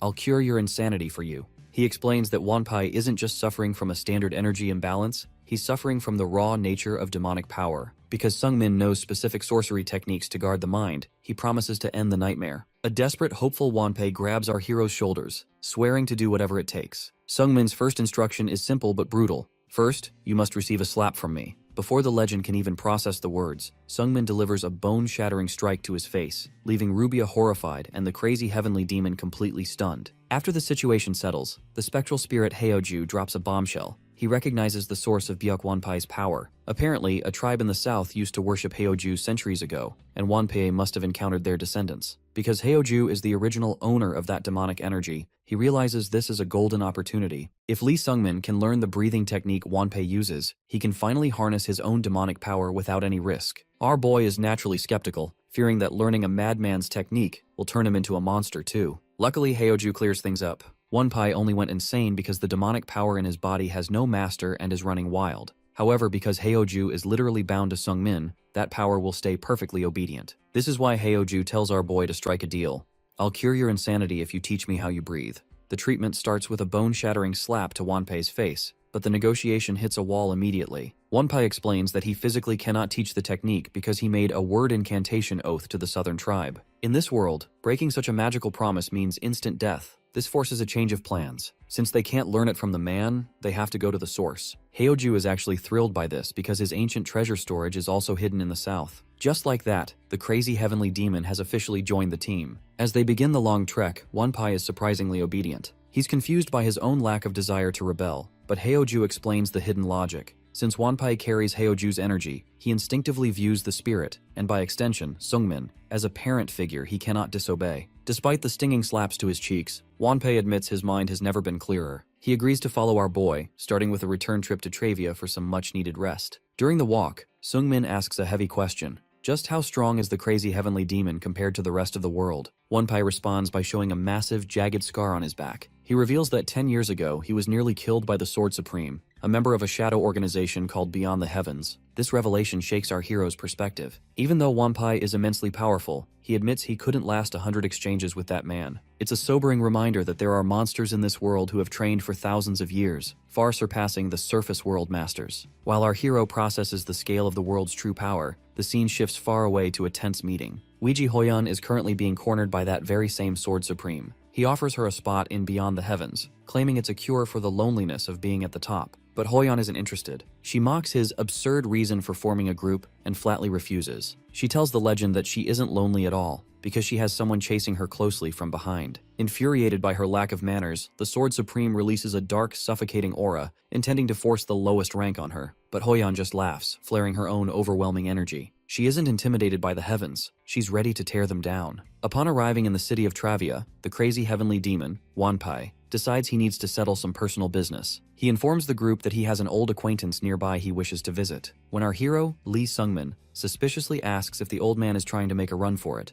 Wanpai snaps back shouting that he'd go crazy without his treatment slaps. Because Wanpai is insistent, the group follows him into a dim alleyway. He stops before a weathered building, explaining that a huge fool resides there. Seeing that this is a private matter, Sungmin tells the old man to meet them at the local tavern once he's finished. Wanpai agrees, leaving our hero and his companion Rubia alone in the dark streets of the city. The quiet doesn't last long, however, as Sungmin senses they are being watched. A purple crow, controlled by the Lich Prescon, lands on a nearby ledge. When Sungmin calls out the observer, a massive ghostly skull silhouette erupts behind the bird. The Lich is furious because our boy is currently carrying the Black Heart, a powerful artifact Prescan spent his entire life creating. Sungmin remains completely unfazed by the spectral display. He points out that he didn't steal the heart on purpose, and reminds the Lich that a dark mage caught performing human experiments isn't exactly in a position to take the moral high ground. To gain leverage, our protagonist decides to play a dangerous card. He mentions his connection to Lloyd, the master of the Golden Magic Tower. Because Sungmin once saved Lloyd's life, he threatens to mobilize the entire Magic Tower to hunt the Lich down.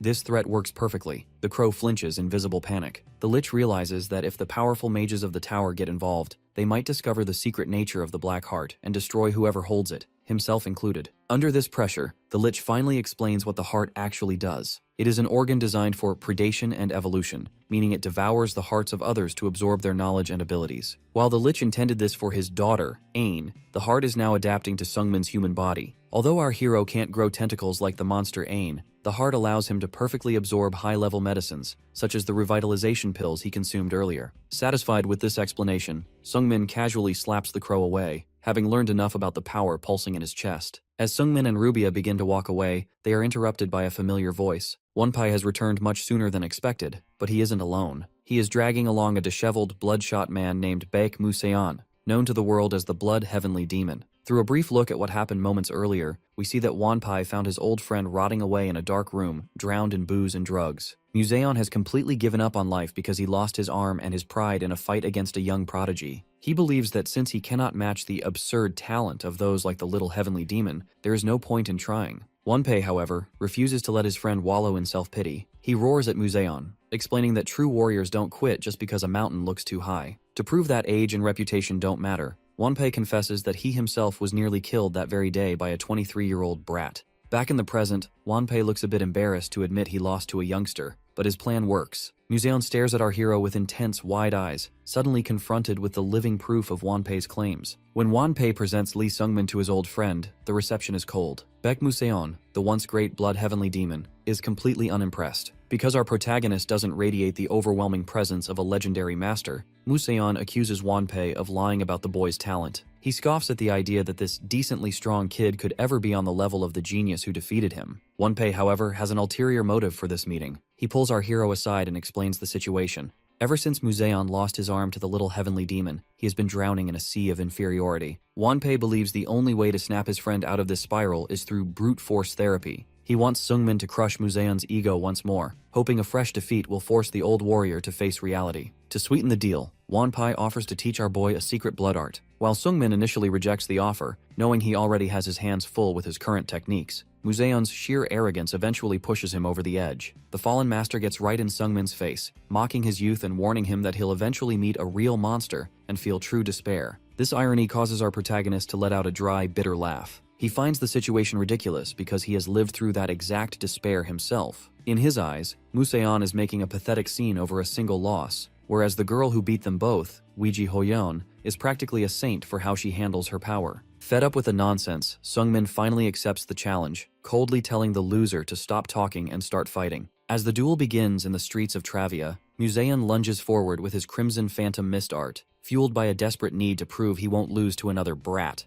However, he quickly realizes he has underestimated our hero. Seungmin stays aggressive, utilizing a high-level spear form called Fatal Flash. While Musaeon thinks the boy is relying purely on speed, he is stunned to see Seungmin using complex footwork to manipulate and fire off enhanced energy. This is a technique Seungmin learned from his former mentor, Bayek Sogo, and it allows him to deliver a two-step death blow that catches the one-armed warrior completely off guard. Because Musaeon spent the last 3 years drinking instead of adapting his style to his disability, he is easily overwhelmed. Seungmin follows up with a series of relentless strikes, eventually pinning the legendary master to the dirt with a spear at his throat. When the bloodied Musaeon bitterly claims that a worm like Seungmin can't be compared to a dragon like Weiji Hoyeon, our boy simply retorts that Musaeon must be even lower than a worm then. He lectures the broken man on his wasted years, pointing out that the fight would have been competitive if Musaeon had actually bothered to train after his defeat. Seungmin walks away, feeling grim about the lesson he just delivered. While Wanpei remains optimistic that his friend will use this loss as motivation to stand up again, our protagonist is more skeptical. He knows from personal experience that constant despair doesn't always lead to growth. Sometimes, it just breaks a person. Unfortunately, Seungmin's instincts prove correct. Later that night, as Musaeon lies defeated in the dark, he is approached by a predatory woman named Yahello. Instead of seeking to regain his honor through training, the desperate warrior makes a dark plea. He asks her to turn him into a vampire. In a grand, dimly lit mansion, a meeting is taking place that signals a dangerous shift for our protagonist. Yahello, the vampire queen, is hosting a black mage named Kim Jong-yun. She is fascinated by him because, unlike most black mages who perish alongside their masters, Jong-hyun managed to survive the death of his previous lord, the Demon King. Our hero's rival is quite humble about his survival, chalking it up to a series of lucky coincidences. As they talk, Jong-hyun offers her a drink made from the blood of 10 humans. While this might seem like a move to prove he's abandoned his humanity, the mage laughs it off. He doesn't feel the need for such gestures because his cold, dark aura already makes his nature clear. This confidence impresses the queen. She admits they click remarkably well, even calling him the second most insane human she's ever encountered. Because of this mutual respect, Yahello officially welcomes him into Predator, an organization of monsters, by gifting him a red star emblem. However, the ceremony is interrupted by news that Lee Seungmin,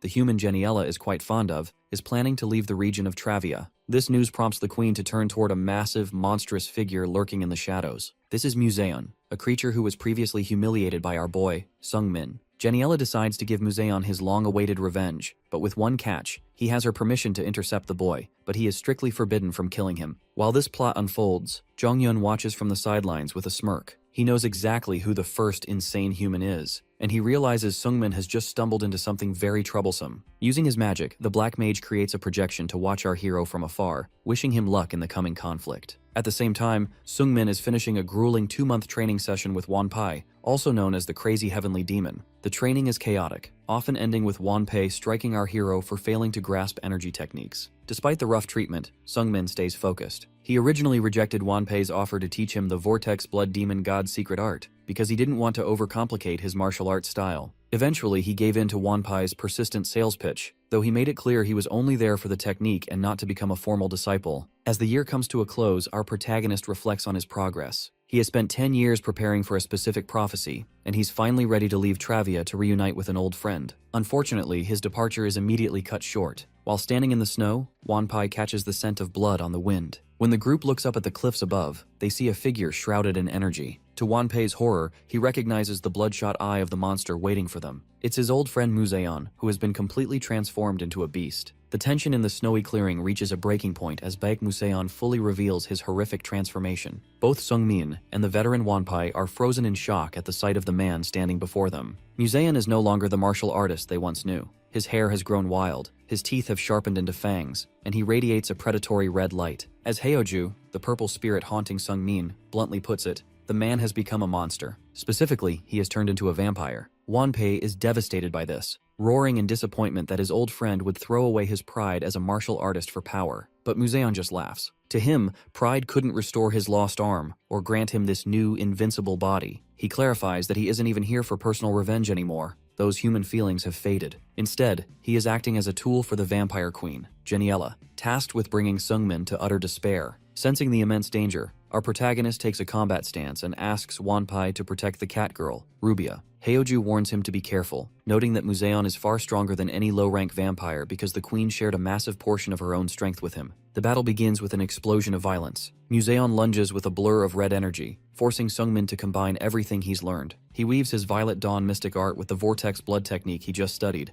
unleashing a massive energy dragon known as the Nine Dragon Destruction. It's a spectacular display of power, but as the smoke clears, Museon is still standing, completely unfazed. Before our hero can react, the vampire counterattacks with blinding speed. A single strike sends Sungmin flying through solid rock, leaving him defeated and face down in the snow. As the boy lies unconscious, Museon looms over him with a sadistic grin. He plans to follow the queen's orders to keep the boy alive, but decides he'll start by removing the boy's tongue and limbs. Luckily, Wanpei refuses to stand by. He catches Museon's wrist midair, his face twisted in a look of absolute authority. Even though Museon warns him to stay out of it, Wanpai declares that he is no longer watching a duel. He is protecting his successor from a blood-starved beast. With a sickening crack, he snaps the vampire's wrist. The injury doesn't stop Museon for long. His arm heals instantly, and he finds it amusing that Wanpei has finally found a successor in the boy. He welcomes the chance to kill the crazy heavenly demon with his own hands, and the two veterans clash, creating shockwaves that rattle the entire area. While the masters fight, Rubia desperately tries to save Sungmin by pouring an elixir down his throat. Heoju watches with deep concern, knowing that even if the boy wakes up, the gap in power is simply too wide to overcome. He begins to think the only way out is to force Sungmin to accept his own demonic energy, a risky move he's been hesitant to make. However, as the spirit watches the boy's body, his expression shifts from worry to absolute shock. Something impossible is happening. Despite his internal organs being shredded, a strange, fierce energy begins to radiate from our protagonist. Suddenly, Sungmin's eyes are about to open. Heoju, the powerful Void Monarch, can hardly believe his eyes as he stares down at Lee Sungmin. Our protagonist should be dead or dying after the brutal beating he just took, yet something impossible is happening. While his body heals in the real world, our guy is drifting through a mental void, surrounded by a thick mist. He catches a fleeting glimpse of his old friend, the little heavenly demon, which seems to anchor his consciousness. When his eyes finally snap open, they aren't normal anymore. They are glowing with a vibrant, star-like energy. For a moment, our hero is disoriented, even questioning if he actually died. However, the sudden sound of a massive explosion nearby snaps him back to reality. Through a mental vision, Sungmin sees the violent clash between Wanpai and the vampire, Museon. This sight hits him like a bolt of lightning, forcing him to realize that he cannot afford to die yet. He has too much left to do, and too many people counting on him,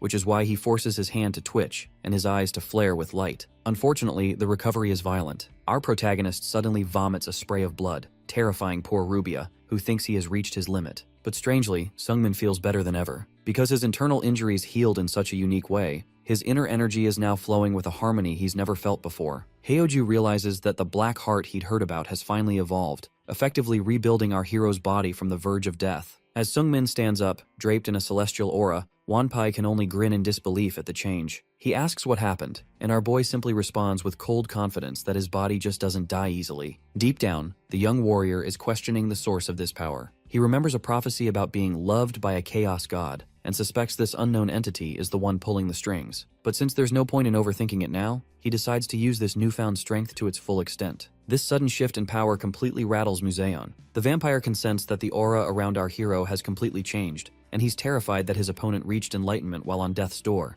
Driven by a mix of rage and the power gifted to him by his queen, Museon lunges for a killing blow, but the result is immediate and devastating. Sungmin moves so fast he is a blur, slamming the vampire into the snow with enough force to create a massive crater. Museon is left coughing up blood, completely humiliated. He is confused because our hero isn't even using his spear to fight. Our hero calmly explains that if he used his weapon, the fight would already be over, and he isn't done testing his new limits yet. Driven by a final, desperate madness, Museon tries one last time to reclaim his dignity as the Blood Heavenly Demon. He screams about his loyalty to Queen Yahello, but it's clear he's lost his way. Our protagonist looks down at him with pity, noting that even in his final moments, the man is only thinking about his queen rather than his own path as a martial artist. Seeing his old friend reduced to a mindless puppet, Wanpei turns away in heavy disappointment. He gives the word to end the misery, and with a final decisive flash of energy, our hero sends the fallen vampire off for good. The battle in the north has finally come to a close, leaving Lee Sung-min standing over the defeated vampire Baek Museon. Because the encounter was so brutal, the spearman is left with more questions than answers. He still doesn't understand why the vampire queen, Yahello, used Museon to attack him. Shaking off the lingering pained expression, he decides they have seen enough of the frozen waste. Our boy declares it's time to go, vowing never to return to the dark memories of Travia again. Meanwhile, back in her opulent mansion, Yahello watches our hero's departure through a magical purple projection. She is genuinely intrigued because, despite the life-or-death struggle, Sungmin never tapped into the demonic energy of the Void Monarch. This unusual self-reliance makes her desire him as a servant even more. When the Black Mage, Kim Jong-hyun, asks what she looks for in a human, the queen explains her specific taste. She wants someone who fears despair, but refuses to fall into it. She mockingly tells Jong-hyun he doesn't qualify because he is a hollow human who has already given up. Before he leaves, she delivers a chilling prophecy, predicting that the mage will fail in his goals and die a horrible death. Jong-hyun brushes off the curse and prepares to leave the north himself. Because he has officially joined the monster organization Predator and his guild leave is ending, he must return to the Black Magic Tower. He reflects on the Apostle of the Apocalypse, realizing that fate seems determined to keep pulling him and Sungmin together. As he vanishes into a mass of purple energy, he looks forward to seeing what kind of man our hero becomes by the time they next cross paths. The scene shifts to the bustling streets of Rubes, the central city of Area. Known as the City of Dreams, it is a massive, technologically advanced metropolis, where the Mage Guilds and the Mercenary Guild HQ are all located. Because it sits right beside the Murim Alliance, the city is swarmed with elite martial artists and powerful mages. Our protagonist feels the pressure of the city immediately, noting that even an A-rank warrior is considered a nobody here. When the group goes to register at the local guild, the receptionist isn't easily impressed. She acknowledges Sungmin's S-rank status but loses her patience when the crazy heavenly demon, Baek Wanpai, starts shouting and slamming his medallion on the counter. The receptionist warns the old man that any trouble will be met with immediate force. This causes Wanpai to sweat and backtrack, as even he knows better than to recklessly pick a fight in such a heavily guarded sanctuary. Once they are clear of the desk, the cat girl, Rubia, pops out of Sungmin's cloak. She is excited to be back in Rubes, revealing that the city is home to the master of the Golden Magic Tower, Lloyd. To Sungmin's surprise, he learns that Lloyd was actually an apprentice to Rubia's master, Enverus. Because Lloyd previously promised to grant our hero a favor, and because Rubia hopes her master left a message for her there, they decide to make the tower their first stop. To get across the sprawling city, the group heads to a cavernous station to board the local specialty, a massive steam-powered train. Rubia explains that this marvel was created through a rare collaboration between mages, technicians, and skilled dwarven craftsmen. While the demon spirit Heoju grumbles about the cost of the tickets, Wanpei is like a child with a new toy, insisting on the window seat so he can watch the scenery. The train moves with incredible speed, crossing the rocky terrain and arriving at the Golden Magic Tower station in record time. The group finally enters the towering golden structure, where Rubia leads them through a grand chandelier-lit corridor. They are greeted by a blonde-bearded man in a monocle sitting amongst a vast library of scrolls. This is Master Lloyd, the Golden Magic Tower Master. He looks up from his work, acknowledging his unexpected visitors with a knowing look. Our hero has finally come to collect on that old promise, and the secrets of the Magic Tower are about to be revealed. Inside the Golden Magic Tower, a long overdue reunion takes place between Rubia and Master Lloyd. It has been 7 years since they last met, and while the cat-eared familiar hasn't aged a day, Lloyd is struck by how much Lee Sungmin has transformed. Our protagonist is no longer the weak boy from their previous encounter, but a composed warrior. Because Lloyd owes the young man a favor, he invites the spearman to name his price, though he jokingly warns that even a tower master has his limits. Strangely, our boy doesn't ask for a reward immediately. Instead, the group focuses on a more pressing matter, the whereabouts of Rubia's master, Enverus. Because Enverus is a mage with a twisted causality, who survived the trials of the god of time, his movements are difficult to track. Lloyd reveals that the mysterious mage visited him recently, but left a cryptic instruction for Rubia and Sungmin to head south. This news fits perfectly with our hero's plans, as he already intended to travel south to master his demonic energy. However, Enverus left a final, chilling warning. Sungmin must not stray from the path of humanity. The weight of this advice is felt immediately when the spirit Heoju flares up behind our hero. Heoju realizes that Enverus likely foresaw their meeting and planned for the demon to join the journey. Before leaving, Sungmin questions Lloyd about the Lich Preskin's presence in the north. Lloyd explains that he cannot intervene because Preskin is protected by the vampire queen Geniella and a superior lich named Arbez. This revelation shocks our hero, as it implies Enverus possesses enough power to rival these legendary monsters. After a failed attempt to find Scarlet at the Red Tower, the group prepares for their next move. While Rubia judges Wanpei for acting like a country bumpkin with his new souvenirs, our protagonist is fixated on the calendar. Tomorrow is March 14th, the day of the 10-year promise he made to Weiji Hoyon. Even Heoju acknowledges that while Hoyon was a young monster a year ago, Sungmin has finally become a full-fledged monster himself. Restless and unable to shake his nerves,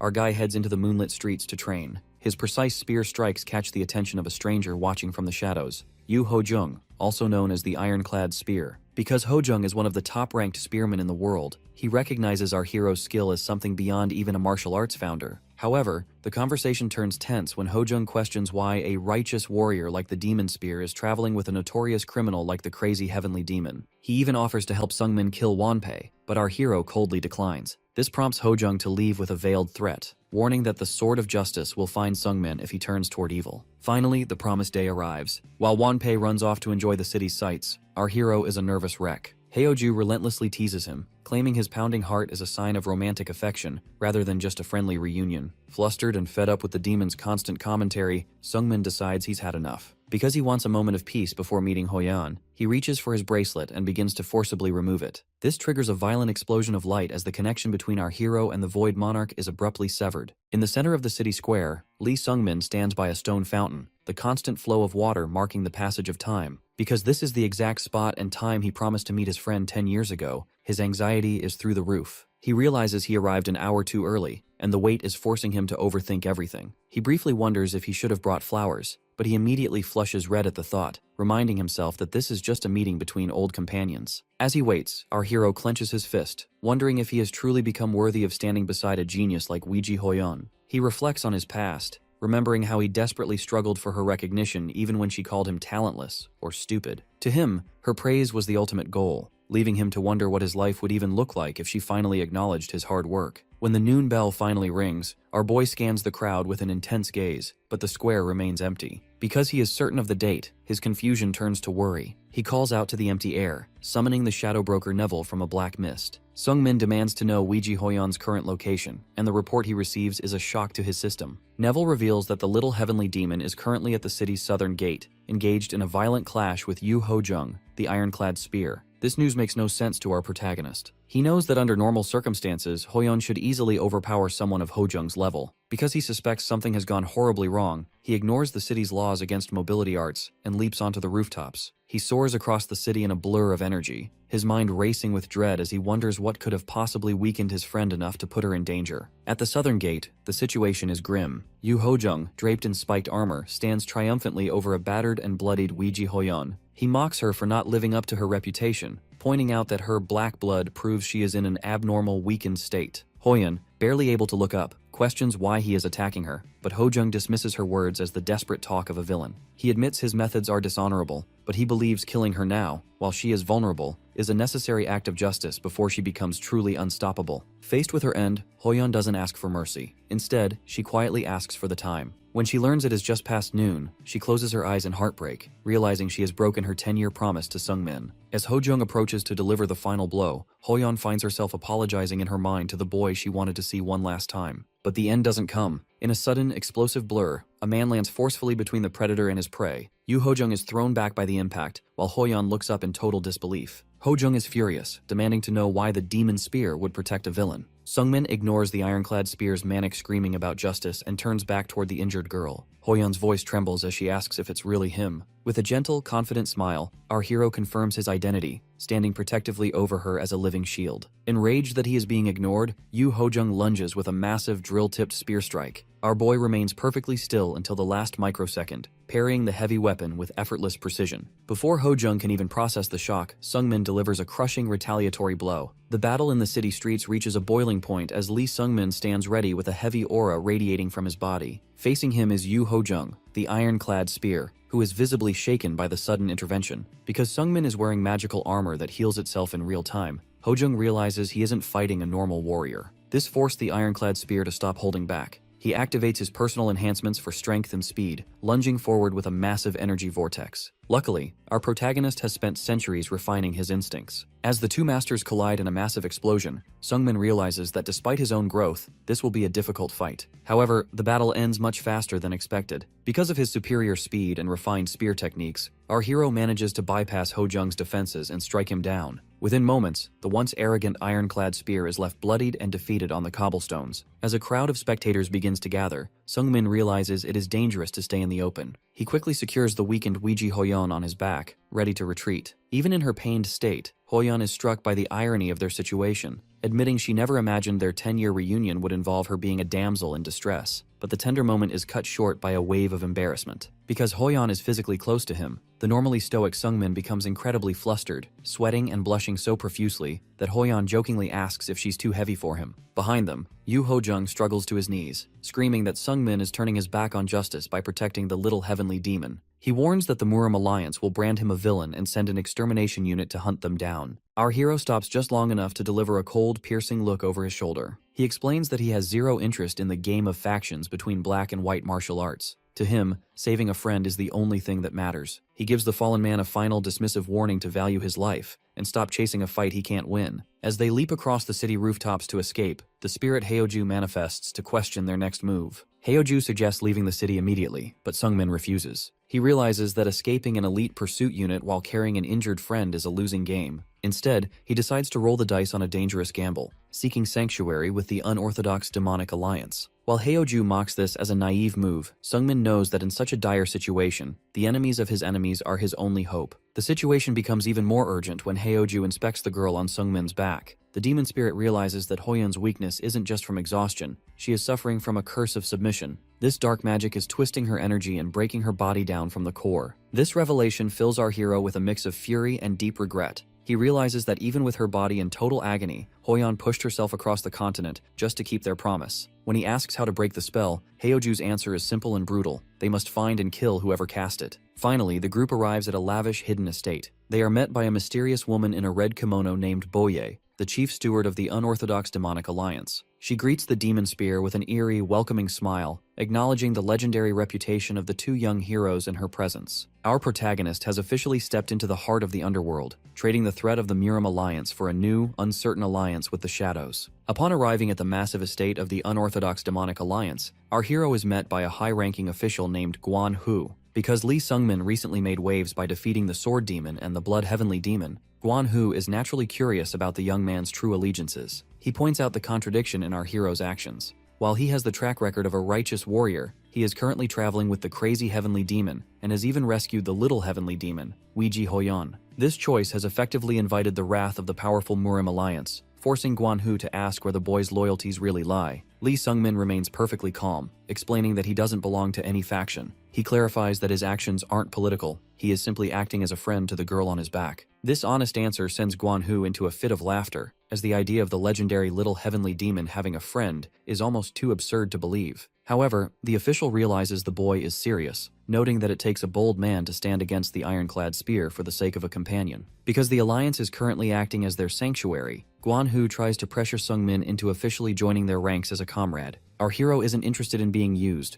so he tries to leave, stating that his friend's future is her own to decide. This blunt refusal actually causes Guan Hu to panic. He drops the act and admits that the alliance leader gave a direct order to protect Sungmin regardless of his choice. This revelation leaves the demon spear deeply intrigued about the mysterious boss who seems to be favoring him from the shadows. Once settled into a quiet traditional room, the spirit Haeoju manifests to offer a grim warning. He notes that Sungmin is walking a dangerous tightrope, not just between the orthodox and unorthodox factions, but between his own humanity and the inhuman power of the Black Heart. The conversation is cut short when Weiji Hoyun finally stirs on the floor, looking physically broken and drenched in sweat. As she regains consciousness, our protagonist immediately demands to know who cursed her. Hoyun offers a weary smile and questions if he's even strong enough to handle the truth. She reveals that she fought her attacker for 3 days and nights but couldn't kill him. Instead, he left her with a curse of submission. The attacker was the Fist Sovereign, a member of the elite organization known as Beyond the Heavens. Because Wanpai had previously mentioned being wounded by a Sword Sovereign from that same group, Sungmin realizes they are facing a league of monsters far beyond anything he previously imagined. Despite the gap in power, our hero's resolve is absolute. He bellows that he will defeat the Sovereign regardless of the cost, a declaration that brings a genuine blush to Hoyun's face. She finds his anger on her behalf touching, though she still tries to claim she can handle her own problems. This leads to a moment of light-hearted bickering about their past, with Hoyun teasing him about how much he's changed in 10 years. The heavy mood shifts into something much more personal when Hoyun locks eyes with him to ask for a friend's favor. Sungmin expects a request for medicine or revenge, but Hoyun simply points to a bowl of rice and admits she's hungry. Because the curse has left her unable to move her arms, she playfully sticks her tongue out and demands that he feed her. This leaves our stoic hero in a state of comedic, flustered rage, realizing that even as a legendary master, his friend is still as unpredictable as ever. While staying at the branch of the unorthodox demonic alliance, Lee Sungmin finds his options for saving his friend rapidly dwindling. He attempts to use his high-level connections through Erebrisa to investigate the mysterious organization Beyond the Heavens, but even the world's best information brokers have nothing on them. Because there is no clear cure for the curse of submission draining the life from Weiji Hoyun, the spirit Heoju suggests they head south to seek out powerful shamans. Our boy realizes he is running out of time. With the Mirim Alliance's hunting dogs likely closing in, he seeks a final meeting with the branch leader, Guan Hu. Sungmin asks a pointed question about the extent of the Alliance's protection, which leads Guan Hu to explain their cold reality. Most members are practitioners of demonic arts that eventually warp their natures. Because some members inevitably cross the line into becoming mindless monsters, the Alliance stops protecting them and leaves the cleanup to the righteous Mirim Alliance. This explanation forces our hero's hand. He declares that they will leave the safety of the Alliance immediately, even if it means being hunted by every major power in the world. Suddenly, the room's atmosphere shifts as Guan Hu's face distorts under massive energy. Through a magical communication link, the supreme leader of the unorthodox demonic alliance speaks directly to our protagonist. He probes Sungmin's motives and, seeing the boy's unwavering loyalty to the little heavenly demon, grants them leave. However, he leaves our boy with a cryptic invitation. If he ever chooses to fully embrace the black path of darkness, he should seek the leader in the Legro forest. The group sets off in a carriage, where the crazy heavenly demon, Wanpai, marvels at Sungmin's growth. He points out that reaching the transcendent realm at only 23 years old is a feat without precedent. The conversation turns to the legendary reputations in the carriage, leading to a brief, spirited exchange between the cursed Weiji Hoyun and Wanpai. Despite her weakened state, Hoyun's pride is intact, prompting Wanpai to hope for a future duel once she recovers. Unfortunately, their departure is intercepted at a stone bridge. Yu Hojung, the ironclad spear, blocks their path, determined to enact his version of justice. He labels the entire group as heretical criminals simply because of their backgrounds. Our hero attempts to use humor to diffuse the tension, jokingly offering to trade Wanpai for their freedom. But Hojung's stubborn obsession with black and white morality makes peace impossible. Sungmin's patience finally snaps. He questions the logic of a justice system that executes people for what they might do, rather than their actual actions. As he realizes that words are useless against such fanaticism, a dark, murderous energy begins to swirl around him. Seeing that a battle is inevitable, Yu Hojung activates his spiked magic armor, preparing to crush the heretics once and for all. The climax at the stone bridge begins with a revelation of a cold, political sacrifice. Back at the home of Yu Hojung, a secret letter arrived from the Mirim Alliance with a clear, singular order: kill the little heavenly demon by any means necessary. Because the Alliance provided no reinforcements, the mission was effectively a death sentence for the ironclad spear. The leadership knew that even in a weakened state, Weiji Hoyun was protected by two warriors, Lee Sungmin and Wanpai, strong enough to overwhelm a lone attacker. Yu Hojung was fully aware he was being used as a sacrificial pawn, likely as punishment for his previous failure to uphold the Alliance's prestige. However, his fanaticism outweighed his self-preservation. Driven by a lifelong conviction to exterminate anything labeled demonic, he accepted the suicide mission and marched toward the bridge to fulfill his duty. In the present, the clash is immediate and violent. Yu Hojung leaps into the air, aiming his spear directly at the group. Our hero steps forward to intercept him, fueled by an intense, simmering rage. Lee Sungmin finds it infuriating that men like Ho Jung can justify murder simply by applying a label of evil to someone like Weiji Hoyeon, who has committed no crimes. Because their black and white logic is so unwavering, our protagonist decides to stop arguing. If the righteous world insists on branding him and his friends as demonic humans, he chooses to lean into that path to protect what matters. The resulting explosion of energy is decisive. Our hero pours his power into a final strike, overwhelming the ironclad spear and leaving him bloodied on the stone floor. As Yu Ho-jung lies dying, he warns that Sungmin will regret this choice, but the young spearman looks down without a shred of sympathy, firmly stating that he won't. Our boy watches the life fade from the master's eyes, left to wonder if such a rigid worldview was truly worth a man's life. Wonpai quickly breaks the silence with a grim reality check. Because our protagonist just killed a renowned master of a respected sect, his reputation as a righteous hero is officially dead. He is now a fugitive. The crazy heavenly demon explains the Alliance's trap. They sacrificed Yu Ho-jung specifically to create the justification they needed for a full-scale subjugation. Until now, the group hadn't been villainous enough to warrant an army, but the death of a hero like Ho-jung changes everything. To the Murim Alliance, losing a supreme peak master was a small price to pay for the chance to legally execute a monster like Weiji Hoyeon, who has already reached the legendary realm of transcendence. As Sungmin tries to process the meaning of this transcendence, a chilling voice answers from behind him. In a terrifying display of speed, a masked man with long green hair appears instantly in the group's blind spot. This is the hidden sovereign of beyond the heavens. He mocks the group, calling them worms for even speaking of a realm that represents the ultimate wall for all martial artists, a height that failures like Wanpei could never reach. The atmosphere becomes suffocating as the hidden sovereign flares his energy, paralyzing our hero with pure pressure. He acknowledges Wanpei's past defeat by the Sword Sovereign, and notes that the little heavenly demon is conveniently unconscious. Declaring himself a true master of the realm of transcendence, the hidden sovereign invites both Wanpei and Lee Sungmin to face him at once. Our hero is left trembling in fear, realizing that the justification the Alliance wanted has arrived in the form of a monster he may not be able to move against, let alone defeat. Our hero is visibly worried, struggling to understand the logic behind the Sovereign's arrival, but the masked man doesn't keep them in suspense for long. His primary goal is to take the little heavenly demon, Weiji Hoyeon, back with him. He explains that after suffering under the Fist Sovereign's curse for so long, she should have been worn down and broken by now. However, because our protagonist is still standing by her side, the Sovereign realizes she won't be easily subdued. This leads directly to his second reason. He needs to eliminate Lee Sungmin to ensure Hoyeon's complete submission. To prevent any outside interference from the insects of the Murim Alliance, the Sovereign detonates a specialized device that consumes the bridge in a blinding white light. This forces the environment to transform into a cosmic void, filled with stars and geometric shapes, effectively separating the combatants from the rest of the world. Within this pocket dimension, the Sovereign acknowledges that our boy has remarkable skill for his age, especially after killing the ironclad spear so easily, but he insists on testing that skill personally. The Sovereign then turns his cold, dismissive gaze toward Byok Wanpai. He mocks the crazy heavenly demon, pointing out that it has been 10 years since Wanpei lost to the Sword Sovereign. Because Wanpai still hasn't reached the transcendental realm in all that time, the Sovereign labels him as trash and tells him to stay out of the way. This humiliation leaves Wanpai trembling with rage, while our hero can only watch his ally's spirit being crushed. The battle begins when Lee Sungmin charges forward, but the Sovereign watches with complete indifference. He effortlessly deflects the attack and rains down a flurry of blades that create massive explosions. Our protagonist is left frozen in fear, realizing that the Sovereign missed on purpose just to show that the young spearman couldn't even react to his speed. The Sovereign then begins to toy with Wanpei, teleporting behind the veteran and delivering a brutal strike to his neck. Even the spirit Heoju acknowledges that this man is on a completely different level. Because the Sovereign is tired of the struggle, he catches Wanpai's fist mid-air and delivers a crushing kick to his face, declaring that the legend has wasted the last 10 years of his life. With Wanpai unconscious and bleeding out on the ground, the Sovereign decides he will only take Weiji Hoyeon. He glares at Lee Sungmin, expressing his disappointment that a warrior with such potential would rely on the power of a lowly demon spirit, like Heoju.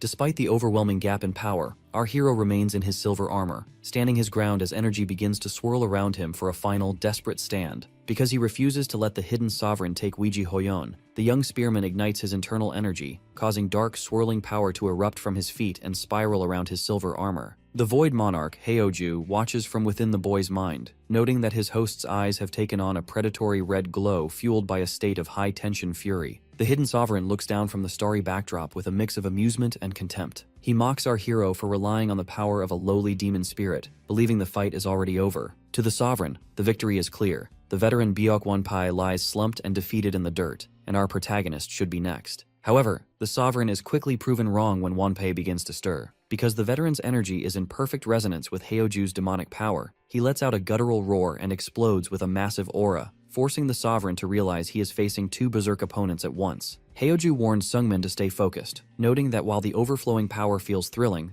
it carries a heavy price. The sovereign immediately lunges to suppress the threat, catching Wanpei in a violent whirlwind of energy. He delivers a cold lecture, explaining that demonic power is a trap that eventually destroys any human foolish enough to use it. Because he views our hero's borrowed strength as a shortcut, he binds the spearman in energy chains, questioning if the boy truly thinks this borrowed power is enough to reach the transcendent level. Our protagonist answers not with words, but with action. He manifests a massive, jagged blade of material energy and prepares a move he's been refining, the Vortex Blood Demon God's secret art. As his hands glow with fiery energy, the sovereign's eyes widen in genuine shock. Sungmin executes a lightning destruction thrust, his spear colliding with the sovereign's defense in a cataclysmic explosion of light that rattles the entire dimension. As the smoke clears, the sovereign stands in a crater, his robes tattered. He offers a rare bit of praise, admitting that in terms of sheer force, that last strike was indeed at the transcendent level. Unfortunately, Sungmin realizes he is still reaching his limit. Blood drips from his mouth as he calculates that even with the monarch's power, he is still slightly weaker than his opponent. Driven by the image of a suffering Weiji Hoyayan, our hero screams for more power, forcing Heoju to yield even more demonic energy, despite the looming consequences. This time, the results are different. Because his mind and body have been stabilized by centuries of mental trials, Sungmin is able to entangle his internal energy with the demonic power, creating a compressed vortex of destruction. The sovereign, finally taking the fight seriously, snaps his fan open and adopts a combat stance. He realizes he can no longer look down on the boy, but his cold intent remains. He intends to end the duel once and for all. Our guy assumes a low stance and unleashes the seventh form of the Supreme Nine Heaven Spear, Sky Pierce. A tiny, dense orb of black energy forms at the tip of his Ori-Halcon spear, before erupting into a massive storm of energy beams. The sovereign is forced to use his fan to redirect the lethal strikes, acknowledging the quality of the attack. Just as the sovereign prepares to counter, a sudden white flash consumes the scene. Before the masked master can react, a final unexpected strike from our hero carves a violent arc through the air. Red blood splatters across the void as the sovereign collapses, clutching a smoking, fatal wound in his chest. He is stunned that the boy had any strength left to move after such an exhaustive attack. However, the victory comes at a horrific cost. The sovereign, realizing he accidentally killed Sungmin during their final exchange, turns his back on the motionless hero to claim Weiji Hoyan. But before he reaches for the girl, a faint sound stops him. Our hero, his hand trembling and his eye glowing with an unnatural light, digs his fingers into the dirt and forces himself up. With a spectral voice, he delivers a final vow to protect Hoyan, even as his own life fades. The sovereign is genuinely impressed by the boy's tenacity, but realizes he must end the threat for good. He draws a crystalline dagger to deliver a mercy kill, lamenting that he couldn't take the boy into his organization. As he raises the blade for the final strike, the focus pulls back on the devastation, only for a sudden bolt of dark lightning to flash across, interrupting the finishing blow. A massive column of dark lightning crashes onto the battlefield, signaling the arrival of a powerful new force. As the smoke clears, the unorthodox demonic alliance leader is revealed, holding the hidden sovereign by the head with electricity around them. The leader greets his captive as Tang Mugi, mockingly asking why he is still bullying children. This causes the bloodied sovereign to snap back, demanding the leader stop using that name. Despite the sovereign's obvious fury, the alliance leader remains completely unfazed, even pressing a knife into the sovereign's head to assert dominance. When the trembling sovereign asks how the leader reached this hidden dimension, the man simply replies that there is no place he cannot go. The sovereign quickly realizes he is fighting a projection, but the leader dismisses the detail, noting that even a clone is enough to end a worm like him. This display of absolute power leaves Lee Sungmin in shock, recognizing the terrifying presence of the man he once saw as a distant legend. The alliance leader ignores the sovereign's threats about interfering with Beyond the Heavens, admitting that while it looks like interference, he was simply moved by how desperately our hero was struggling to survive. He delivers a cold ultimatum.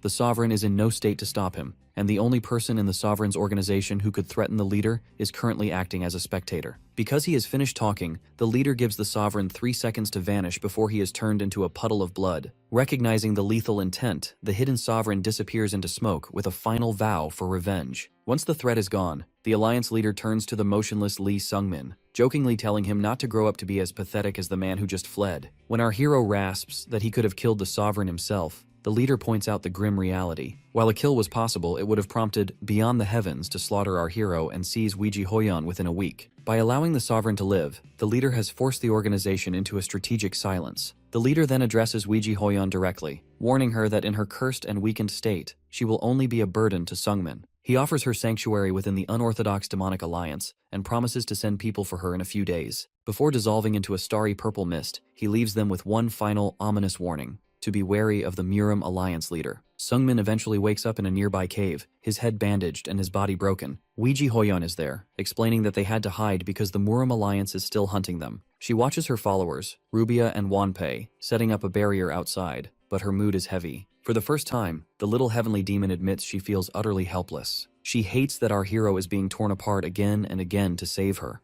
and she confesses that this isn't why she wanted to be his friend 10 years ago. To prevent further injury to our hero, Hoyon makes the difficult choice to accept the Alliance leader's offer of refuge. Although Sungmin is frustrated, he realizes that staying together would only make her feel more worthless. He accepts her decision, vowing to find a way to break her curse while she recovers. The heavy atmosphere shifts when Hoyon suddenly asks if he finds her beautiful. Our boy blushes deeply and looks away, but he honestly admits that he has always thought she was beautiful. In a rare moment of vulnerability, Weiji Hoyon holds Lee Sungmin's face, forcing our hero to confront the heavy tension that's been building for a decade. He's a blushing, sweating mess as she leans in closer, asking if friendship is truly the only thing between them. It's a full-blown romantic climax, but unfortunately, the moment is completely ruined when the crazy heavenly demon, Wanpei, bursts into the cave shouting about breaking through barriers. This forced interruption triggers a flash of anger from our boy, who promptly punches the old man in the face for the terrible timing. Rubia is left in total shock by the chaos, though both Sungmin and Hoyon immediately try to act as if absolutely nothing happened. Luckily, the focus shifts to our protagonist's recovery, as Rubia prepares to remove the bandages from his head. While they used powerful elixirs to treat his physical wounds, Rubia is worried about the lingering dark energy that pierced his eye during his last life-and-death struggle. As the wraps come off, her expression turns from relief to pure shock, because his body absorbed Heoju's massive demonic power. Sungmin's right eye has mutated into a predatory golden color, with a vertical slit,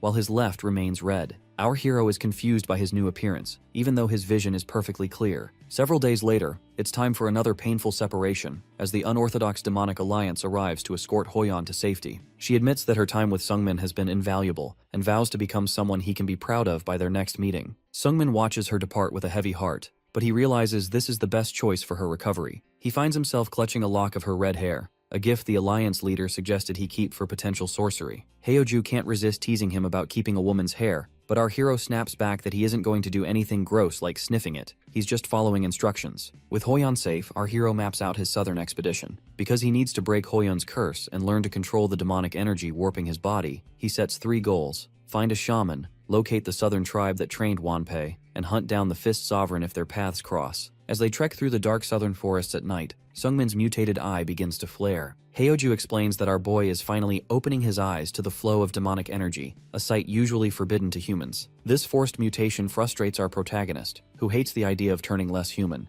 But Heoju points out that civilization is thin in the south, making the region a ripe breeding ground for monsters born from human fear. This reality hits home when a massive snake demon lunges at them. The creature is so convinced by Sungmin's dark aura that it even mocks him for wearing a human shell, assuming he is one of its own. This insult fuels our boy's resolve. He refuses to become a monster. He delivers a decisive strike, slashing through the beast in a spray of blood to prove his humanity. Despite the grim nature of the fight, the day ends on a lighter note as Rubia and Wanpei find that the demon actually tastes like honey, happily feasting on the remains. Meanwhile, far away, Weiji Hoyon can't help but chuckle as she imagines our hero trying his hardest to act cool during his journey. The journey continues in a dark forest, where Neville informs our protagonist and the veteran Wanpei that their next destination is the city of Devon. This is a crucial stop because a highly talented shaman named Alador resides there, and he may be the only one capable of lifting the curse currently draining the life from the little heavenly demon. While Wanpei is ready to rush in, Neville immediately tempers his excitement with a reality check. Because Devon is the primary domain of the Jaegel clan, a major pillar of the Orthodox Murim alliance,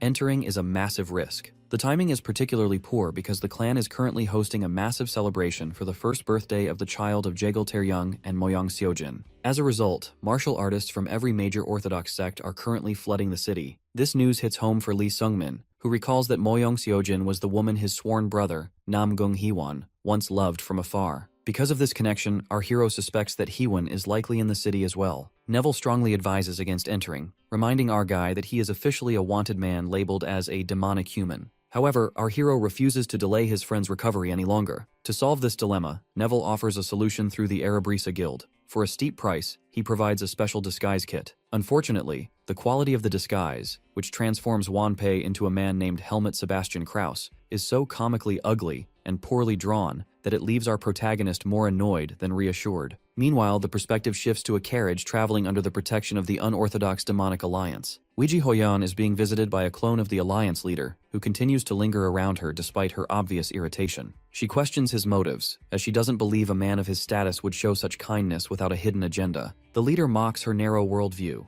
explaining that her ego makes her assume she is the center of his attention. In reality, he reveals he has zero interest in her. Instead, he is fixated on our boy, the Demon Spear. When Hoyan reacts with defensive killing intent, the leader, revealed as the legendary demon emperor Yang Ilcheon, shares a shocking secret. Because he prefers those who achieve strength through agonizing hard work rather than natural genius, he is considering taking Lee Sungmin as his disciple. Hoyan attempts to argue that Sungmin is a genius in his own right, given his 10 years of rapid growth, but Yang Ilcheon simply laughs at her ignorance. He hints at a deeper truth, noting that the weight our hero carries represents far more than just 10 years of training. Because he respects the 1,000-year struggle he senses within the boy, he has decided that Sungmin is the only one worthy of his tutelage. Back in the city of Devon, our hero finally tracks down the shaman, Alador. The hooded man, covered in tattoos and piercings, is ready to offer his services, but the professional atmosphere is immediately shattered. As soon as he sees Lee Sungmin's comically half-assed dot-face disguise, Alador is visibly disgusted, questioning how anyone could walk around looking so absurd.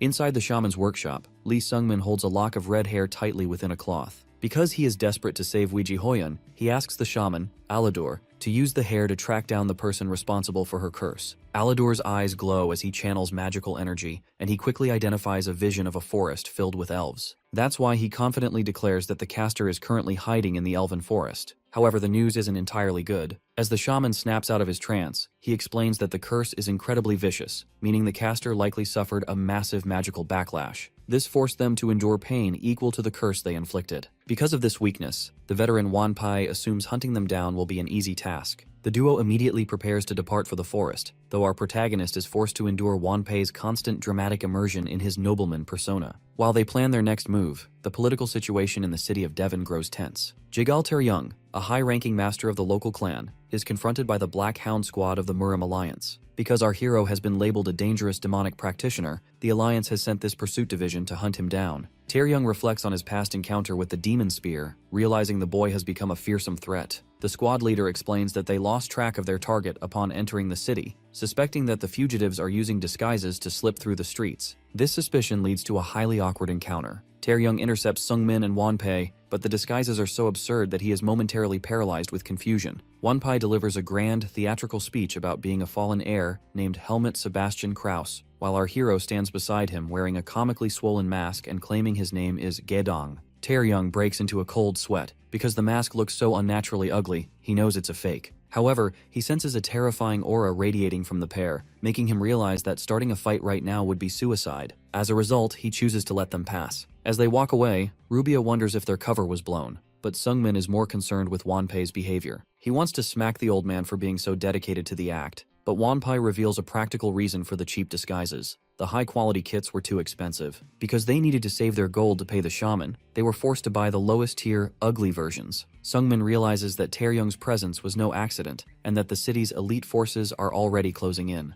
Back at the workshop, Jigal Taryung leads the pursuit forces to Alador's shop, only to find they just missed their targets. Frustrated, Taryung prepares to alert the rest of the division, but he is interrupted by Namgung Hiwon, the Dragon Sword. Because Hiwon is Sungmin's sworn brother, Taryung demands his cooperation, threatening that going against the Murim Alliance would be a grave mistake. Hiwon agrees to help, claiming it is his duty to set his straying brother straight. This leads Taryung to immediately mobilize the Heavenly Light Squad for a full-scale tracking party. High on the city walls, the fugitives look back at the gathering forces. Wanpei dismisses the pursuit squad as subpar, but Sungmin knows they shouldn't linger. Because they've secured the information they came for, they prepare to break through to the elven forest at full speed. As our hero irritably peels off his sticky, ridiculous mask, he tells Wanpei to finally drop the act so they can focus on the road ahead. Because Lee Sung-min and his group are being pursued by the Murim Alliance, they are forced to flee into the dense woods. Luckily, the spirit Haeoju realizes they are near an old hidden location of his, and he promises to finally give our hero the treasure he mentioned before. However, the mood shifts instantly when they enter the trees. Our protagonist is horrified to find the forest crawling with aggressive, swirling, vengeful spirits. When he demands an explanation, Haeoju admits that this bewitched forest was actually transformed by the world's lingering fear of him. Because the Void Monarch was such a terrifying demon 400 years ago, the terror that lost its master settled into the land after his death, distorting the very mana of the forest. While Haeoju is secretly impressed that his legacy is still this potent, our hero is more concerned with their survival. Haeoju explains that while some spirits might listen to him, many have become wild and disobedient. To navigate the maze, the demon spirit summons small purple will-o'-the-wisps to act as guides. Lee Sung-min realizes that if they follow these friendly lights, they can reach the treasure and lose their pursuers simultaneously. Unfortunately, the plan hits a massive snag when the wisps begin to tremble in terror. Haeoju's expression turns sharp as he senses a familiar, overwhelming presence nearby. From the mist, a tall demon with long red hair and black horns emerges. This is the Great Red Demon, a high-ranking member of the monster organization Predator, who has been waiting 400 years to see the dead monarch again. Rubia is frustrated to find they have been circling the same spot for 2 hours, while the veteran Wanpai realizes he can't even scratch the trees, because a powerful barrier has been cast over the entire woods. As our hero faces this new threat, the Murim Alliance's pursuit squad is having an even worse time. The situation turns lethal for the Alliance when a massive fiery spirit attacks the scions Moyong Seojin and Jaegal Taeryang. Their physical swords are useless against the vengeful energy, forcing the shaman Aladur to intervene with a massive blast of mana. Aladur is visibly terrified, screaming at the Alliance members for their arrogance. He explains that martial arts techniques are meaningless in the bewitched forest, because the spirits are born from pure ancient fear. Even though Jaegal Taeryang tries to boast about the elite Heavenly Light Squad and the sword dragon Namgung Hwon, Aladur warns that they are all on the verge of a mass slaughter. Because the forest is fueled by the residual terror of the Void Monarch, even a small fragment of his leftover energy is enough to wipe out every reputable clan present. Back with our protagonist, the irony of the situation isn't lost on him. While the elite warriors of the world are being hunted by the forest, the will-o'-the-wisps are acting friendly toward our boy because he carries Haeoju within him. Haeoju is left in a state of awkward embarrassment, admitting that the entire hellish ordeal the pursuers are facing is technically his fault. As the Red Demon closes in, Lee Sung-min realizes that the very legend he carries is both his greatest shield and his most dangerous magnet. Deep within the bewitched forest, the atmosphere turns heavy as Haeoju senses an immediate threat. Because the forest is home to monsters of unimaginable power, he warns Lee Sung-min to stay alert. From the thick shadows emerges a massive figure. This is the Red Demon, a high-ranking member of the monster organization Predator. Our hero is momentarily paralyzed, realizing he is standing before one of the 5 kings of the demonic world. However, the Red Demon is a shadow of his former self. He clarifies that the title of Demon King is currently vacant, and to prove his point, he pulls back his garment to reveal a jagged, hollow hole in his chest where his heart once beat. Haeoju immediately realizes the truth. This legendary monster is nothing more than a parasite, hiding in the woods to absorb the residual energy of his ancestors. The Red Demon somberly admits he was expelled from his city, Ormuri, after a crushing defeat. When Haeoju asks who could possibly overcome a great demon, the Red Demon reveals a name that carries weight: Yana, a legendary 9-tailed fox who now rules as the new sovereign. Because he has no interest in punishing a broken loser, Haeoju dismisses the Red Demon. He explains that they are only in the forest to retrieve a specific item, which visibly relieves the crippled monster. Our protagonist eventually reaches a massive dark pagoda, though he remains skeptical that the treasure hasn't been stolen over the centuries. Haeoju mocks this doubt, flaring his energy to open a vibrant subspace portal. Because the items were stored in a separate dimension, they remained perfectly preserved for hundreds of years. The hall is beyond anything our boy could have imagined. He pulls out a glowing gem, which Haeoju identifies as a dragon's heart. This discovery is followed by a hoard of dragon bones, scales, and several chests overflowing with gold. Among the artifacts is a magical gourd that pours endless alcohol, an item Haeoju considers a masterpiece, even if Sung-min finds it a bit useless. As the young spearman begins to absorb the energy from the hoard, his internal power effectively doubles, marking another massive leap in his growth. The celebration is cut short as the group begins their trek out of the woods. While Rubia worries about the Murim Alliance pursuit squad, Sung-min realizes that without guides, the Orthodox warriors are likely being slaughtered by the forest spirits. This suspicion is confirmed when they stumble upon a clearing drenched in blood and littered with the corpses of martial artists. Strangely, the carnage didn't stop with the humans. They find the Red Demon torn apart, proving that an even greater predator is on the hunt. 2 survivors from the pursuit squad emerge from the fog, including Sung-min's sworn brother, Namgung Hwon. Battered and gasping for air, Heewon explains that while the red demon attacked them first, a new horror arrived to tear the Monster King to pieces. As a gargantuan purple presence begins to loom over the clearing, Heoju lets out a dark, mocking laugh. He warns our hero that his luck has finally run out. Standing before them is a terrifying purple-skinned titan with flowing black hair, the strongest greater demon in existence. In the middle of the blood-stained clearing, Namgung Heewon and the other survivors stand paralyzed by the arrival of a new nightmare. A massive purple-skinned titan looms over the battlefield, radiating a suffocating pressure. Within Lee Sungmin's mind, the spirit Heoju realizes the truth. This monster isn't a living being, but a physical manifestation of the lingering energy and terror the Void Monarch left behind centuries ago. Because the forest has soaked in that demonic power for generations, it has finally birthed a hollow shell that carries Heoju's likeness. As the energy of the forest swirls around our hero, the demon spirit notes a profound change in his host. In the past, Sungmin would have panicked, but his recent victory over the Blood Heavenly Demon has stabilized his mind, body, and energy. Because our protagonist also recently doubled his internal reserves using the Monarch's spiritual elixir, he no longer feels like an underdog. He grips his Orihalcon spear with clinical focus, deciding that despite the monster's terrifying aura, this fight is actually winnable. The battle begins in a flash of violence. The purple clone, the same creature that just slaughtered a great red demon, lunges at our boy. Namgung Heewon watches in utter disbelief as Sungmin doesn't just survive the exchange, but begins to move on equal footing with the Titan. Within moments, the power dynamic shifts further. The young spearman begins to systematically overpower the demon clone. Heewon is left sweating from the sheer intensity, unable to fathom how such a massive gap in strength has opened between him and his sworn brother. Heoju explains the logic behind this dominance. Although the clone looks like a god, it is ultimately a hollow imitation without a soul. While it was strong enough to scavenge a fallen red demon, it stands no chance against a warrior like Sungmin, whom the monarch personally refined through centuries of mental trials. Our hero remains observant during the clash. He notices that while the clone has massive energy reserves and near-instant regeneration, its attacks are crude and simplistic. This allows the spearman to dismantle the monster with master-level efficiency. As the energy finally dissipates and the threat ends, the spirit Heoju mocks our boy, suggesting he enjoyed the exercise a little too much. With the forest quiet again, Sungmin turns his attention to the remnants of the pursuit squad. Namgung Heewon, realizing he is completely outclassed, appeals to their past connection. He vows that if our hero shows him mercy, the Namgung clan will no longer oppose him. Because he values their history, Sungmin grants the request and prepares to leave the clearing. Just as the group starts to move, the shaman Alador suddenly emerges from a pile of corpses. Our hero is confused, as he was certain the shaman had died earlier, but Alador nervously explains that faking his death is his primary survival skill. Realizing that staying with the doomed pursuit squad is a death sentence, the shaman begs to join our protagonist. He offers his tracking services in exchange for a safe exit from the forest. Sungmin considers the benefit of having a guide and accepts, though Alador is visibly shocked to learn their next destination is Ormuri, the very city of demons the red demon fled from. Deep in another part of the forest, the political fallout of the mission turns into a massacre. Jiggle Taeryung is in a state of blind rage, cursing Heewon for abandoning the pursuit squad and succumbing to a demonic human. As the survivors Moyoung Seojin and Jiggle Taeryung argue about how to escape the fog and request reinforcements,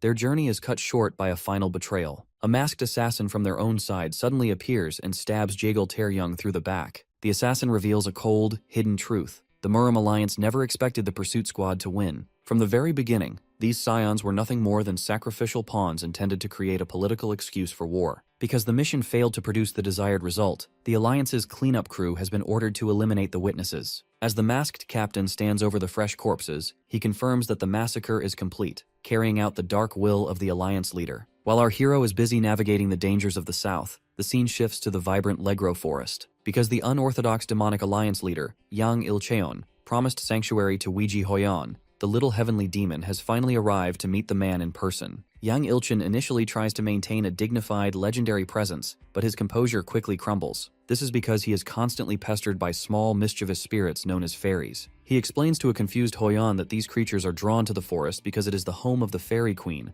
making it the perfect high-energy environment for her to recover from her curse. Although she is safe, the demon emperor warns that it will likely take at least half a year for Lee Sungmin to catch up to her. Meanwhile, our protagonist and his party are trekking through a dense jungle. Because the veteran Wanpei only has vague memories of where he learned his demonic energy techniques 10 years ago, the group finds themselves hopelessly lost. This forces the shaman Alador to intervene. He asks if Wanpai has any physical objects from the tribe to use as a focus for a tracking spell. With great embarrassment, Wanpai produces a braided bracelet. This causes Rubia to tease the old man relentlessly, correctly guessing that the item was a gift from a woman. Once the shaman ignites the tracking spell, they finally have a clear path forward. Unfortunately, their arrival at the tribal lands brings nothing but tragedy. They encounter a survivor named Purvis, who is visibly traumatized. When he recognizes Wanpai, he doesn't offer a warm greeting. Instead, he collapses in agony. He reveals the horrific truth: everyone else is dead. Because a fire-breathing demon attacked 3 years ago looking for humans who could handle demonic energy, the entire clan was burned alive. Purvis weeps, lamenting that their false faith in the long-dead Void Monarch served as their punishment. As our hero presses for details, Purvis explains that a golden nine-tailed fox appeared just as the fire demon was finishing the slaughter. The fox drove the demon away and offered to take the survivors to safety. However, Purvis refused to go, convinced that the fox was just another deceiver planning to devour them. This news hits the spirit Heoju hard. Because the tribe that once served him is in ruins, he realizes that the nine-tailed fox must be Yana,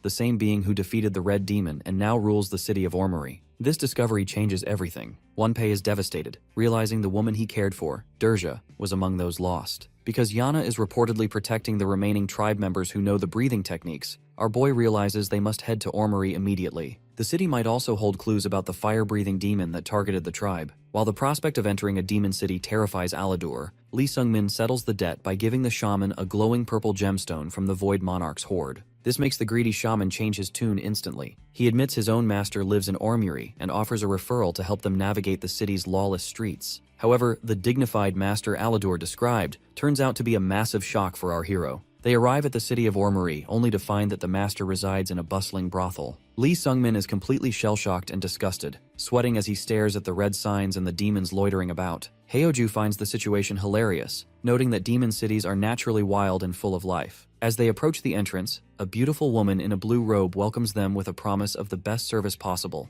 But the final blow to our protagonist's sanity comes from Heoju, who mischievously points out that in this establishment, the staff wearing blue are actually men. Faced with this bizarre and overwhelming reality, our dead-eyed hero can only offer a hollow response as he prepares to step inside. Inside the flower house, Lee Sung-min finds himself standing before a tattooed sorceress who introduces herself as Frau. Because our hero saved the life of her disciple, Alador, the Grand Sorceress feels a professional obligation to repay the debt. This leads to a somewhat awkward initial meeting, as Frau mistakenly assumes the young spearman is interested in her body. Our protagonist quickly shuts down the suggestion, clarifying that he didn't come for romance, but for an audience with the ruler of the city. Because Frau is an old friend of the sovereign, she agrees to arrange a meeting with the nine-tailed fox, Yana. However, she is curious about why a human is wandering through a city of monsters. When our guy explains that he is seeking a way to control the demonic energy warping his body, Frau observes him with a specialized gaze. She is stunned to find that he has maintained his sanity, despite the purple aura swirling around him. She suspects this stability is a result of fate force, a powerful energy that compels a person's life to flow in a predetermined direction. Frau explains that because our hero carries such a massive amount of this force, he is constantly surviving impossible situations and meeting the specific people he was destined to encounter. This would explain why figures like Weiji Hoyon and Baek Sogo keep reappearing in his life. Although Lee Sung-min is overwhelmed by the idea that his destiny might not be his own, he is forced to wait 4 days for the audience to be finalized. When the time finally comes, our hero and the veteran Wanpai are led into a grand chamber to meet Yana. The ruler of Ormuri is revealed as a majestic woman with fox ears and multiple glowing tails. To the absolute shock of everyone in the room, Yana immediately addresses the empty air beside Sung-min, asking if the Void Monarch is doing well. Because she can sense spirits, she is able to detect Heoju's presence, even though he is currently invisible to the human eye. The demon spirit Heoju is completely baffled, as he has no memory of ever meeting her. Yana explains that 500 years ago, the monarch saved her life when she was just an ordinary fox. Because she wants to speak to her savior directly, she unleashes a surge of energy that forces Heoju's spirit into a solid, muscular form. This manifestation creates a dangerous misunderstanding. Because Yana sees the spirit looming over the spearman, she assumes Heoju is a parasite trying to steal the pathetic human's body. Driven by a desire to repay her ancient debt, she offers to help the monarch restore his original power. Our protagonist can only watch in pain as the energy clash intensifies, while Heoju lets out a dark, predatory laugh. The Void Monarch seems more than happy to accept the offer, leaving our hero trapped between two legendary powers that have just begun to realign. Within the grand halls of Ormuri, the atmosphere shifts from tension to a strange, deferential chaos. The The nine-tailed fox queen, Yana, is overcome with emotion, her long-held devotion finally validated by the physical manifestation of the Void Monarch. However, the reunion is far from sentimental. As soon as Haeoju takes form, he delivers a sharp backhand to Lee Sungmin, sending our hero reeling. This isn't an act of betrayal, but rather a display of the demon's characteristic pride. Yana watches in disbelief as Haeoju immediately begins to berate her. He is offended by her earlier suggestion that he simply possess Sungmin to regain his strength. To the monarch, the idea of inhabiting what he calls a pitiful creature is a personal insult. He mocks the fox queen, demanding she tuck in her tails and stop trying to find him a shortcut. Because he intends to reclaim his original body through his own means, he commands her to stay out of it. Yana, recognizing the authority of her ancient savior, can only cower and offer her absolute obedience. Amidst this berating, our protagonist manages to find his footing. Curious about the history between these two, Sungmin asks if the monarch truly saved Yana in the past. Haeoju dismisses the question, claiming he has no memory of the event, though a brief flash of a massive demon standing over a small wounded fox in the snow suggests otherwise. Despite his earlier insults toward our hero's weak body, Haeoju then pivots with a sinister grin, declaring that he still intends to take over the brat's form eventually. Sungmin merely smirks in response, his calm acceptance clearly annoying the demon spirit. The energy radiating from the palace draws the attention of the city's residents. A tattooed man and his fellow tribesmen celebrate in the streets, convinced that their god has finally returned. These people are the survivors of the southern clan that served the monarch centuries ago, and they view Sungmin as a divine messenger. Yana explains that they were recently displaced after an attack by a powerful demon named Chusung. The mention of this name causes Wanpei to grit his teeth in rage, realizing this is the same monster that slaughtered his tribe. Driven by a thirst for vengeance, the veteran follows Yana to gather more information on the beast. Left with the tribesman, our hero is approached by a man who offers him a red book, a secret manual on wielding divine power. Haeoju explains the logic behind this title. Because this tribe has worshipped his terrifying legacy for hundreds of years, their faith has essentially transformed his demonic energy into a form of divinity. While a normal human would be driven mad by such power, the spirit assures our protagonist that he will be fine because he is already inhuman and carries the monarch within him. With the manual secured, Yana returns to deliver a final piece of news. She must leave Ormuri for half a month to visit the mountain where she trained. She explains that because she took a shortcut to gain her 9 tails in 500 years instead of 2,000, she is bound by certain magical restrictions. Haeoju, showing a rare moment of awkward sincerity, acknowledges her loyalty and promises to look after the foolish Sungmin while she is gone. As the group prepares for the days ahead, Wanpei shares the intelligence he gathered. Chusung is revealed to be a mutated Imugi, a creature that failed to become a dragon, and he is a monster of immense cruelty. Unfortunately, the timing could not be worse. Far away, Chusung is already plotting his move. Having learned of Yana's departure, the great demon realizes the city's strongest defenders are gone. He decides to use this window of absence to launch a total slaughter of the residents of Ormuri. With a malevolent glow, he leads his forces forward, eager to see the Fox Queen's kingdom crumble. In a dark room in the city of Ormuri, Lee Sungmin sits in deep meditation, his body pulsing with a restless energy. Because he is trying to integrate his Violet Dawn mystic art with a new, complex breathing technique, the physical toll is mounting.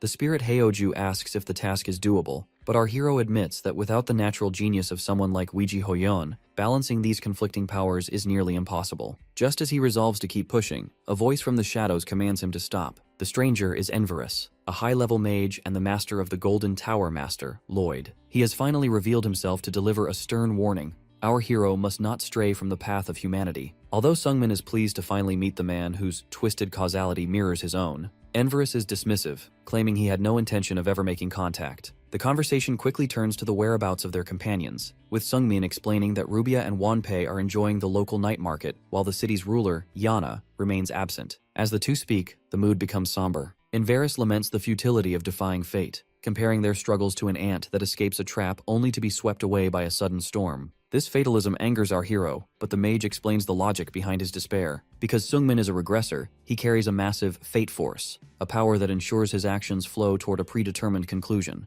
According to the god of time, Denir, this force is currently dragging Sungmin and everyone around him toward the literal end of the world. However, Enverus didn't come to satisfy our hero's curiosity. He reveals that a great threat is approaching Ormuri, an old nemesis he cannot defeat alone. Because Yana is away, the mage is forced to ask for Sungmin's cooperation to prevent a catastrophe. Our protagonist sees an opportunity in this desperation. He produces the massive red dragon heart he scavenged from the monarch's hoard, and makes a demand. He will only help if Enverus uses his magic to turn the jewel into a liquid elixir he can safely consume. Enverus is horrified, screaming that the raw mana in a dragon heart would cause a human body to explode instantly. But because Sungmin points to the pulsing black heart in his chest, the mage realizes the boy's unique anatomy might actually survive the process. This forced alliance is sealed with a mana oath. If Enverus wants a warrior to help him stop the approaching monster, he must first help that warrior absorb the ultimate power-up. While the deal is struck in the palace, the situation at the night market takes a terrifying turn. Rubia is caught in a panicked crowd as civilians and demons flee a sudden eruption of fire. A terrified Cyclops delivers the grim news that Chusung, the fire-breathing demon who slaughtered Wanpai's tribe, has returned to the city. The monster emerges from the flames, laughing as he begins to burn everything in sight. He singles out Wanpai, promising a quick and painful death. But the veteran doesn't flinch. Instead, he drops his lollipop and looks the demon in the eye with a menacing red-eyed grin. Because this is the moment he has waited 10 years for, he proudly declares his name,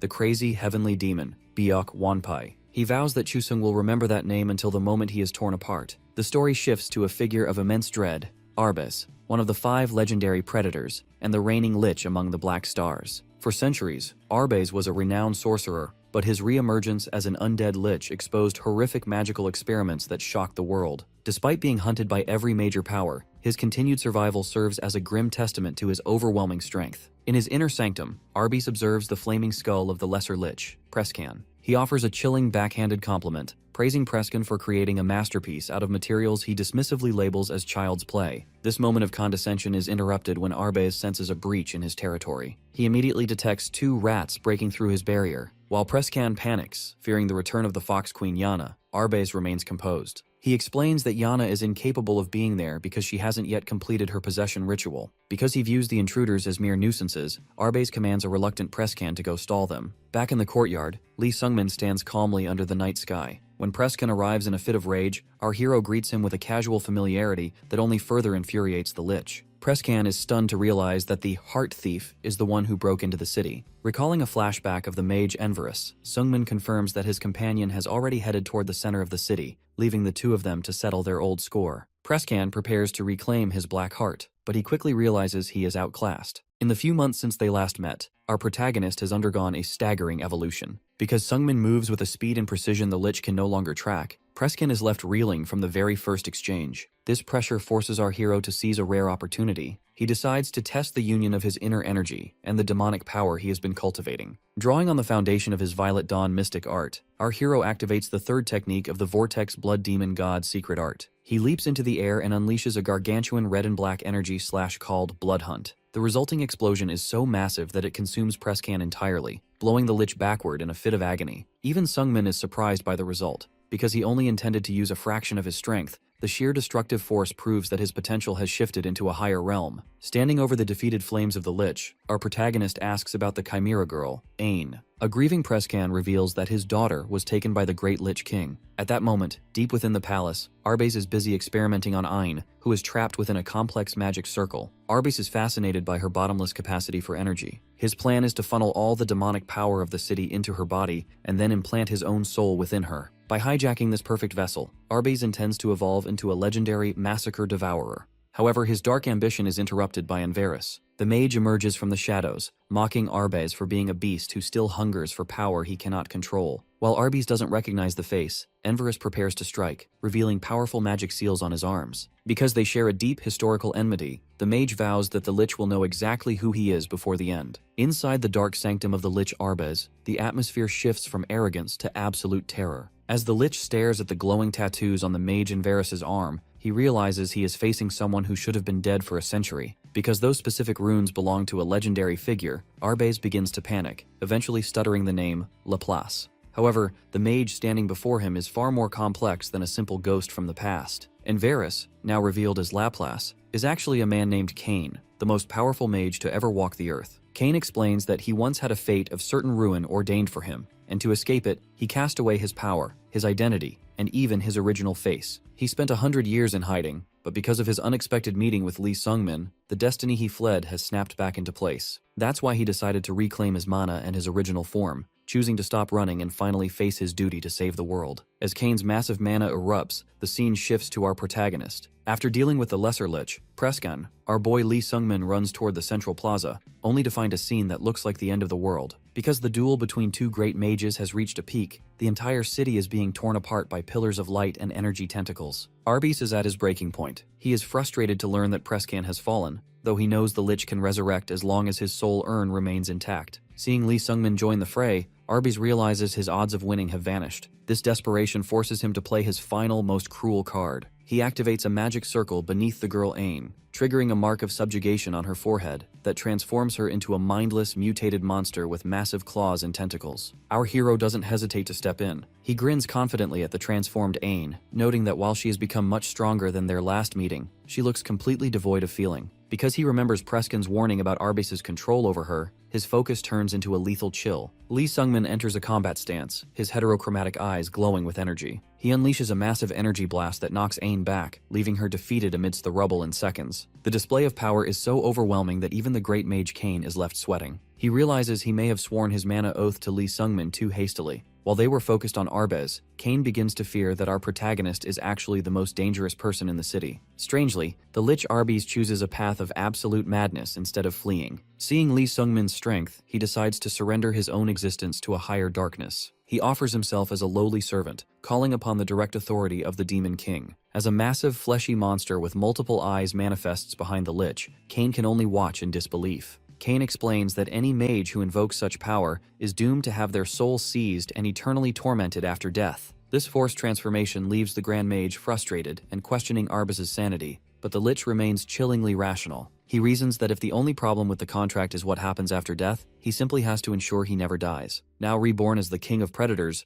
Arbez manifests a grotesque form covered in fangs and eyes, fueled by his obsession with slaughter and devouring. The situation turns lethal as a massive phantom arm claws through the air above the monster. Cain immediately recognizes the threat and shouts a panicked warning to Lee Sungmin, explaining that this is soul annihilation magic. Because that spectral hand has the power to extinguish a soul upon contact, our hero is forced onto the defensive. Unfortunately, the pressure is too much, and our boy is struck by a violent blast of energy that sends him crashing into the dirt alongside the monster girl, Ain. As our protagonist winces in pain, Cain realizes they are in a war of attrition. He knows that strength borrowed from a demon king always exacts a heavy price and won't last forever, so he decides their only hope is to buy time and hold out until Arbiz's borrowed power eventually vanish out. Arbiz mocks this strategy with a laugh, pointing out that Cain has clearly gone senile. Because the massive magic circle gathering the city's demonic energy is nearly complete, the Lich is actually the one waiting for time to pass. He gloats that once he absorbs the full power of Orrery, he will be truly unstoppable. Strangely, Arbiz notes that he only resorted to this desperate measure because his reinforcements, Chusung and another ally, failed to arrive on time. He scans the battlefield with glowing eyes, wondering exactly where those bastards have gone. The answer lies elsewhere in the city, where the crazy heavenly demon, Byok Wonpai, has finally intercepted the fire demon Chusung. Our veteran warrior stands his ground, vowing to tear the monster apart in the name of the humans he previously slaughtered. Chusung, however, finds the encounter boring. He dismisses the idea of revenge, admitting he is far too superior to ever remember the stupid humans he's killed. This cold indifference triggers a lethal response from Wonpai. He envelops himself in a massive aura, activating the Vortex Blood Demon God's secret art. He vows to rip out the monster's heart and engrave the names of the fallen upon it. Chusung is stunned when the mere human remains standing even after being blasted by demonic fire. This forced the demon to take the fight seriously as our hero moves in a blur of red energy, delivering a series of heavy, energy-infused blows. Wonpai's strength is so overwhelming that Chusung realizes he cannot take the strikes head-on. Because our protagonist is fighting with a century of refined rage, he successfully punches through the demon's metal face mask, sending Chusung flying with a massive shockwave. Despite the heavy damage, the fire demon manages to pull himself from the smoke with a predatory laugh. He acknowledges that Wonpai's strength and reckless courage are impressive for a human, so he decides to return the favor with his full power. Chusung flares his aura into flames, revealing his true nature as an Imugi, a creature that failed to become a dragon. Rather than being intimidated by the monster's true form, Byok Wonpai simply grins back. He realizes that in their shared failure to reach a higher state, he and the monster are remarkably alike. Lee Sungmin finds himself at his physical limit, hunched over and gasping for air as the battle reaches a critical junction. Because he is facing the Lich Arbez and the endlessly regenerating Chimera, Aini, our hero, realizes that a prolonged fight will inevitably drain his remaining stamina. This exhaustion is exacerbated by the oppressive dark aura radiating from the Lich's magic, which threatens to obliterate anything it touches. Inside our protagonist's mind, the demon spirit Heoju is equally frustrated. He questions whether they've been dragged into a pointless struggle just to consume a dragon heart, a sentiment our hero silently acknowledges given the dire circumstances. However, Arbez isn't interested in conversation. He finishes a massive magic circle designed to channel the city's pooled demonic energy into its center. Because the Lich views Ani as the only vessel capable of withstanding this force, he commands her to the center, intending to use her monstrous heart as a battery for his own evolution. Miscalculating the danger, our boy charges into the circle in an attempt to stop the ritual. Arbus watches with a mocking smile, fully expecting the young spearman to explode. The Lich knows that any mortal, or even a great dragon, would be blown apart by the sheer volume of power being funneled into the center. But Arbus makes a fatal mistake. He is completely unaware that Lee Sungmin possesses the exact same kind of monstrous heart as the Chimera. As the energy surges,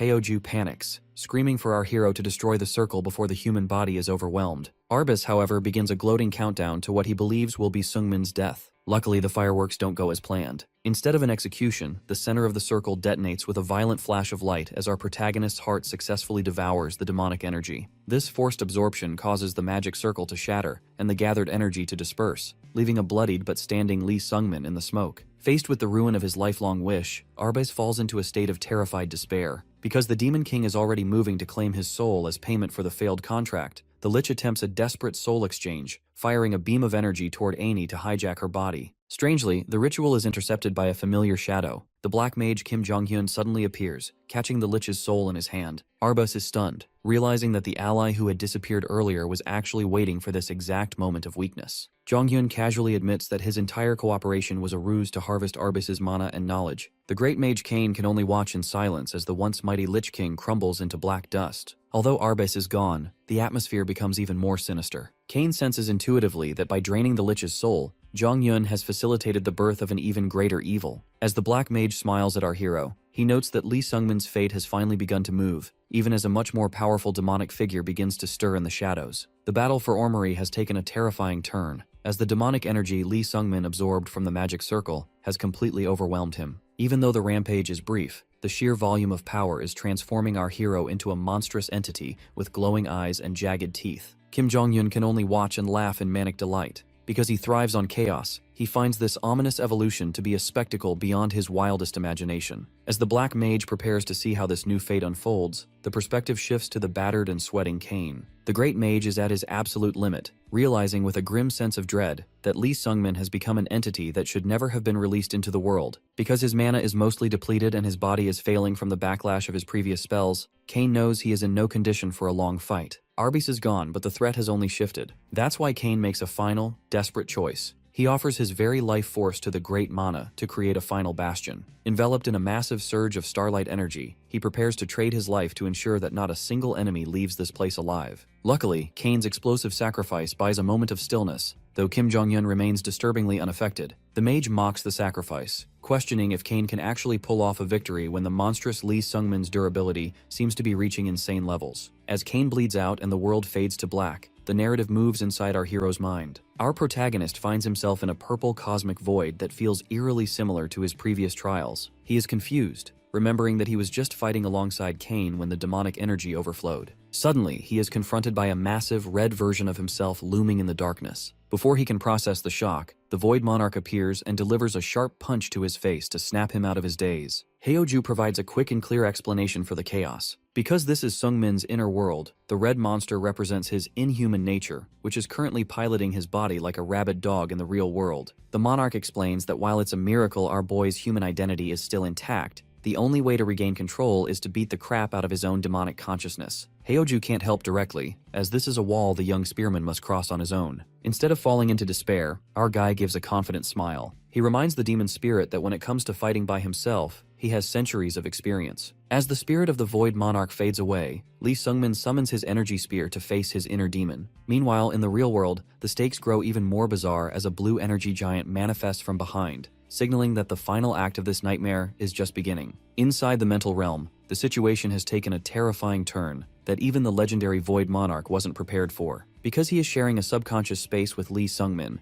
Heoju is the only one who can see the blue-veined, muscular entity standing right next to our hero. This sight leaves the demon spirit in a state of pure panic. He is horrified that a being of such overwhelming power has taken root inside a mere child without anyone noticing. As Heoju screams in terror, he finds himself falling through a cloudy void, completely suppressed by a force he doesn't understand. The mystery deepens when a translucent purple hand points toward the horizon, and a glowing entity confirms its presence at the end of the martial path. This forced realization strikes a massive blow to the Void Monarch's pride. Because this being is so far beyond him, Heoju, a king of demons, finds himself involuntarily kneeling in submissive silence. As the figure places a finger to its lips, it effectively silences the monarch, leaving our hero to face his own internal struggle alone. Back in the center of the mind space, Lee Sungmin is locked in combat with a red, demonic beast. Because the creature moves with primal, animalistic instincts, our boy finds its patterns incredibly easy to read. This is a battle of pure skill. Since he can't rely on his usual inner energy or demonic powers in this void,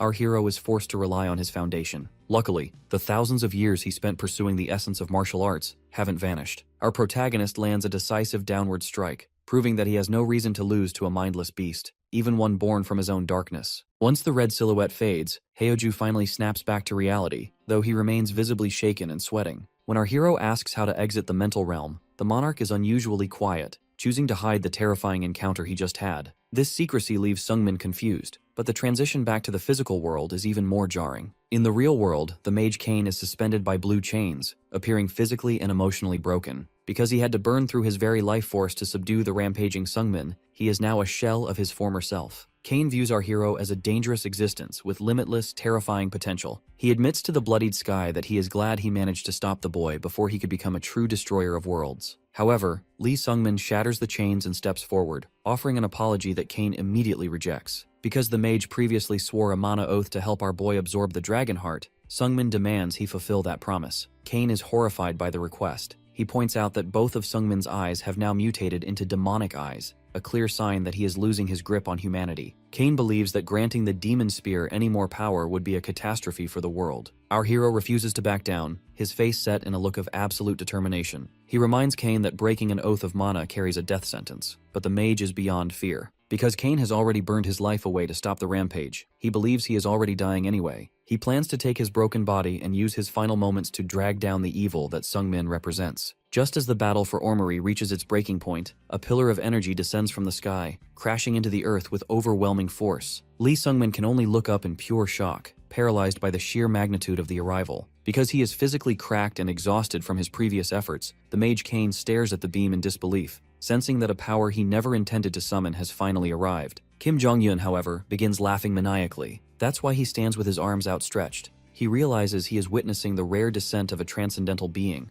a spectacle he never thought he'd see in person. As the blinding light fades, a woman with long hair and a divine veil appears. This is the Spirit Queen, a legendary entity who usually dwells only in the spirit realm. She immediately declares that she has not permitted Cain's death, leaving the battered mage in a state of utter confusion. Because she is bound to him by a mysterious contract, the Spirit Queen turns her glowing eyes toward our hero. She announces that she will fulfill Cain's previous agreement in his place, despite the mage's frantic warnings. Cain begs her to stop, fearing that if our guy gains even more power, it will lead to the world's destruction. However, the queen silences him instantly, stating that the collapse of the world or the fallout of a mana oath matters nothing to her as long as she keeps him by her side. While the dragon heart begins to pulse in the air before our protagonist, Kim Jong-un realizes this is the perfect moment to make his exit. Because he has already gained enough by observing the battle and securing the monster girl, Ain, the black mage decides to slip away into a mist. He leaves our hero with a smirk, wondering what form the young spearman, and he himself, will have taken by the time their fates inevitably cross again. Unfortunately, the physical world is poison to the Spirit Queen. As she begins to bleed mana,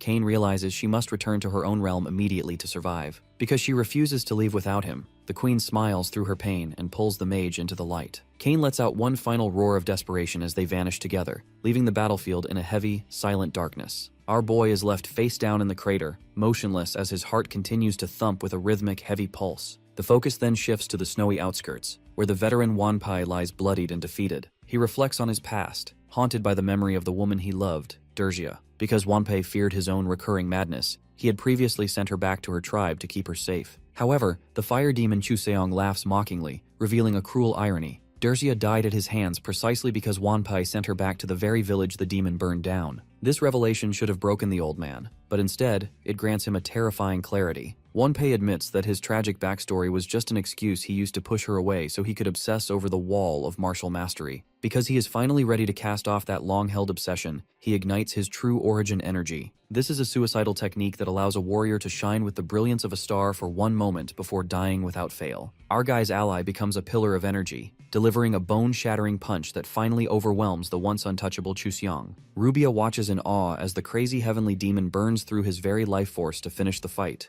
Wanpei screams into the sky, praying that his life won't fade before the monster is dead. Unfortunately, the world rarely gives sweet miracles to those who hope. As Wanpei's energy eventually burns out, he is left slumped on his knees, bleeding from his eyes. Chuseong, barely surviving the assault, stands over the veteran with a triumphant laugh, mocking the old man's wasted effort. But just as the demon prepares to deliver the killing blow, Rubia steps into the smoke to stand between them. The battle for Orrery reaches a heart-wrenching climax as the fire demon, Chusung, prepares to finish off the defeated veteran, Wanpei. Because the old man has burned through his life force, he is completely defenseless, looking on in desperation as the small cat girl, Rubia, steps between him and the monster. Wanpei screams for her to run, but our hero's companion refuses to budge. Rubia looks back with a sad smile, reflecting on how she initially viewed their journey as a nuisance. However, because of the adventures she shared with Sungmin and the old man, she realized she truly enjoyed her life. That's why she is willing to risk everything now, firmly telling Wanpei that she won't let him die. Chusung, tired of the sentimentality, begins to manifest a lethal ball of flame between his teeth. Just as the monster prepares to fire, the story reveals a hidden truth about Rubia's origin.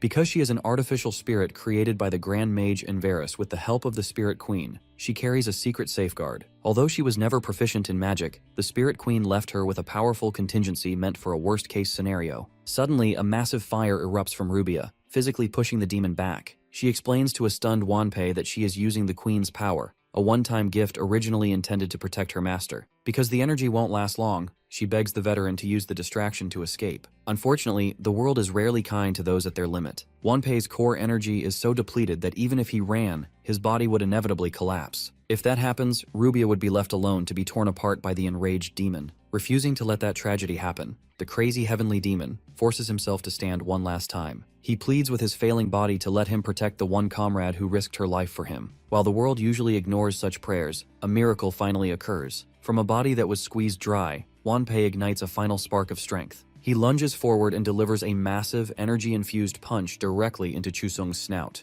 The monster is hammered by a flurry of high-speed strikes as Wanpei pours his entire soul into the assault. Half of the veteran's face begins to char and dissolve into golden embers, but he maintains a defiant, bloody grin. He mocks Chusung's shock, proudly declaring his title one last time before sending the demon crashing into the dirt. As his silhouette begins to fade, Wanpei looks up at the sky, finally finding peace with the memory of his lost love, Dercia. Wanpei collapses, and a panicked Rubia rushes to his side, desperately searching for a potion to save him. However, fate delivers a final cruel twist. Before she can find a healing item, Rubia's own body begins to glow and dissolve into white light. Because her master, Enverus, is likely summoning her back or the safeguard has expired, she is forcibly pulled away. She screams for just a second more, but she vanishes, leaving the motionless veteran lying alone on the frozen ground. The battle for Orrery has finally quieted, but for Lee Sungmin, the victory is heavy with grief. Standing in a dark room, he meets the sorceress Frau, who acknowledges that while the city is safe, the cost was high. She watches our hero with a somber expression, noting that it was a constant struggle to keep the veteran Wanpei alive through the final clash. Because the old master has reached his limit, Frau reminds our protagonist that a proper farewell is now the only thing left to offer. Standing over the body of his companion, our boy sees a tragic sight. Wanpei is half charred, his physical form slowly fading into embers as his life force burns out. Despite his horrific injuries, the old man lets out a weak laugh. He is satisfied because he successfully ripped apart the throat of the fire demon Chusung, the monster that haunted his past. Frau confirms that this was an incredible feat, as Chusung was considered the strongest demon in the region, second only to the city's ruler, Yana. The loss of their group doesn't stop with Wanpei. Frau explains that the cat girl Rubia has been reverse summoned back to the spirit realm. Because her soul is bound to the mage Enverus, she was likely pulled along when he followed the Spirit Queen into her dimension. Although our hero is pained by this sudden isolation, Wanpei urges him not to worry. He believes that if the girl is alive, she will eventually find her way back. Desperate to save the dying master, The young spearman asks if there is any way to reverse the damage. Frau admits that normal medicine is useless. If any possibility exists at all, it would require the intervention of a divine or demonic spirit, much like how Yana was reborn through such power.